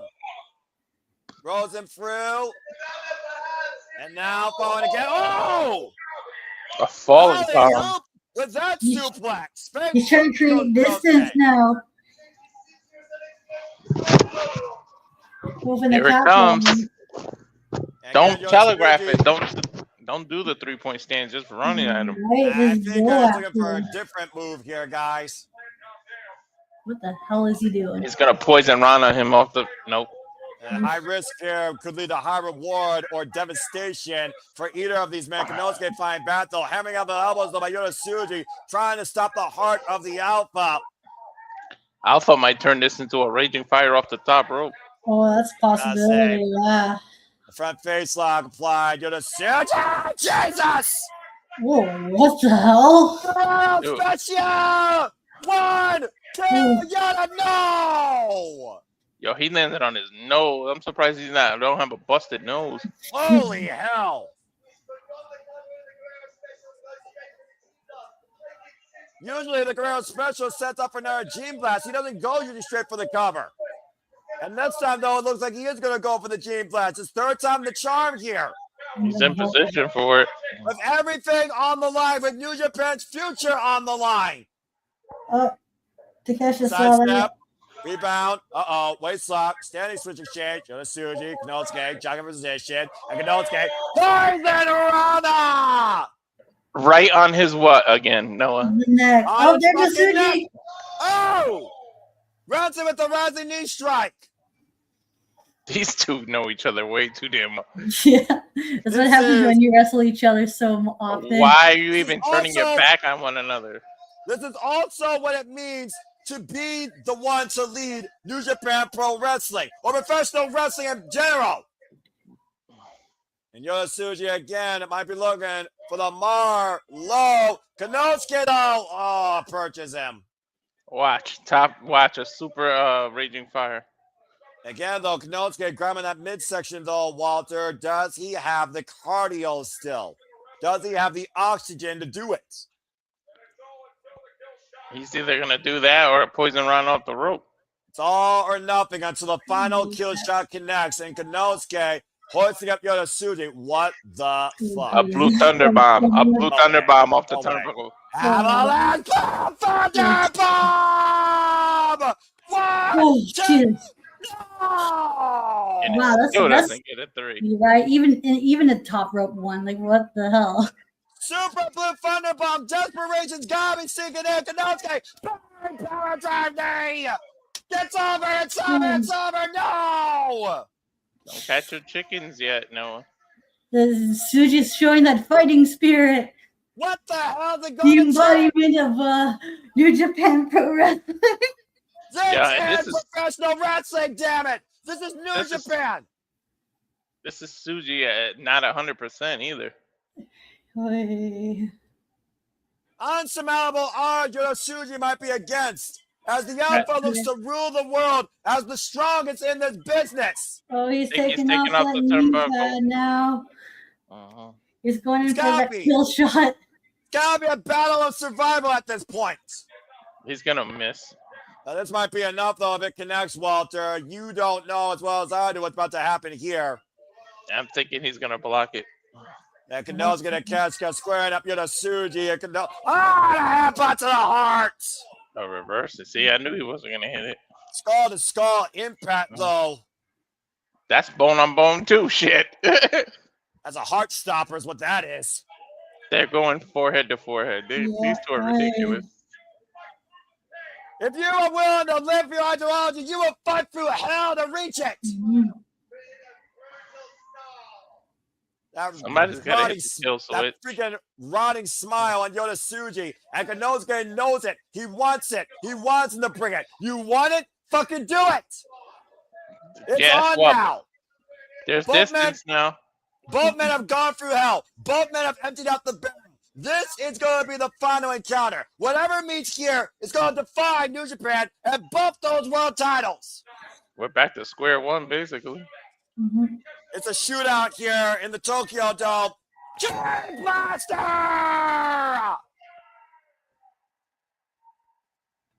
And He's going for the Boston Crab. The Boston Crab, the fundamental of New Japan Pro Wrestling, sits in a deep. Yo, it might be over. Yeah, I don't think I've seen. IWGP was founded on. I don't think I've seen Takeshita tap either. But look how strong Tsuji and Konosuke fighting through the pain, trying to avoid giving up. He's literally biting his own thumb so he doesn't tap. You see that? Yo, Tsuji sinking it as deep as possible on this hold. He chopped out Gabe Kidd to win the global heavyweight title with this very hold. Oh, he's really wearing down Takeshita. It's over. It's over. High angle. He's gonna snap that shot. Yeah, suck it, Advocate. Fucking suck it. Yo, that's the demon god prevails. I don't think I've seen Takeshita tap before. For the first time ever, Tsuji is IWGP World Heavyweight Champion and Global Heavyweight Champion. Holy fucking hell, what a match. What a match. And what a moment and what a battle of will and fighting spirit. Konosuke, the Alpha, forced to quit out of a fundamental hold all the way down to Young Lion New Japan Dojo days, and Hiroshi Tanahashi hits ace. Tsuji wins the Boston Crab. Yeah, Takeshita's not having a good couple of months. I love you, Tsuji. Oh, that's freaking cute. Yo, man. Wow. Well Tsuji deserved. was going to win here, guys. He had to channel what New Japan truly was about in his eyes, and he did just that. Yeah. Deep down, they respect the shit out of each other. How can you not after that? How can you not after the war that Tsuji went through? That was worthy of Tanahashi versus Blank at the Tokyo Dome in the history books. That was incredible. Congratulations to Tsuji. Yeah, he might have a pinched nerve too or something. Come on, give him the belt, Takeshita. Konosuke Takeshita may not necessarily be the strongest in his own eyes, but he damn sure made sure Tsuji proved he was the strongest tonight. Come on. Do that. Where's the ribbons? Dude, it's not the end of the night, all right? You only imagine what's going on for Nobuo Takeshita's mind. Pride, hurt, but proud of what he got out of Yota Tsuji here. How much these two men have defined each other, Ash. Mhm. Damn. No matter the result of the next match, just a career is done. Shit. Right. And Yota Tsuji's career just truly begun. Mm-hmm. Yota Tsuji has made it absolutely possible with the IWGP World Heavyweight and Global Heavyweight titles. He can't even barely carry it on his shoulder because of his neck. Because of the damage he took throughout this match. Jeez. Well, regardless, guys, following January 4th, 2026, we will see New Japan Pro Wrestling in a new light, led by the Gene Blast. Look at his face. Look at his face. I think it just hit him after the titles went on his shoulder that he actually did it. All right, Again, it's the realization after the fact that you realize you fucking did it. So I hate to be this person, but can we not have no more AEW wrestlers challenge for the title for the time being? Wait. He's addressing his home crowd. Or at least not until Forbidden Door anyway. Yeah, I agree. Let's let Yota speak, though. Takeshita.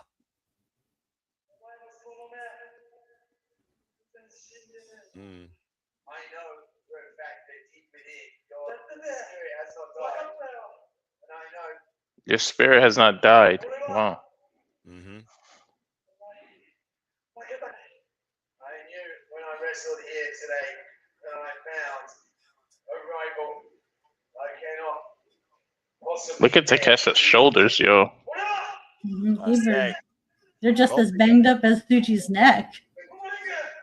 I grew up in this ring, and you all supported me in this ring. It's because of all of the fans here in the Tokyo Dome, all of the staff. All the fans of the Tokyo Dome. Tonight, I am the IWGP. I am the IWGP World Heavyweight Champion tonight. And the global champ. That's right. Come on, Takeshi, just show him some love.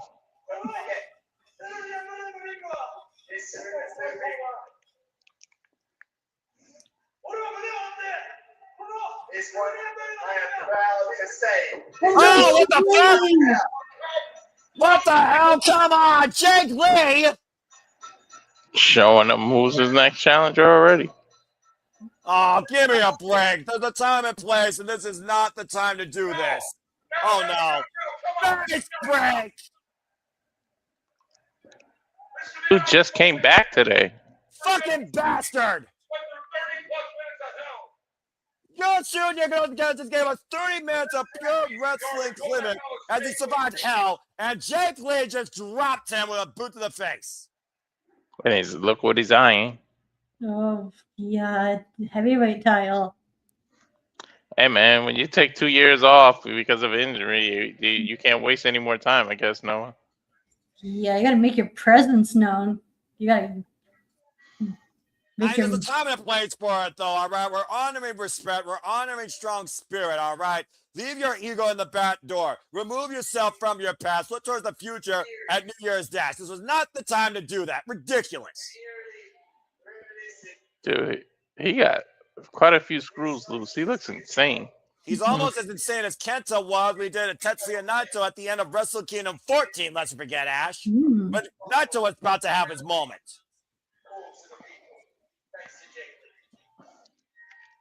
Yota Tsuji was about to do his own call to the people, and Jake Lee stopped that down in its tracks. 6 years later, LIJ history haunts this unaffiliated in his greatest achievement.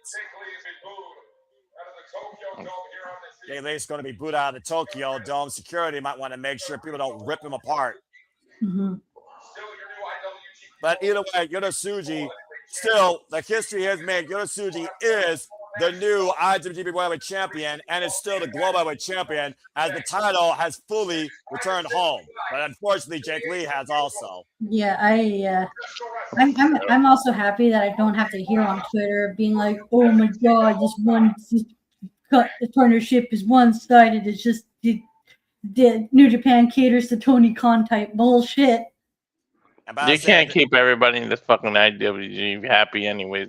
Shut the fuck up and enjoy the product. Exactly. well, I know one thing we're going to enjoy as we get ready now, guys, for the reason that we are all here. Yeah. After The final- incredible nights. After an incredible night, folks, where, again, thank all of you for tuning in. We saw on the Ramble TMDK become the new six-man number-weight champions. We saw that Chris Brooks was unable to capture the World Television Championship from ELP. We saw Shuri make history, now strong and WWP Women's Champion, beating Saya Kamatani. With Jake Lee's return, we saw the United Empire stand tall over unaffiliated War Dogs. El Desperado faintly outlasted in the final four will challenge Doki for the junior heavyweight title. Aaron Wolf brought the Network Championship back to a golden light, beating Evo, and we just saw Tsuji bringing the IWGP World Championship home. But this is why we truly have gathered here tonight, to honor the legacy of a man through darkest of times, through the dimmest of nights, bringing New Japan Pro Wrestling to promise in his own high-spirited ways. Keep the full throttle with this high energy, once in a century man of many talents. This IWGP heavyweight champion 8 times over, 3 times G1 Climax winner, multiple New Japan Cup winner, and now Shota, the president. It is finally time to witness Hiroshi Tanahashi's final match. Damn, now what we're really seeing the last ace in the deck.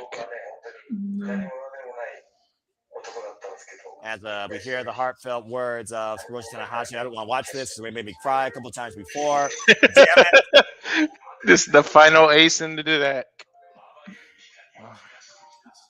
One last time on the Tokyo Dome stage, in the main event, in singles action, we honor and witness the ace. Yo, how honored do you think Okada gotta be to be the last opponent? Considering he literally channeled the words he told that man at Wrestle Kingdom 6 in almost the exact same attire, there is no doubt in my mind how much this means to both Tanahashi and the Rainmaker. Again, if it wasn't for Tanahashi, there would be no Rainmaker. You go back to 2016, the last time they faced her in the Tokyo Dome, to 10 years later, to the last time they faced each other all together. How's that for a full circle? Like how young he looked with the freaking blonde hair and shit. Right? Excuse me for 1 second. Are you okay, Ash? Yeah, I just gotta use the bathroom. You best make sure you're set for this. Full circle moment, man. I'm not ready for this. I'm not ready for this. Of course, the final dream Tanahashi wanted was a sold-out Tokyo Dome. And in front of practically 50,000 strong, we witness the last ride of the ace. This young man brought from nothing to literally earn everything and give us anything. Gives it one last time at Wrestle Kingdom for New Japan Pro Wrestling. Now we just gotta find out the last hand is a winning hand. The last time they threw it 1-on-1 at the Tokyo Dome, Wrestle Kingdom 10, Okada won. But Hiroshi Tanahashi promised us one thing in victory or defeat. I will give it my all. And That's all we can. And he thanks us for it. That's all we can ask for, right? Are you ready, Walter? As ready as I'll ever be. This is it, folks. This is Hiroshi Tanahashi's retirement match. You gotta have Okada come out first so that Hiroshi can get the big entrance. And with that being said, Rainmaker!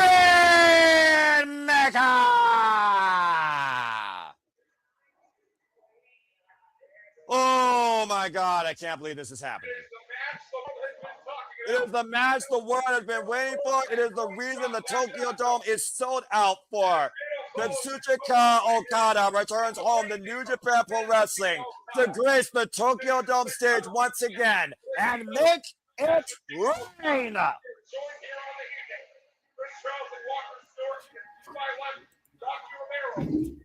And again, I am honored to be here tonight with all of you, joined by Walter Cruz and Ash, as we witness Hiroshi Tanahashi's 2000th 989th match. Here on this glorious night, Mhm. retirement of the ace. I get Kazuchika Okada, goosebumps. who shared this stage with Tanahashi at Wrestle Kingdom 6, introducing himself. Wrestle Kingdom 7, challenging the Ace. Wrestle Kingdom 9, challenging the Ace again, with tears left in defeat. And Wrestle Kingdom 10, finally overcoming him and claiming New Japan for himself. Woo! Goosebumps and big fight feeling. You see Kazuchika Okada escorted by Gato, also sporting the AEW International Championship. Kazuchika Okada said at the end of the day, I am the reason we are here. I am the reason the Tokyo Dome is sold out, whether you like it or not. Tanahashi is the reason that I exist. What's the time limit for this match? 60-minute time limit, my friend. 60-minute time limit. Okay. Buckle up. Yeah, I don't think this is going to end up in a draw. I highly doubt that. You've seen these men Yeah. go to war close to over half an hour at times here in the Tokyo Dome. Here we go. Y'all ready? Where's the tribute video? Let's go. For the last time in his illustrious history, the Ace of New Japan takes the greatest stage and walks down the entranceway at Wrestle Kingdom 20. Oh my gosh, I'm so freaking emotional. Go. Go, Ace, go. Mhm. The I man love- of talents, once in a century, Hiroshi Tanahashi. And he get the man. I like when he does his hair like that. A man of many hairstyles, by the way. You don't mess with Tanahashi's hair. Mhm. That just goes without saying. There are not enough things we could say when it comes to Hiroshi Tanahashi and what he's meant to this business and to this company. Oh, damn. Even Okada's showing emotion. That's not very likable. At the end of the day, Ash, this isn't AEW versus New Japan. This is New Japan honoring New Japan. These two define New Japan for well over a freaking decade if you look at their history. Hiroshi Tanahashi, by the way, folks, has not been involved in a main event singles match. Keyword, main event singles match since Wrestle Kingdom 13, challenging Kenny Omega for the IWGP Championship and winning it for the last time in his career. When you think New Japan, these are like the first two names that usually pop up in people's heads is Tanahashi and Okada. 6-time never openweight 6-man tag team champion, a 3-time IWGP United States heavyweight champion, an 8-time IWGP heavyweight champion, a 3-time G1 Climax winner, former New Japan Cup winner, multiple-time Tokyo Pro Sports MVP, IWGP tag team, GHC tag team champion. He started against Togi Makabe, and he runs tonight against Kazuchika Okada. After beating on this grand stage the likes of Minoru Suzuki, Satoshi Kojima, Keiji Muto, Great Okan, Kazuchika Okada, Switchblade, Jay White, and Kenny by God Omega. I wonder if Kenny's in Japan, like backstage or in the audience. You got to see it this last match. Kenny Omega and Will Ospreay will also be backstage ahead of the ceremony that will honor the Ace after this match is over. No. 9 wins, 5 losses, 3 draws against these two men in Okada's favor. Wow. Last time the announcer will say his name. Yep, I'll be starting with the introductions. At least for a match. 50,000 strong plus came out to see this. First ballot Hall of Fame. First ballot Hall of Famer.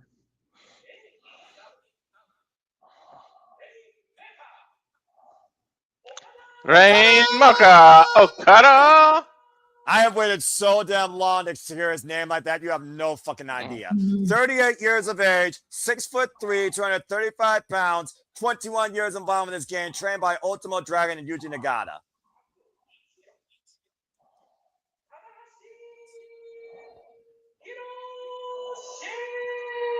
Go Ace! 49 years of age, 222 pounds, 5'11", involved in this for 26 years, trained by the likes of Kaiji Muto and Tatsumi Fujinami. If there's ever been a man that defined the words main eventer, it's Hiroshi Tanahashi.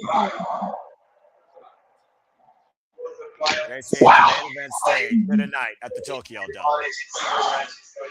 Ref checking for weapons for the last time. And it is here that Tanahashi will once again grace the stage. And here we fucking go. Bell rings. And we are officially underway. Oh, this crowd ain't being quiet. Usually Japanese crowds are quiet. First time Hiroshi Tanahashi, of course, graced this stage was 2001 in a 4-2 handicap. Team 2000 defeating Hiroshi Tanahashi, Kenzo Suzuki, Wataru Inare, and Yutaka Yoshi at NJPW Indicate Up Next, a TV show at the time. Woo!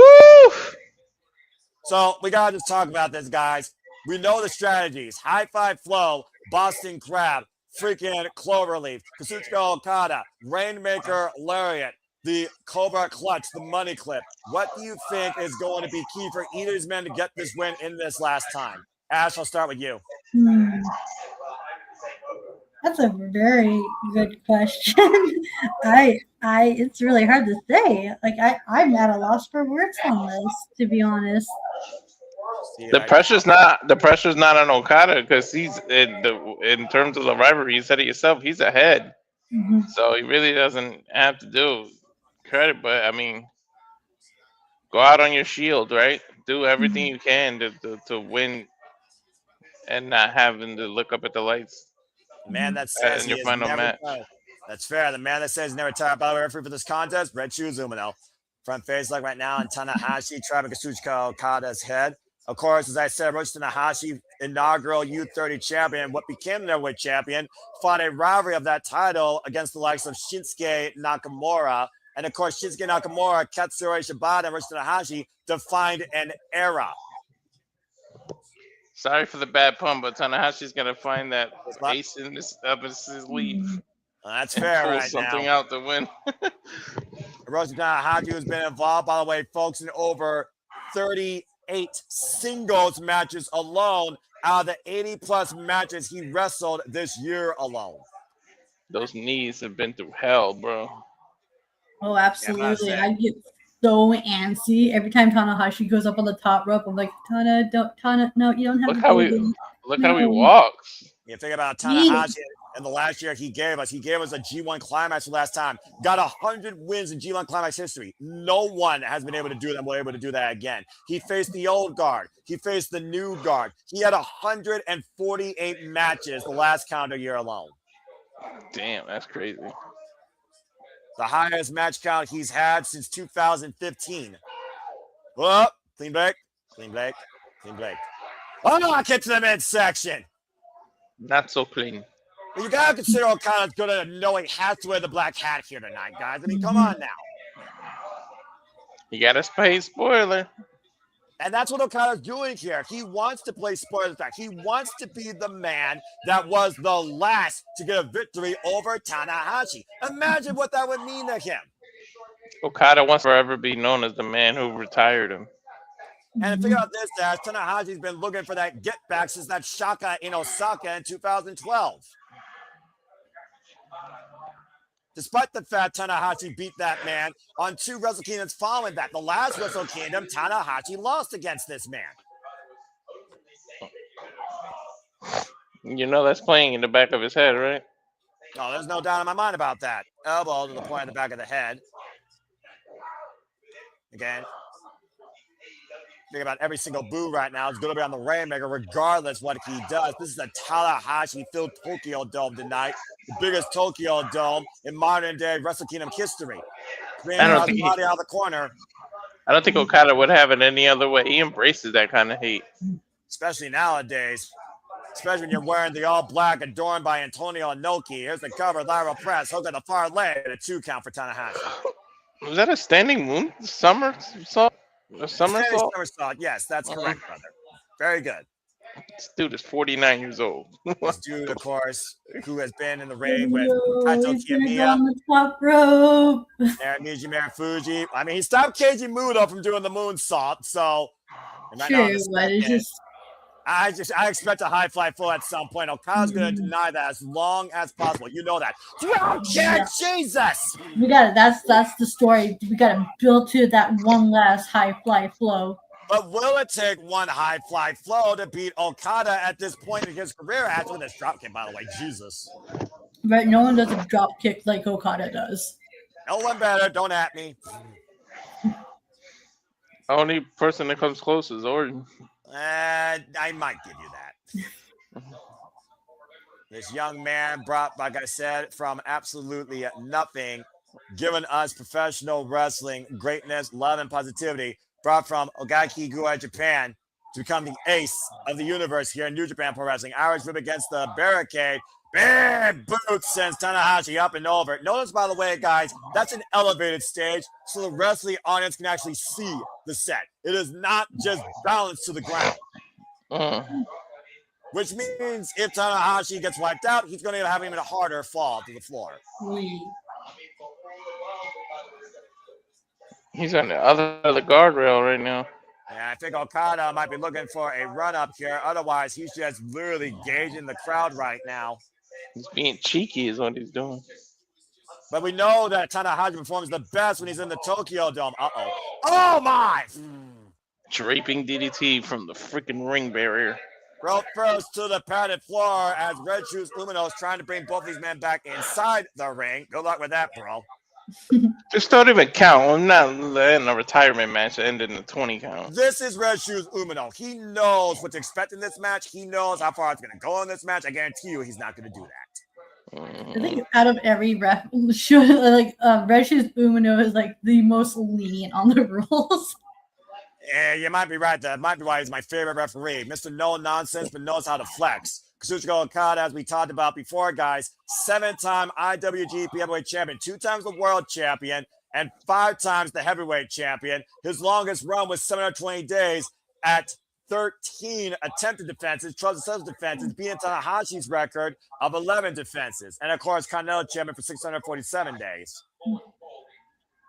Once again, now going back inside in full control of the ace. It says a lot about the title's history when there's only been 3 champions throughout its like very short run. Yeah, about to say now, we'll see if Yota Tsuji brings that to light. Remember, Yota Tsuji was very vocal about Kazuchika Okada and the way he left New Japan Pro Wrestling. Last time we saw Kazuchika Okada, let's forget, folks, in New Japan Pro Wrestling, big chop there, was literally 2 years ago. I think he gave him a big back elbow. Huh? Oh, yeah. Well, right now he's just wearing down Tanahashi. Tanahashi, who says he's never tired, says he will give it his all tonight in his final near 3,000 match-long career. I've been a fan of NWA World since inception, by the way. NWA World started in 2014. You think about that. That means the first televised Wrestle Kingdom was 11 years ago. DDT! Oh, my gosh. Crushing the vertebrae of Tanahashi. That's what's getting on, by the way, folks. And the cover on the far leg gets a 2 count. And of course, that knee pad that Taj won this entire year, saying thank you to everyone. Of course, Okada's biggest successes and biggest failures came at the hand of the Ace Ash. You think about Wrestle Kingdom 9 when Kazuchika Okada walked in and was thinking that was his time, and Tanahashi beat him and left that man crying on his way out. And it looks like Kazuchika Okada with control of the head. Of course, Walter, you know you control the head, you control the body. We talk about, of course, Kazuchika Okada used to be a former 6-man never open champion alongside the Ace Tanahashi. The Irish Whip, former leader of Chaos, and Okada jumps him with the elbow. Tanahashi gets out of the way, though. Tanahashi up and down, squared up against Okada. That's what Tanahashi needed to just get to that vertical base. Oh! that throwing opening. himself. The wrestling IQ of Tanahashi exceeds most people in this business. Dude, he's forgot more wrestling moves than people know. Mm-hmm. Many people have compared Hiroshi Tanahashi to Ricky the Dragon Steamboat. I think that's a fair analysis. We consider this man's pedigree. Yeah, I can see that. And again, the ace will never show you what he's going through physically. He always shows a kind face and a smile and gives everything. Nice forward somersault flip. Cover, lateral press by Tanahashi. Far leg hook for a 2 count. You talked about before how he's probably walking in pain every day on those knees as brittle as dust. You can see it. He got no cartilage left in there. Ooh, literally on his last legs. The side Oh, skin in the cat. Tanahashi, to your point. Whoa! Classic I thought he was going Tanahashi. wide into God! that. Dragon Freaking screw move leg sucks. whip by Hiroshi Tanahashi, and that is vintage ace. First time, of course, that Tanahashi graced Wrestle Kingdom in the Tokyo Dome against Taiji in 2007. He's been a consistent Wrestle Kingdom performer ever since. Another Dragon Screw Wiglet to the ace. Of course, Okada's felt that many a times in his career. Boston Crab. Oh, Texas Cloverleaf? And Okada trying to find a way out of this. Again, the damage done to those legs on that Dragon Screw, Walter. Great call. Okada going to the eyes here, and Okada knows he has to play those type of mental games if he's going to outlast the ace. Hey, if a referee's going to be lenient. Oh, shit! Damn! Into a perfect drop kick to that left knee, turning Okada inside out. The shotgun drop kick to the legs that Tanahashi was working on. You know, try to say, if the referee's going to let you be lenient, do what you got to do. Tanahashi once was on a 5-match Tokyo Dome winning streak, by the way, against Kojima, Suzuki, Okada, Nakamura. Ash, right look now. out, Ash. He's Oh, on the top rope. Oh, no. Oh, no. Hard fought foe! Good Lord. Crossbody. One last time from the top to the floor. What do you think that took more out of Tanahashi or Okada? Well, considering Tanahashi's entire body weight crashed on Okada, I would say Okada, but like you said, those knees are beyond oblivion.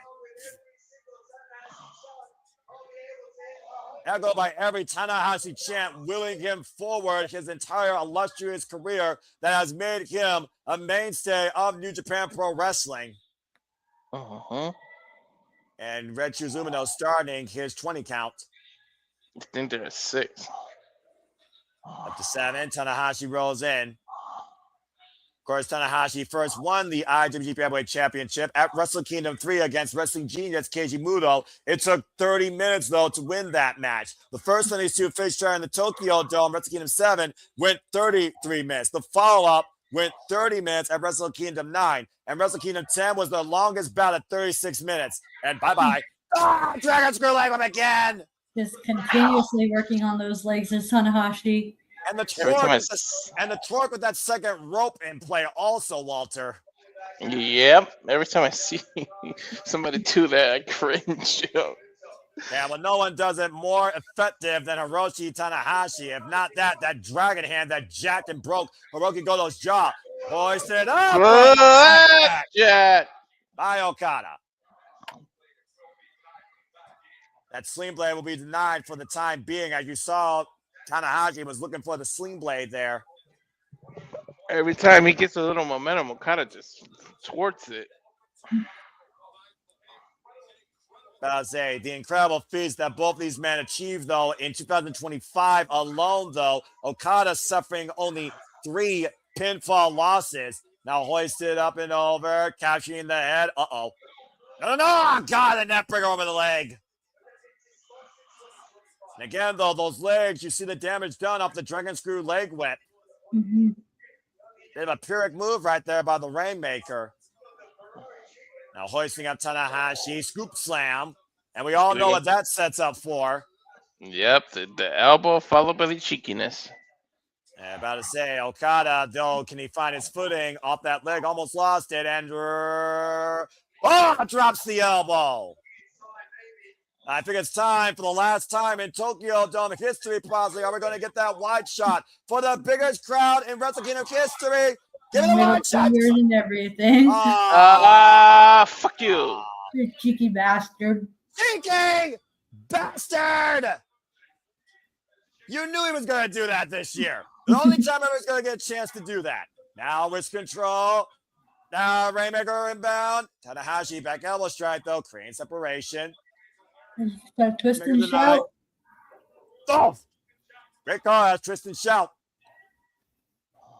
Able to find the mark. Second one. Maintaining head control. And a hat trick of Tristan Fouts working the Rainmaker's neck. Oh, the tombstone.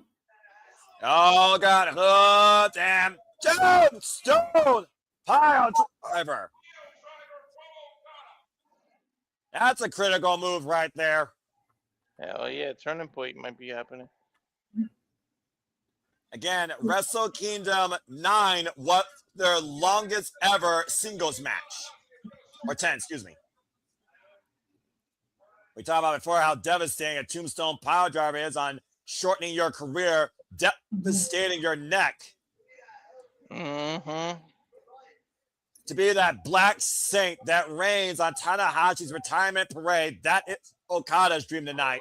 Hold on, a drop kick. Shotgun drop kick, driving the ace to the outside. He's on fire with these shotgun drop kicks. Shout out to Genyo Tenyu, of course, in 2015. Or Manabu Nakanishi, some of the damnedest fights Hiroshi Tanahashi's endured in his career was against the likes of Manabu Nakanishi, Shinsuke Nakamura, Katsuyori Shibata, Hiroki Goto, etc. Oh no, now what the hell are we doing? Walking all the way up the ramp. Well, it is the Tokyo Dome. Or the stage, I should say. Look at that crowd, by the way. That is ridiculous. See this man. Tombstone him on the Oh no. Oh no. Oh no. Oh no. Oh no. Oh no. Oh, no. Ah! And again, to Ash's point, that stage has no give. That's solid wood. And about to say, Red Shoes saying, get back in the ring. And that might be it, honestly. He might be down for the count. Mm-hmm. Rest in peace to Tanahashi's career. Imagine that being the last sight, that 50,000 seat. Tanahashi laid on the entranceway. Right? Oh, man. The crowd aren't going to be happy about that. That's a far run, too, to get there in a few seconds. Can he make it?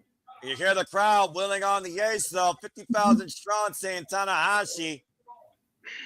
He said by the end of it all, I would have given it my all. Keep that in mind. No way you'll end like this, though. I say, look at the grimace in his face, Walter. He needs all the willpower he can muster. He needs all the spirit that can be lended to him to just get back up on his feet. Up to 11.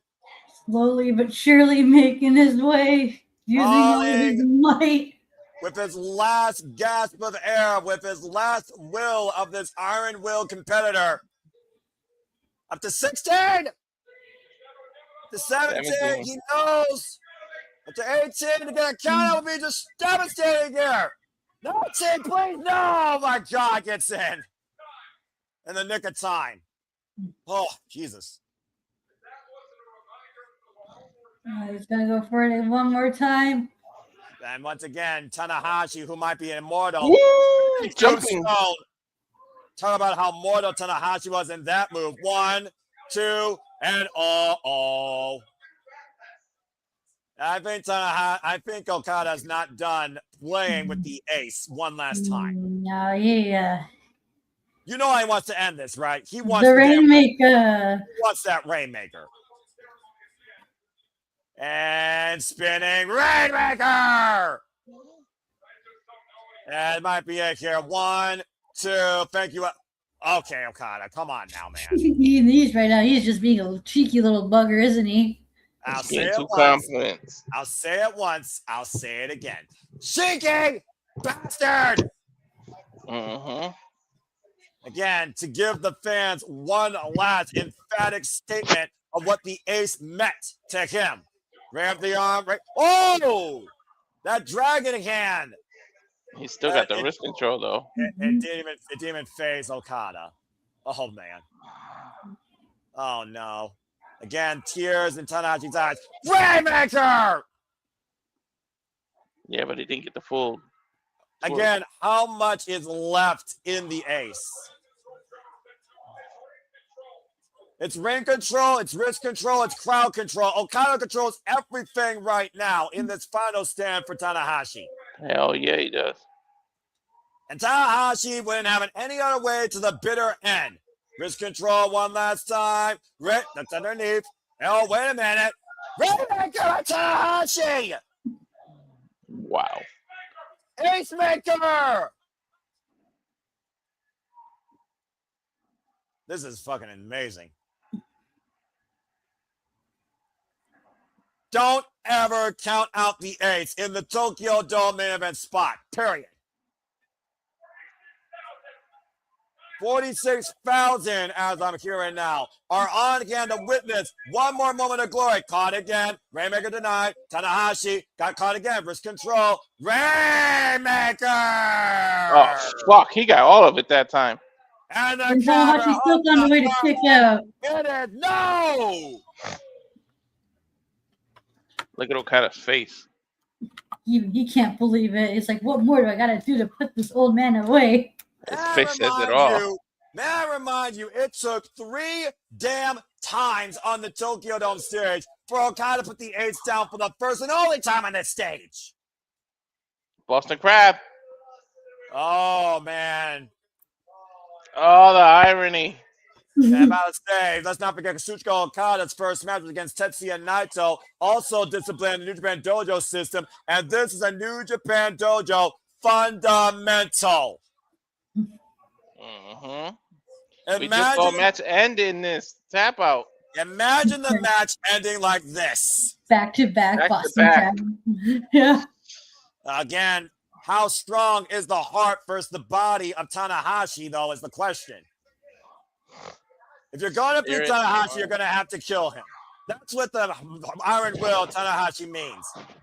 Okada, though, applying so much pressure on the lower back of the ace. Let's not forget, one time Red Shoes Umino did call it on the ace's behalf, and that was against Switchblade Jay White and Minoru Suzuki when it came to the Intercontinental and IWGP Heavyweight Championship.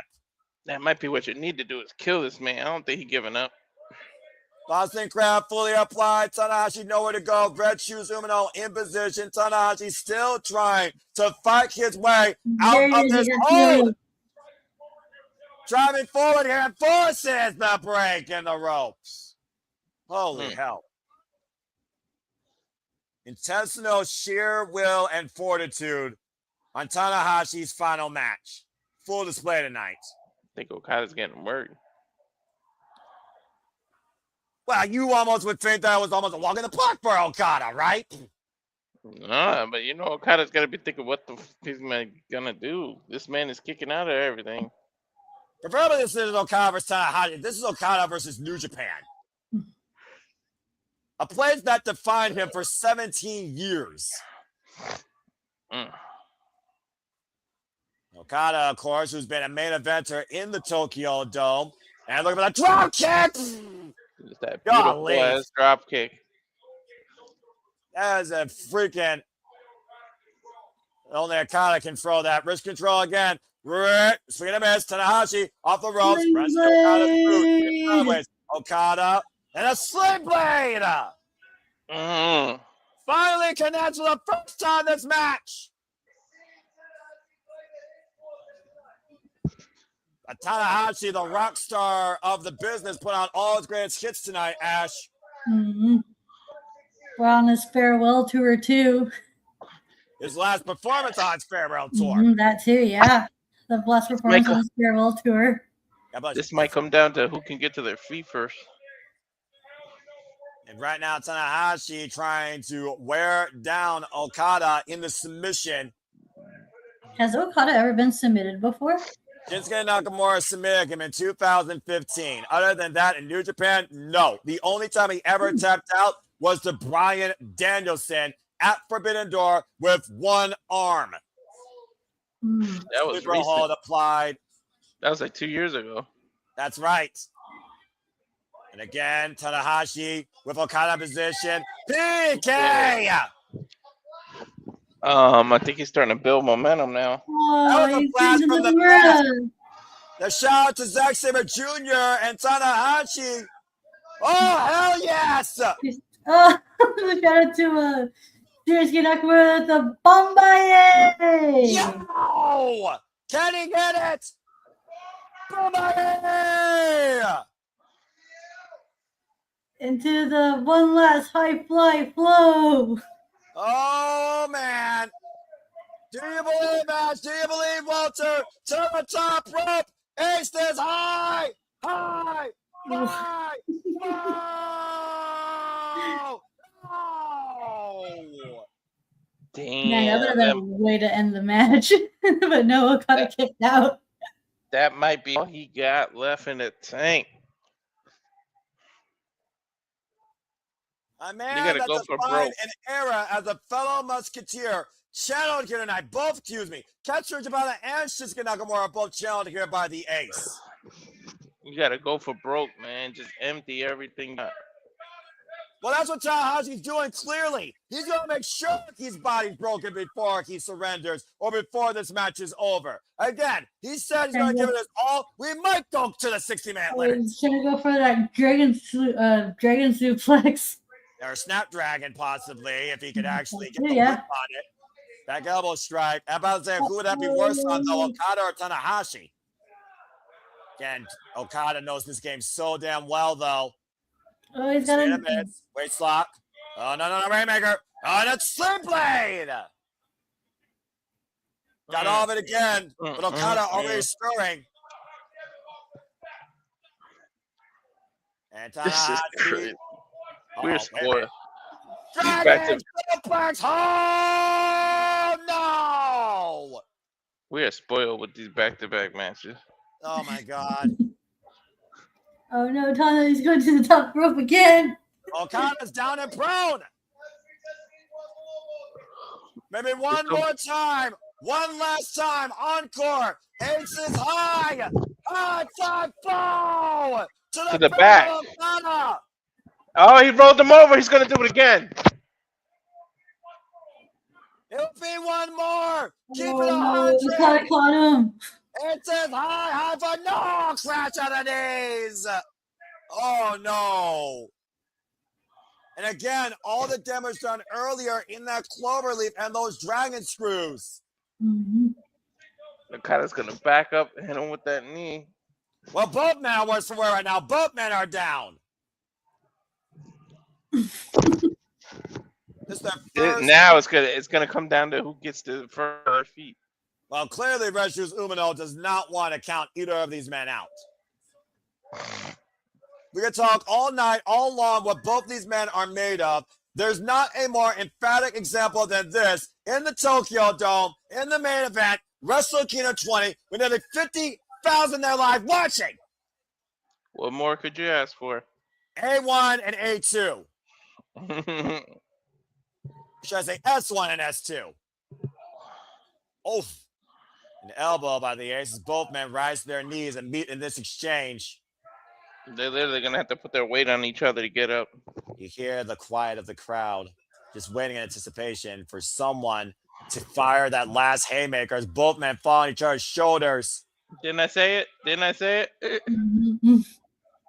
Again, pro wrestling literally defined on every single strike. This is New Japan Pro Wrestling. This is strong style. And this are two of the best to ever do it. The embodiment of New Japan Pro Wrestling and what it stands for. Inoki be proud. And Tanahashi, oh, there's that dragon hand. Big uppercut. Okada refusing to waver. Tanahashi refusing to be tired. This uppercuts, though. And the elbow. At some point, back. something's got to give. Exactly. And a German suplex might do it. Oh, Tanahashi fine back elbow. Oh, again, that hand. Tanahashi turns around Okada. Drop kick! Dude, that's like the third or fourth beautiful drop kick this match. Good Lord. There is a predator look in the eyes of Okada tonight, looking to beat the strongest prey, the most dangerous game here at Wrestle Kingdom 20. Oh, he's going to go for a tombstone. Can he lift him up, though? Damage done. Can he lift him up? You see the gut wrench. I think he's like trying to torque his body to make his weight leverage, heavier. yeah. He's winding his base, too.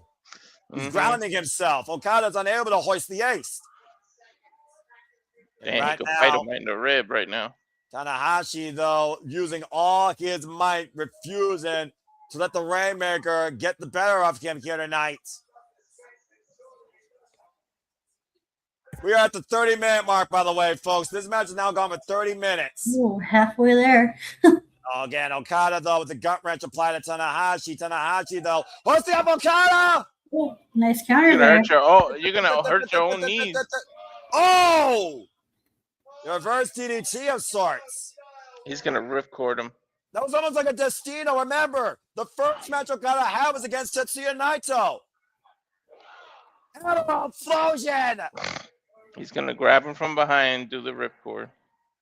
There might be one Rainmaker left before we say thank you, Ace. Trunks in hand, wrist control, Rainmaker! Short hand, though. He didn't get it full. He's not going to pin him after that. Oh, yes, he will. I can't believe it. Lateral press, too. This is no! Red Shoe is really hesitating to freaking do these covers. I mean, these counts. But Okada was also hesitant to your point, and somehow the heart of Tanahashi still beat. Look at Okada smiling. He loves this. We talk about what Okada loves the most. Big matches, the hardest matches. This is got to be the most emotional match in Okada's career as well as Tanahashi's. What? Tell me about it. You hear the people, Tanahashi. Okada wants you to stand. You clearly haven't given your all yet, so give it.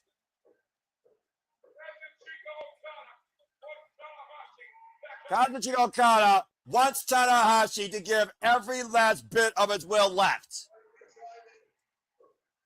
so he can drive it out of him. One more Rainmaker, and I think it's going to be finally safe to say farewell, guys. Academic, fundamental, everything at this point. Be defiant to the end. And exactly, and you heard Okada sell a thank you scoop slam. Now Okada goes up to the top rope. Might be looking for one last jumping elbow drop. Diving elbow. Now give us Rainmaker pose. It's over.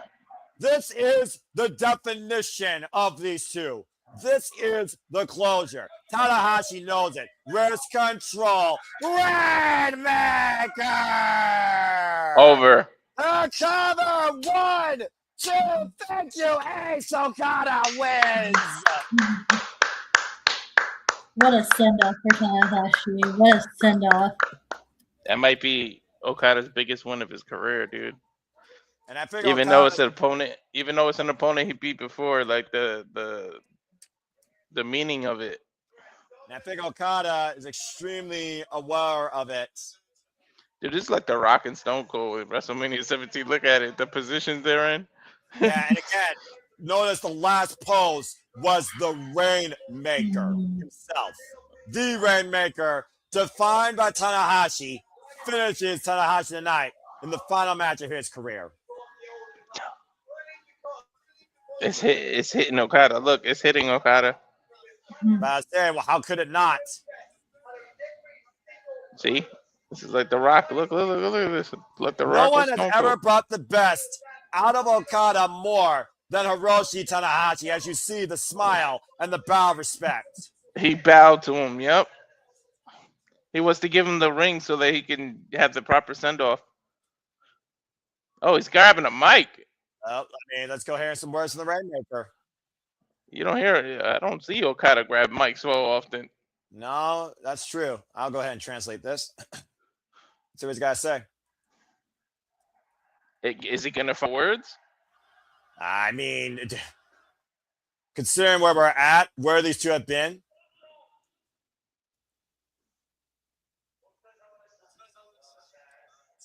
Oh, Taiji, you seem tired. Let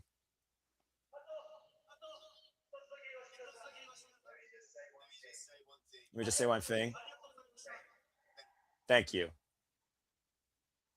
And bowed. Oh shit! I'm getting emotional. Don't start with me. Look, he said, "Don't pick me up, man. Leave me here."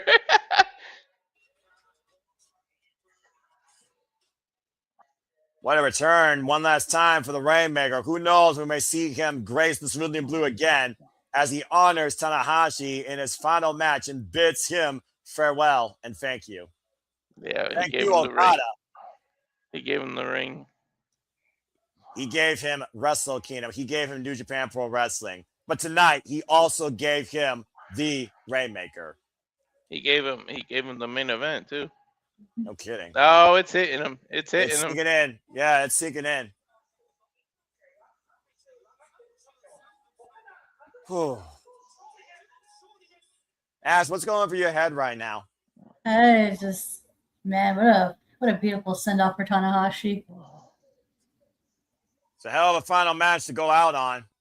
That's for sure. Yeah. I need the strings. I need the locker room to empty. Come on. This is gonna feel so weird once the show ends. Bro, I just called the matches last year, and now I called his last one. Yeah, it's sinking in, brother. Yeah, about to say 46,000 plus chanting the Ace's name for the final time in the Tokyo Dome. Thank you. Thank you, Ace. Come on, I need this whole locker room to empty. I mean, I don't know, man. We'll see what happens here shortly. Again, stay tuned, folks, as we continue here at Wrestle Kingdom 20 as we celebrate the career of Hiroshi Tanahashi. Is he gonna do one last air guitar? Does he have one last performance in him left? I don't see why he wouldn't.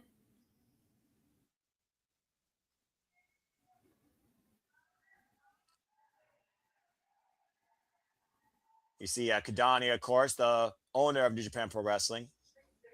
The flowers.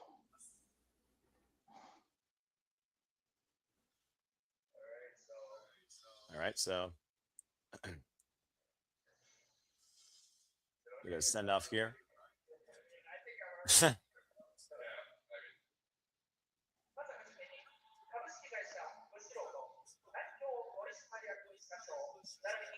Uh-oh. Giving him his powers, literally. Yeah. And I know we say that as a figure of speech, but he's literally getting his flowers. And New Japan Pro Wrestling thanking him for 26 years of work in the ring when this company was on the verge of death even. You want to talk about loyal. Mm-hmm. And again, after tonight, Tanahashi will resume his role strictly as the president, guiding New Japan's future outside the squared circle.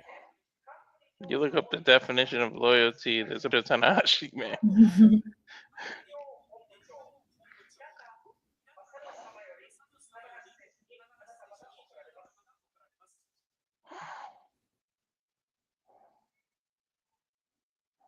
And further Japanese contingency here, honoring the ace.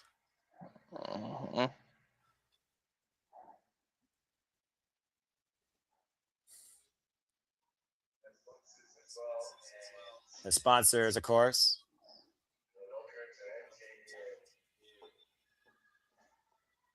Rich Charlton sounds choked up. And we still have 200. Someone tells me there's still more guests to come. That's going to really push the Ace's emotions. Bruv. Right. Can you imagine AJ Styles or somebody popping out? Oh, hey, look, it's Jay White. Oh my God!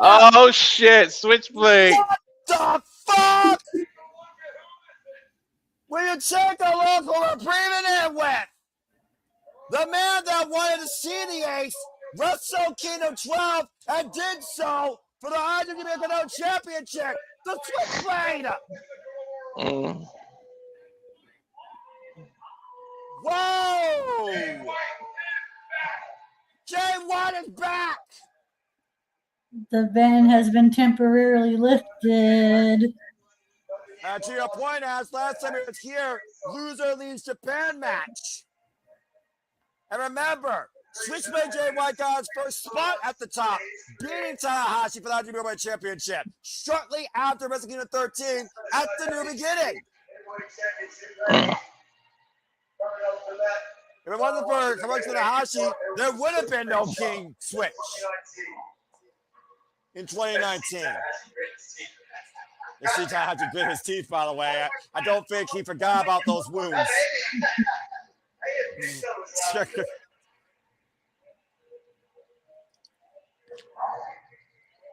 This is surreal. No kidding. Jay White presenting a bouquet of roses here. It's pure mutual respect. Oh, that's deep right there. Hell yeah. You talk about again how many people careers Tanahashi defined. Jay White was one of them in the modern era. Mm-hmm. Yeah. Look at that sight. That is a moment right there.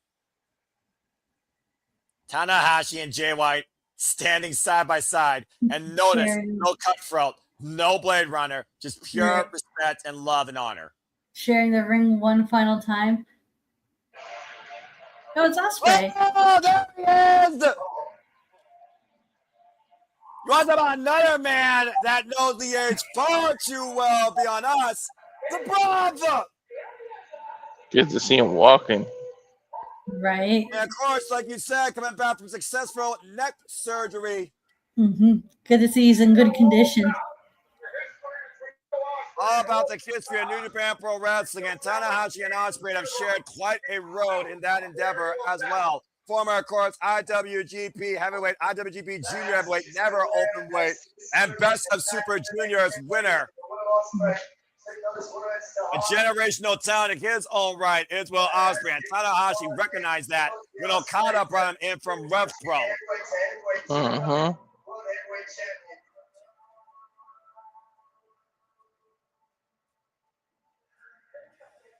That's wild. I love this shit. I love this. Dang, you gotta give people their flowers, literally. They only have one-on-one match, by the way, for the IWGP United States Heavyweight Championship Number Contender Tournament semifinal. Ospreay won that night. It was back in 2023 on NWW Strong in the Walter Pyramid at Resurgence. Okay, how long is this freaking train? Because I'm losing it here. I'm losing it too. And Walter's and Ash's point, are we literally going to see one last performance? Mm-hmm. See those young lions, by the way, and the locker room, to your point around ring, Walter, with thank you Ace shirts. Oh, there he is. Kenny Omega. You talked about ideologies earlier, right? There was never a stronger battle of ideology than at the time what was the longest main event match in Tokyo Dome Wrestle Kingdom history. Wrestle Kingdom 13 defined by the Ace and Kenny by God Omega. Oh, look, it's Ibushi too. I got Ibushi! Oh my gosh, walking his way with his own 2 feet. The Golden Lovers! That's awesome. And Kota Ibushi, like I said, he and the Ace defined one of the greatest G1 Climax finales in history. Kota Ibushi held Shinsuke Nakamura and Hiroshi Tanahashi as his gods. One, the greatest, the other, the strongest. And the fact that Kota Ibushi is willing himself to the ring to embrace the ace in this final moment, side by side along his golden lover, is amazing. This is a moment in time. Hell yeah. Think about again. We saw that match. Shinsuke Nakamura, Kazuya Shibata in freaking Tanahashi's corner. Kenny Omega in Kota Ibushi's corner. Kenny Omega, of course, who wanted to change the world and their ideologies clash. Tanahashi, even stupid Omega's ideology, almost cost him. But that night, Tanahashi taught Omega what the love of professional wrestling truly is. Yuji Nagata, ELP, El Desperado, also here at ringside. Look what we got in the ring right now. Ibushi, Omega, Ospreay, Jay White. This is fucking insane.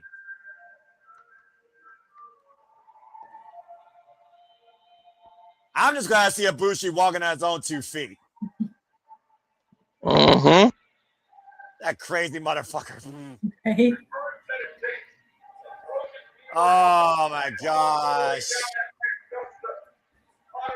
Wow. Courage that it takes just to literally come out here knowing what your body is at, to embrace this man because of what he meant to you. Look at that freaking trio right there. Yeah. Tell me that's not Mount Rushmore professional wrestling. Generations.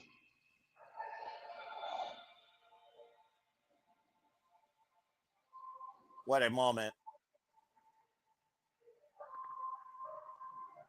Of course, Ibushi and Omega almost killed each other in their one-on-one encounter during that G1 climax. Can only imagine what they would do to each other now if they could wrestle one-on-one.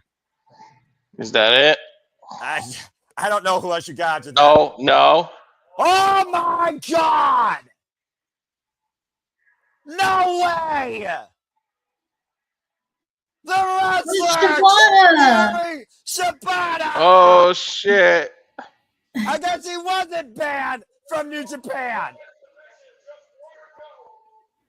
Why is he plugging his ears? Dome exhibition 1 year ago to 5 minutes at Wrestle Dynasty.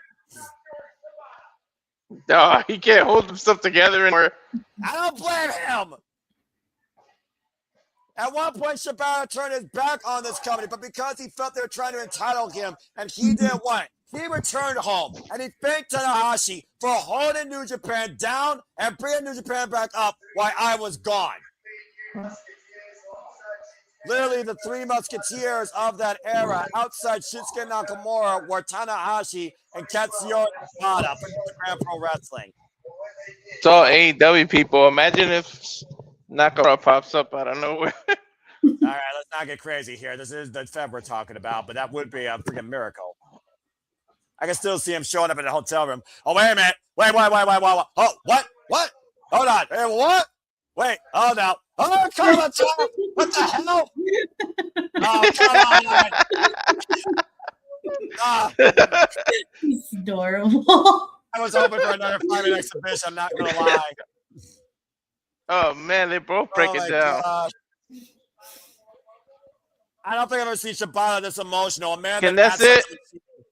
I don't know. Can it just, I can't take this anymore. Can it please be it? My emotions can't handle it. Arigato. As Shibata raises Tanahashi's hand. Oh my gosh, how do you top that? That is too fucking cool. That is too fucking cool. Shibata, a man that doesn't show much emotion, and he's gone. What? Of course, the wrestling genius himself, where Tanahashi first won the IWGP Heavyweight Championship, Kenji Muto. Mm-hmm.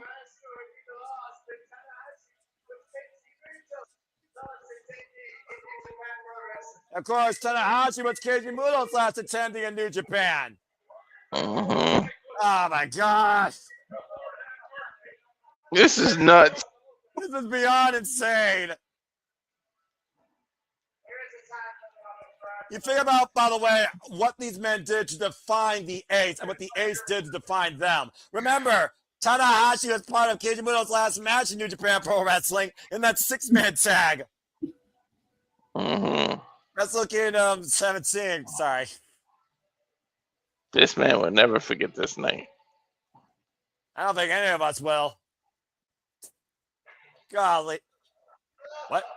There's more. Oh, God. Now what? The president. The previous president of New Japan Pro Wrestling. Mm-hmm. Live from the Tokyo Dome, it's Tsuji Fujinami. How this man's still walking is still a surprise to me.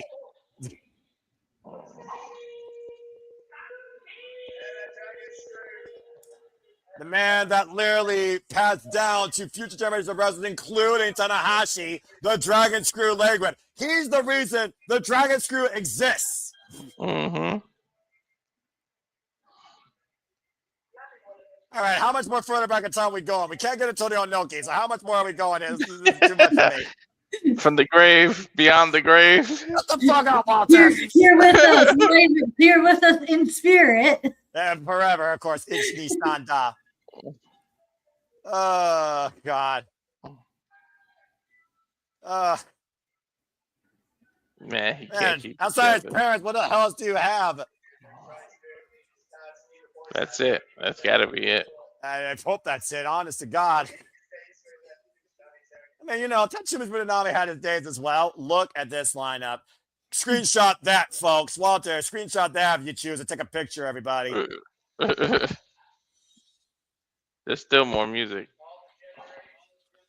All the generations of New Japan Pro Wrestling standing side by side along the Ace tonight as we bid him farewell and give the most humble of thank yous. That's crazy, right? That's beyond crazy. It's probably like over 100 years of experience right there. Man, Probably closer to 200. Yeah, I'm about to say 200 is probably a closer number. And maybe, you know, wait, who's on the phone? Oh, selfie. Mm-hmm. Of course, got to get a selfie. The two geniuses, and Tatsumi Fujinami trying to also get in there. Surprised he even knows how to, I'm surprised he even knows how to use his phone. Keiji Muto's up with the times. Let's not forget. He leads Pro Wrestling Noah as a coach. Come on now. Let's get some respect. That tiger mask holding the ropes for him. Unfreaking real right here. This summit of grace and humility for Hiroshi Tanahashi at Wrestle Kingdom 20. And by the way, believe it or not, folks, he's still not the pro wrestler in his 70s, Tatsumi Fujinami. Japanese legends live truly forever and wrestle practically forever as well.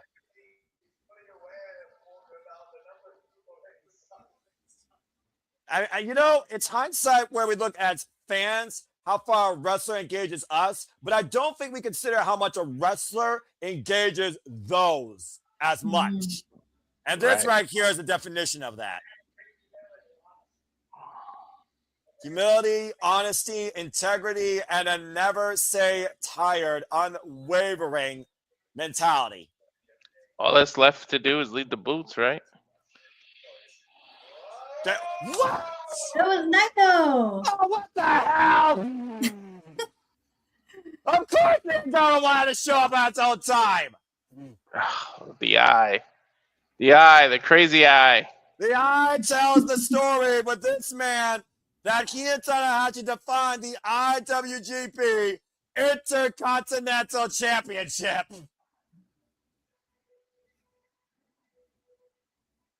A man that helped get his own destino through the Ace after going ungovernable.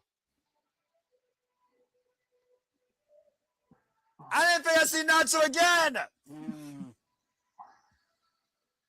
Right? Oh my God. Wait. Oh! That's right. It's not Los Grandes de Japón. It's Los Tranquilos de Japón. And the brand new, might I add, GHC Heavyweight Tag Team Champion. I gotta admit, I love this kick-ass theme. Where the hell is he at? It is a kick-ass theme. Where are they? Where is he? Oh, again, Tanahashi, tranquilo. Remember, he makes you wait. I want to go back to the hotel, have my sake. Oh,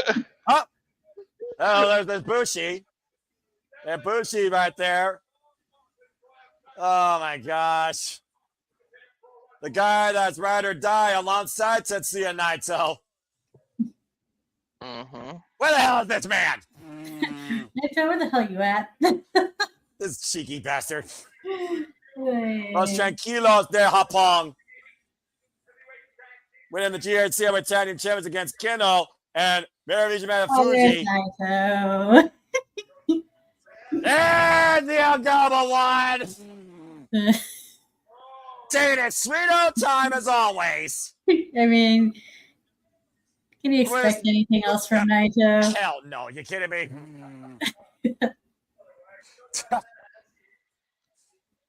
talking about Tanahashi talking about time. Oh my gosh. No tranquilo tonight. Bowser, is that actually Bushi, I wonder, or is that you say, or is that somebody else? Oh my gosh. Let's find out, shall we? Eventually we'll find out, right?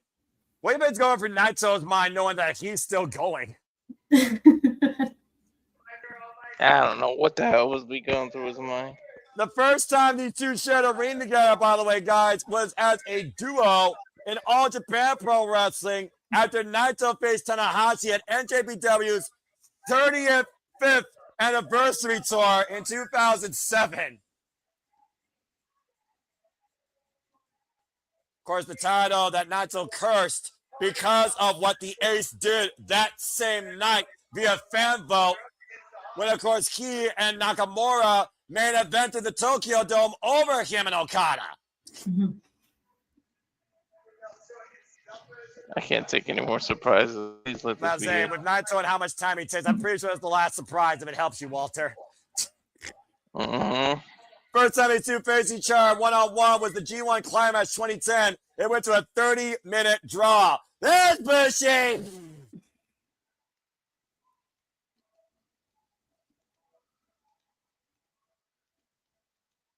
Yeah, of course. Oh. And presenting the ring tonight till now. He's still not even inside the ring. Can't get up them steps. I mean, he is 40 plus years of age, and those, I mean, you talk about a man with bad knees. This guy's got vertigo for the rest of his life. Oh, jeez. Yo, 40 and the wrestler is like 70. And he still has to especially find in Japan. Especially in Japan. Oh my gosh. And yes, thank you, Sandy. There was also a Destruction and the New Japan Cup. Wait a minute. Oh my God, you guys are crazy to give him. Did you fake? Oh boy. Buenas noches. Tokyo Dome! What a nice sight to see Naito back. Oh yeah.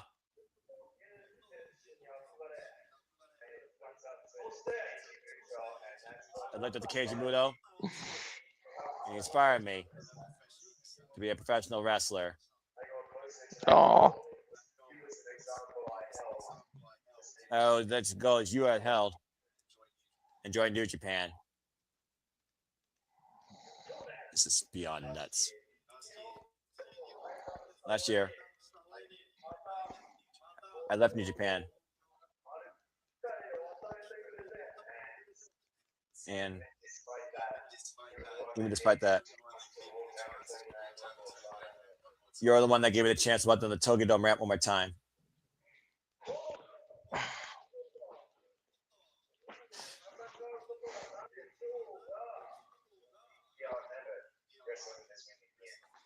You may never wrestle in this ring again. Yeah, probably I won't. Damn. Poor Noah. You had to fall asleep at the church 6 of them. I'm used to it. But I'm looking forward to perhaps me and you in Japan again. For now, goodbye. The fist bump up. Now, will he actually bump it, or is he going to spit on his face? Don't do it. Don't do it. Don't do it, Tanahashi. Don't do it. He's unguardable. Don't do it. I wouldn't do it. Well, the suspense is killing me. You me, Bo. Oh, wow.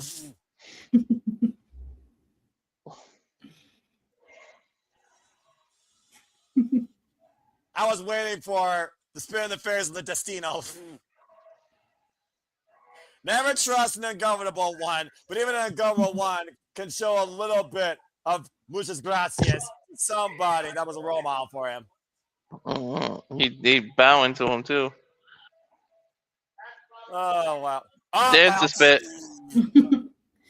At least he waited till after he bowed to do it. So there's some again. honor among thieves. Again, forever the ungovernable one. Wouldn't expect anything less. We may never see these two wrestle again, but it damn sure doesn't mean we will never see these two in New Japan again.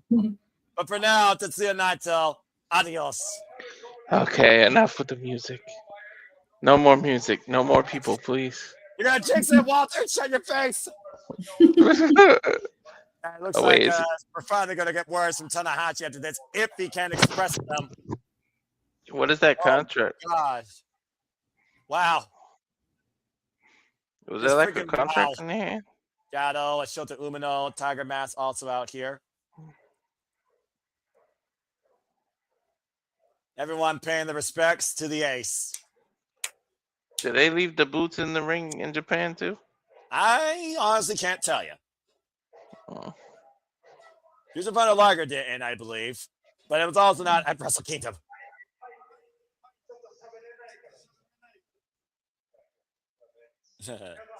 Let me speak. Thank you for coming here tonight. Look at that crowd. Beautiful.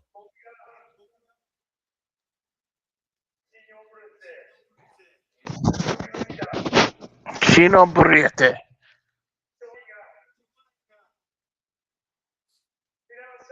Spirata. Finally. Got to Pete from New Japan, but it's sold out Tokyo Dome tonight. His final dream achieved.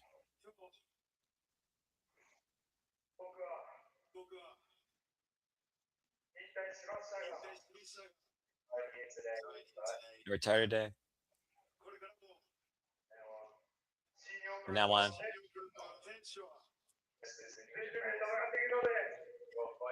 The rest of New Japan will fight out their hearts. And I want you to keep on supporting them. I know I'm going to. Of course.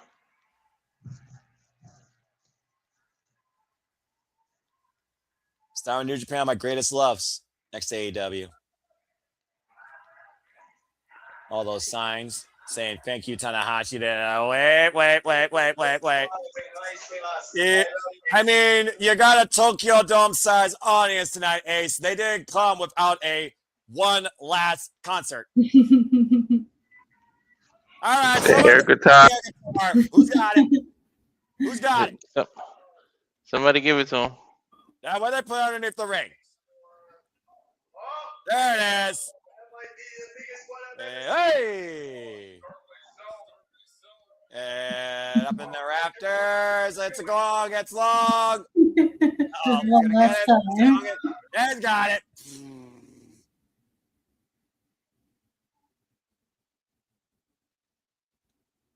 Play it. Gotta tune it up.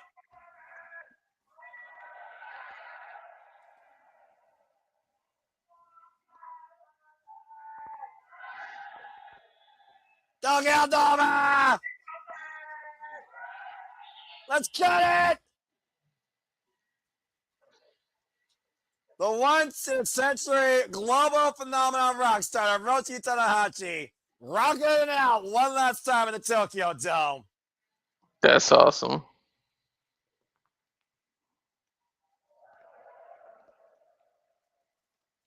That one last riff will be remembered forever. Correct. Oh no, this audience wants an encore.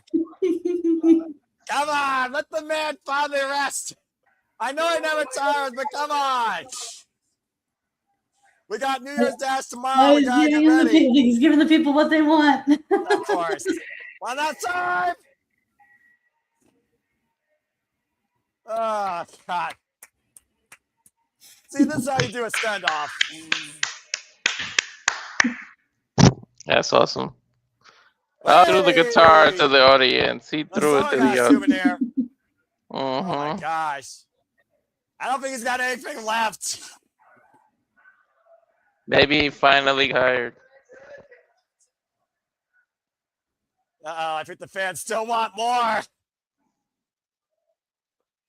Wait, what? He got the back fans from the are going to audience. throw it back. Oh, come on now. Whoa, that's a big lob. And it's high. Is that the same guitar I threw out at freaking New Japan Road? Anyway. Oh, Lord. Trick! No one will ever rock the Cerulean Brew like Hiroshi Tanahashi has had for 26 years ongoing. Oh, my gosh. Oh, Tana. Oh! No, the poor guy is almost took himself out there. His knees gave out. That's beyond it. That's beyond it. Oh! Okay, there we go. He broke it. He broke yes, it. Yeah, we're done. You got three acts. That's it. Oh, God. Oh, my Jesus.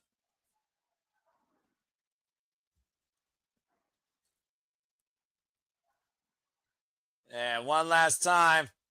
Thank you, Ace. He says thank you.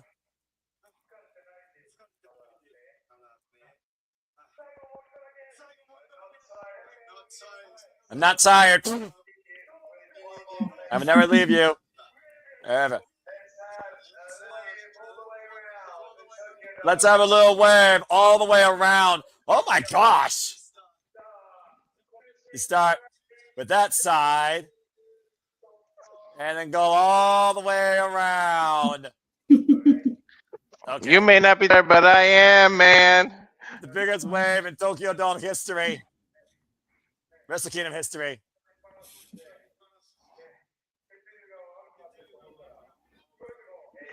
Why am I going all night?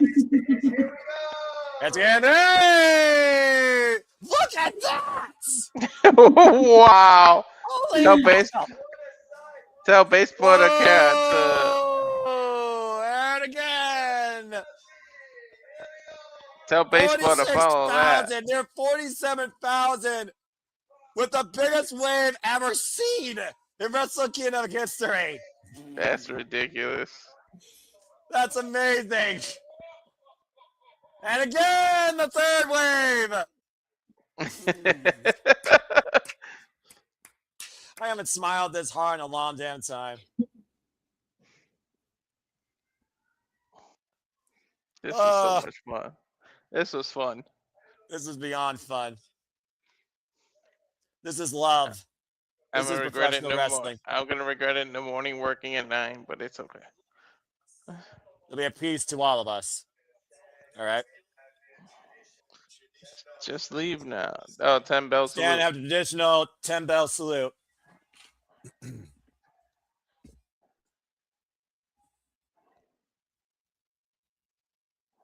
Oh, God.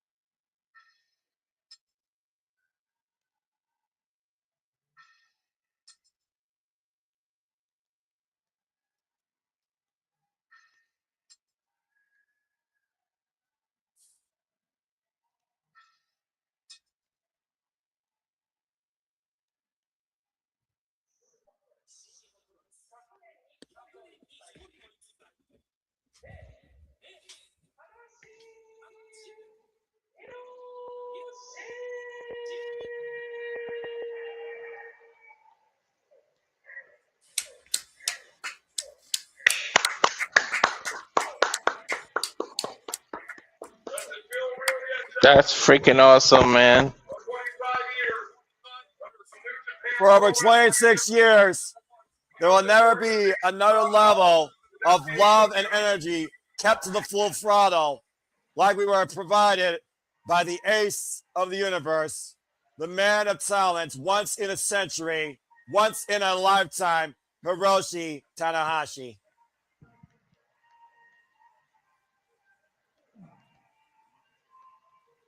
Oh my God.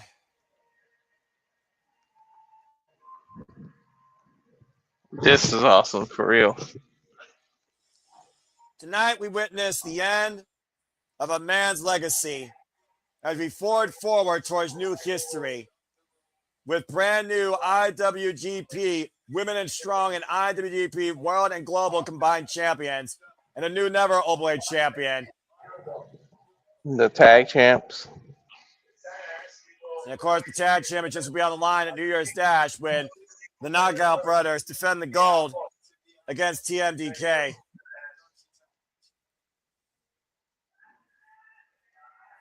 You see the tears in that man's eyes as the closure has finally set in for his last time tonight inside the cerulean blue.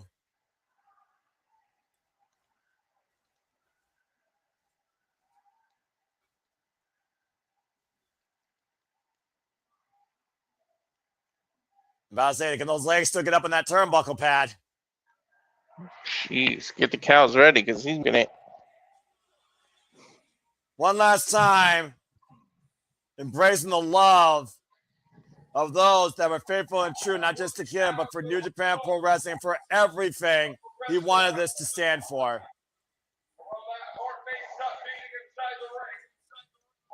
He may never be tired, and while that heart and those legs may stop inside the ring, he will continue on again to be the man to lead forward as the president, watching the future flourish and evolve through his guidance, leadership, and encouragement.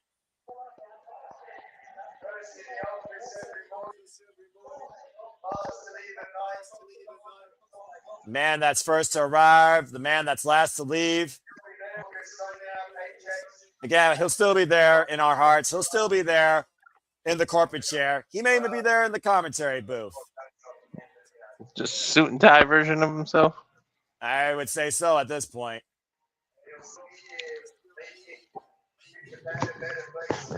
Now where's he going? Making New Japan a better place. He's going out to where the people truly loved and embraced him. He embraced everybody inside the ring. You might as well embrace the people one last time outside the ring. Every single night of the final road, in every prefecture, in every town, in every building, he went back out to the audience at the end of the night to say thank you and love you. Made sure he reached out and extended the hand to every single fan that he could. Tomohiro Ishii, as you see at ringside as well. Of course, everyone knows the history that Ishii and Tanahashi have had. They, for the most part, never looked eye to eye at each other.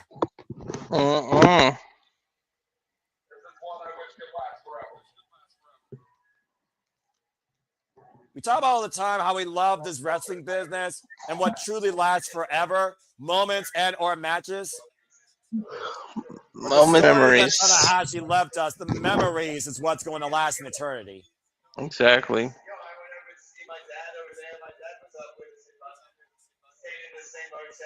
Especially I continue to see here, of course, at ringside. And again, congratulations, by the way, to New Japan Pro Wrestling and to Tanahashi achieving this one last dream. Over 47,000 in attendance in the Tokyo Dome. There has not been more than 30,000 people in the Tokyo Dome since Wrestle Kingdom 14. Put that in perspective.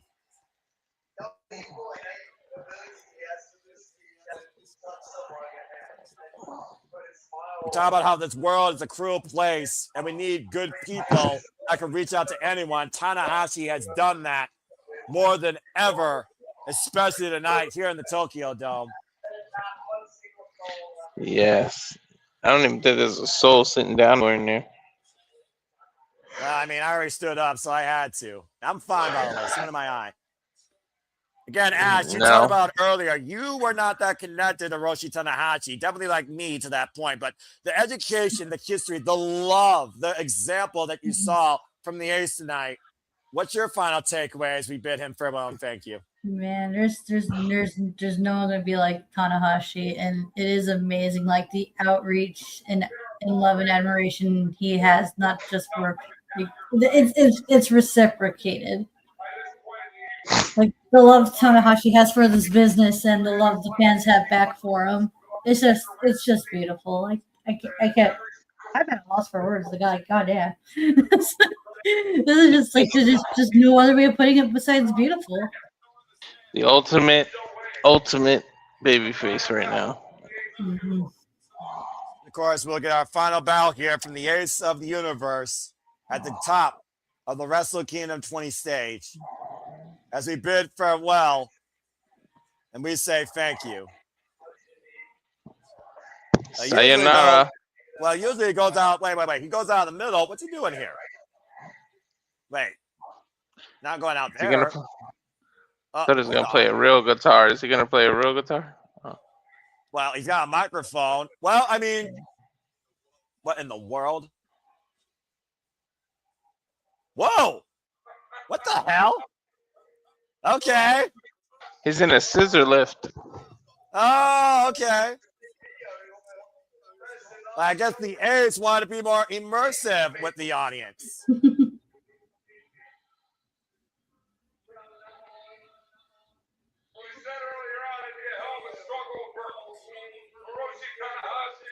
We talked about before how hard it would be for Hiroshi Tanahashi to reach out to everybody here tonight in the Tokyo Dome. It's a hell of a way to try and circumvent the Tokyo Dome tonight before everybody leaves. Again, this is the dream that Tanahashi strived for and achieved tonight at Wrestle Kingdom 20. And he's making sure that we thank every single person tonight, one way or another. This is cool. That's pretty damn awesome. WrestleMania 3 ring entrance. Thanking everybody, of course, in attendance. Surprised he hasn't done his send-off yet. His I love you. There's nothing but thank yous right now. I do wonder, though, how many of those people are going to stay in Japan for New Year's Dash. And look who's pushing the booth. The new Never Overweight champion, Aaron Wolf, and Bolton Oleg, along with other Japanese New Japan wrestlers.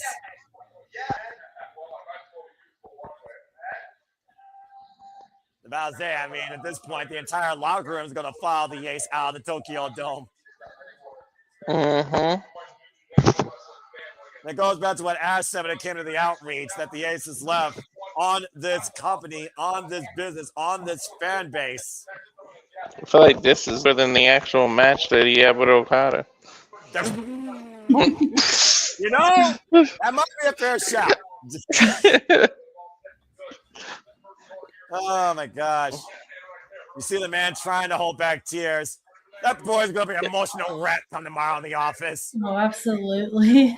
He's gonna have tears on his damn suit. It's gonna be a long time before he realizes, oh, the suit and tie is my uniform now instead of trunks and boots. Mm-hmm. And still gonna have the same issues walking up and down the stairs. Where's Escalator? You had to do it at least one time tonight. Dragon Mash, Jado, Shota Umino, camera crew, media. This is gonna be all over the post come tomorrow. Or oh my god. Today. It is tomorrow. Who am I kidding? It's tomorrow here in the entire United States. Front cover of Tokyo Sports. Yeah, right. Can you imagine the newspapers in Japan? Whew. Oh yeah, that'd be Tokyo Sports. Mm-hmm. I mean, you talk about again. We talk about we're saying goodbye to an era. No longer will we see Katsuyori Shibata, Hiroshi Tanahashi, and Shinsuke Nakamura in a New Japan ring. And again, what a phenomenal night as we saw TMDK became the new six-man heavyweight champions. Saya Kamatani was defeated by Shuri, who became IWGP Women's and Ever Strong Women's Champion. Aaron Wood, his debut, was able to best Evil and is the new never Openweight champion. El Desperado is the new contender to Doki's IWGP Junior Heavyweight Championship. Jake Lee returned and is now with the United Empire. London Cisco Akira's United Empire beat Bullet Club, unaffiliated War Dogs. And of course, Konosuke Takeshita tested the strongest he could be against Yota Tsuji, brought back home the IWGP World Heavyweight Championship and is still Global Heavyweight Champion. Now double champion in New Japan. Of course, got wiped out by Jake Lee. And of course, our main event, Kazuchika Okada, with one last thank you and one last nod to the old Rainmaker, bested Hiroshi Tanahashi in his final match as an entire generations came out to say thank you and we love you. Of course, Sayonara. Tomorrow. Oh my gosh. Man's all smiles though, and that's all that matters. That's what you want to see at the end of a retirement. And we still got 235 people watching. It's six. How the hell are you all still watching us? Y'all look amazing. God bless you. I hope you enjoyed our coverage of New Japan Pro Wrestling. We hope to do this again, whether it's Sakura Genesis, New Japan Cup Final, New Beginning in Osaka, G1 Climax Start and Final, Dominion, who knows? Stay tuned. Again, please stay tuned to Ash with her New Japan Pro Wrestling 20 review at Bad for Wrestling. If you haven't subscribed today, subscribe to Bad for Wrestling. Subscribe to Walter Cruz and Razor Wrestling for further New Japan coverage. Look at Milano Collection 18, freaking crybaby. Chris Charlton, Walker Stewart, Masahiro Chono, Rocker Romero as Tanahashi rides right behind them. I haven't seen Milano Collection 18 cry since Wrestle Kingdom 15 when Kota Ibushi freaking won against Jay White and Naito, unifying, of course, the Intercontinental and IWGP Heavyweight Tag Team titles. Damn it. And by the way, shout out to Switchblade Jay White, Will Ospreay, Kenny Omega, Tatsumi Fujinami, Tetsuya Naito, Kota Ibushi, all coming out here, and Kenny Omega paying the respects to Hiroshi Tanahashi. Again, I'll be back some point later this afternoon with these yahoos hosting shenanigans for a brunch special. We will definitely be recapping and talking about the Aces' impact on us as fans, as well as Wrestle Kingdom 20 outlooks and the future of the wrestling business as we usher in a brighter new era to be led by the new generation. Oh my God. I don't know how much more I can freaking speak handle right now. Chris Brooks, by the way, great effort against ELP. Elvin Tyler, Scrimmager World Television Champion. A great showcase of 4 promising young lions for the future. Let's say our goodbye. We got to say goodbye and cut the feed, man. Yeah, I don't know how much more I can take of the celebration live or this gratification or appreciation. The 236 that are still watching to see if we actually fade to black before 7 a.m. Eastern Standard Time. I honestly have no unearthly idea, but I thank you. I truly, God bless you. Humbly thank all of you for tuning in, whether for the entire time or part of the time tonight. You are the reason Tanahashi continued this love for us, and you are also the purpose of why we choose to do these watch-alongs at the most damning hours of the day for New Japan Pro Wrestling. Of course, Ultra Gymnasium will take host to New Year's Dash. And again, what which the is future today. holds in store is yet to be determined. And yes, Walter, that will be, oh God. That Tomorrow, will be January 5th. Yes, tomorrow. Mm-hmm. What a friggin' night. Oh my God, what a night. I don't know about you guys. I've called and seen a lot of incredible things in pro wrestling, but this arguably is my most monumental and memorable night I've seen as a professional wrestling fan. It's been fun. And shout To out see to Okada get emotional. right, and go back to the original Rainmaker, by the way. I never thought I'd see that again. Oh my gosh. Tanahashi may never tire. I sometimes believe I never tire, but I know that we all as human beings do tire.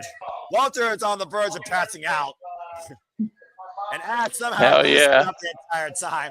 Charles is enjoying this, is in the chat. Shout out, by the way, to Sandy for all of her contributions to analysis and content.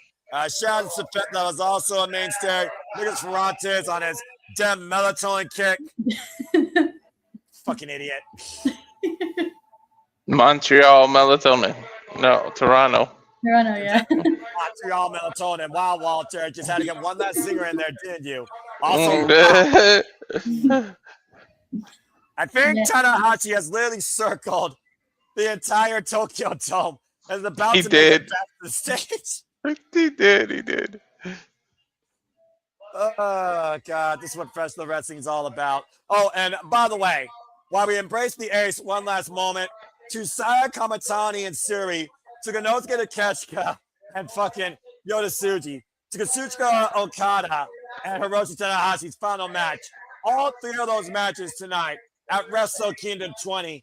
If you all are still awake and can type it, and you know I'm not Dave Meltzer, I don't have star ratings, but there's an out-of-box level of experience and passion when it comes to me as a professional wrestling fan.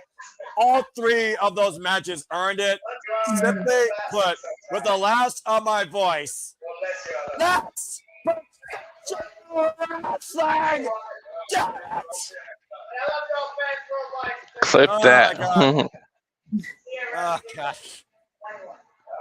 Well, Wrestle Kingdom, this is going to go down the annals of time as one of the greatest professional wrestling events ever to be shown across the world. And what a moment Hiroshi Tanahashi has had. You think about 26 years. Do you think 26 years was worth it? Absolutely. Damn, John Cena can only wish he had a send off like this. Alone survived near 3,000 matches to celebrate it. No, he can't even lift his knee up. Oh, the poor guy. I say Tanahashi will find a way, one way or another, to walk in his own power out of the Tokyo Dome and out of our hearts into the corporate office tomorrow. Oh, he's not done yet. He still has that mic. There's one last thing we got to do before we bid everybody a fine adieu. And for anyone that's watched the Ace, the end of Wrestle Kingdom, or any show, you know say I love what he you. has to say. I love you. I don't. This is one phrase that doesn't need to be translated. Tanahashi's famous catchphrase. If you're still with me, type it in the chat and say it with me. Oh my God. Now.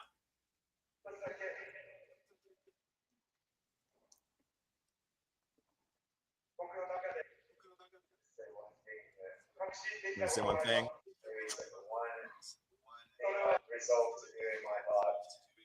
There's one famous I'll do in his heart.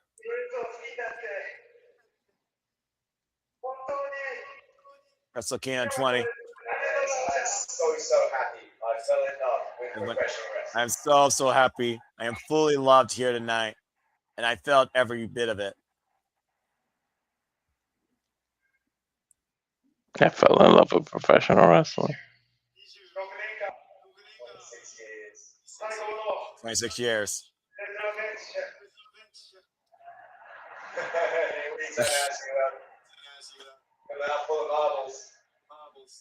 I wouldn't be Tanahashi without pulling up your marbles. You're definitely a few back short of marbles. Lost your marbles a bit there, man. Beyond the sport. Yeah, that for professional wrestling.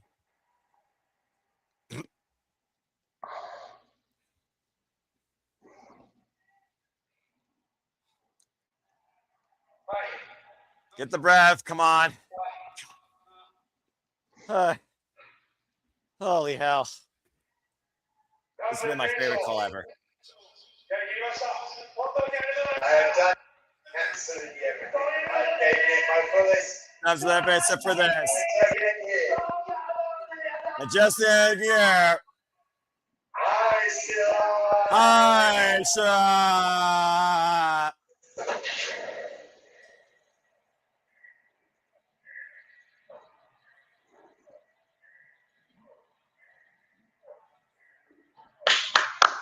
If there's ever a man to pontificate the meaning of those 3 words more than this wrestler, I dare you to tell me who it is. As he says for the final time in his career, I love you.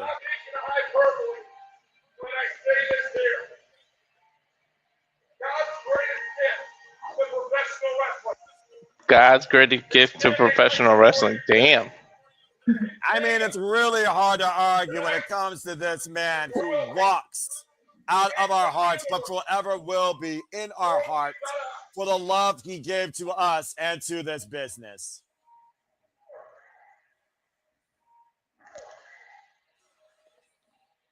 Oh, my God.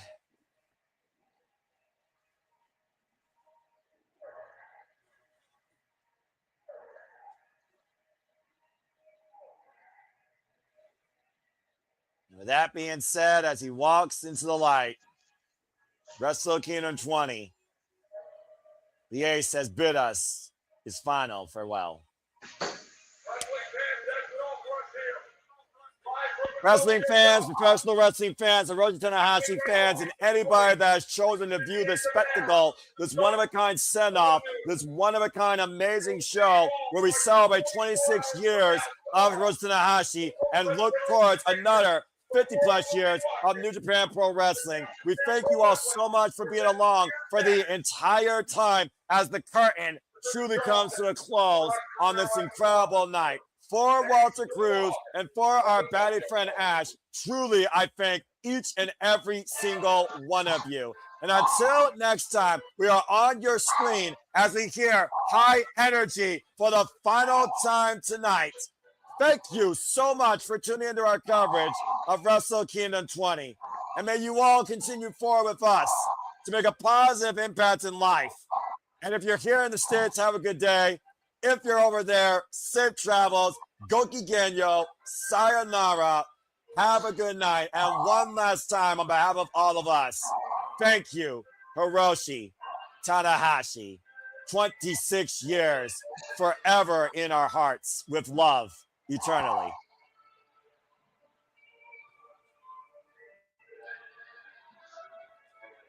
Walter, cut the fucking feed. Thank you. Sayonara. Arigato. Turn off that light.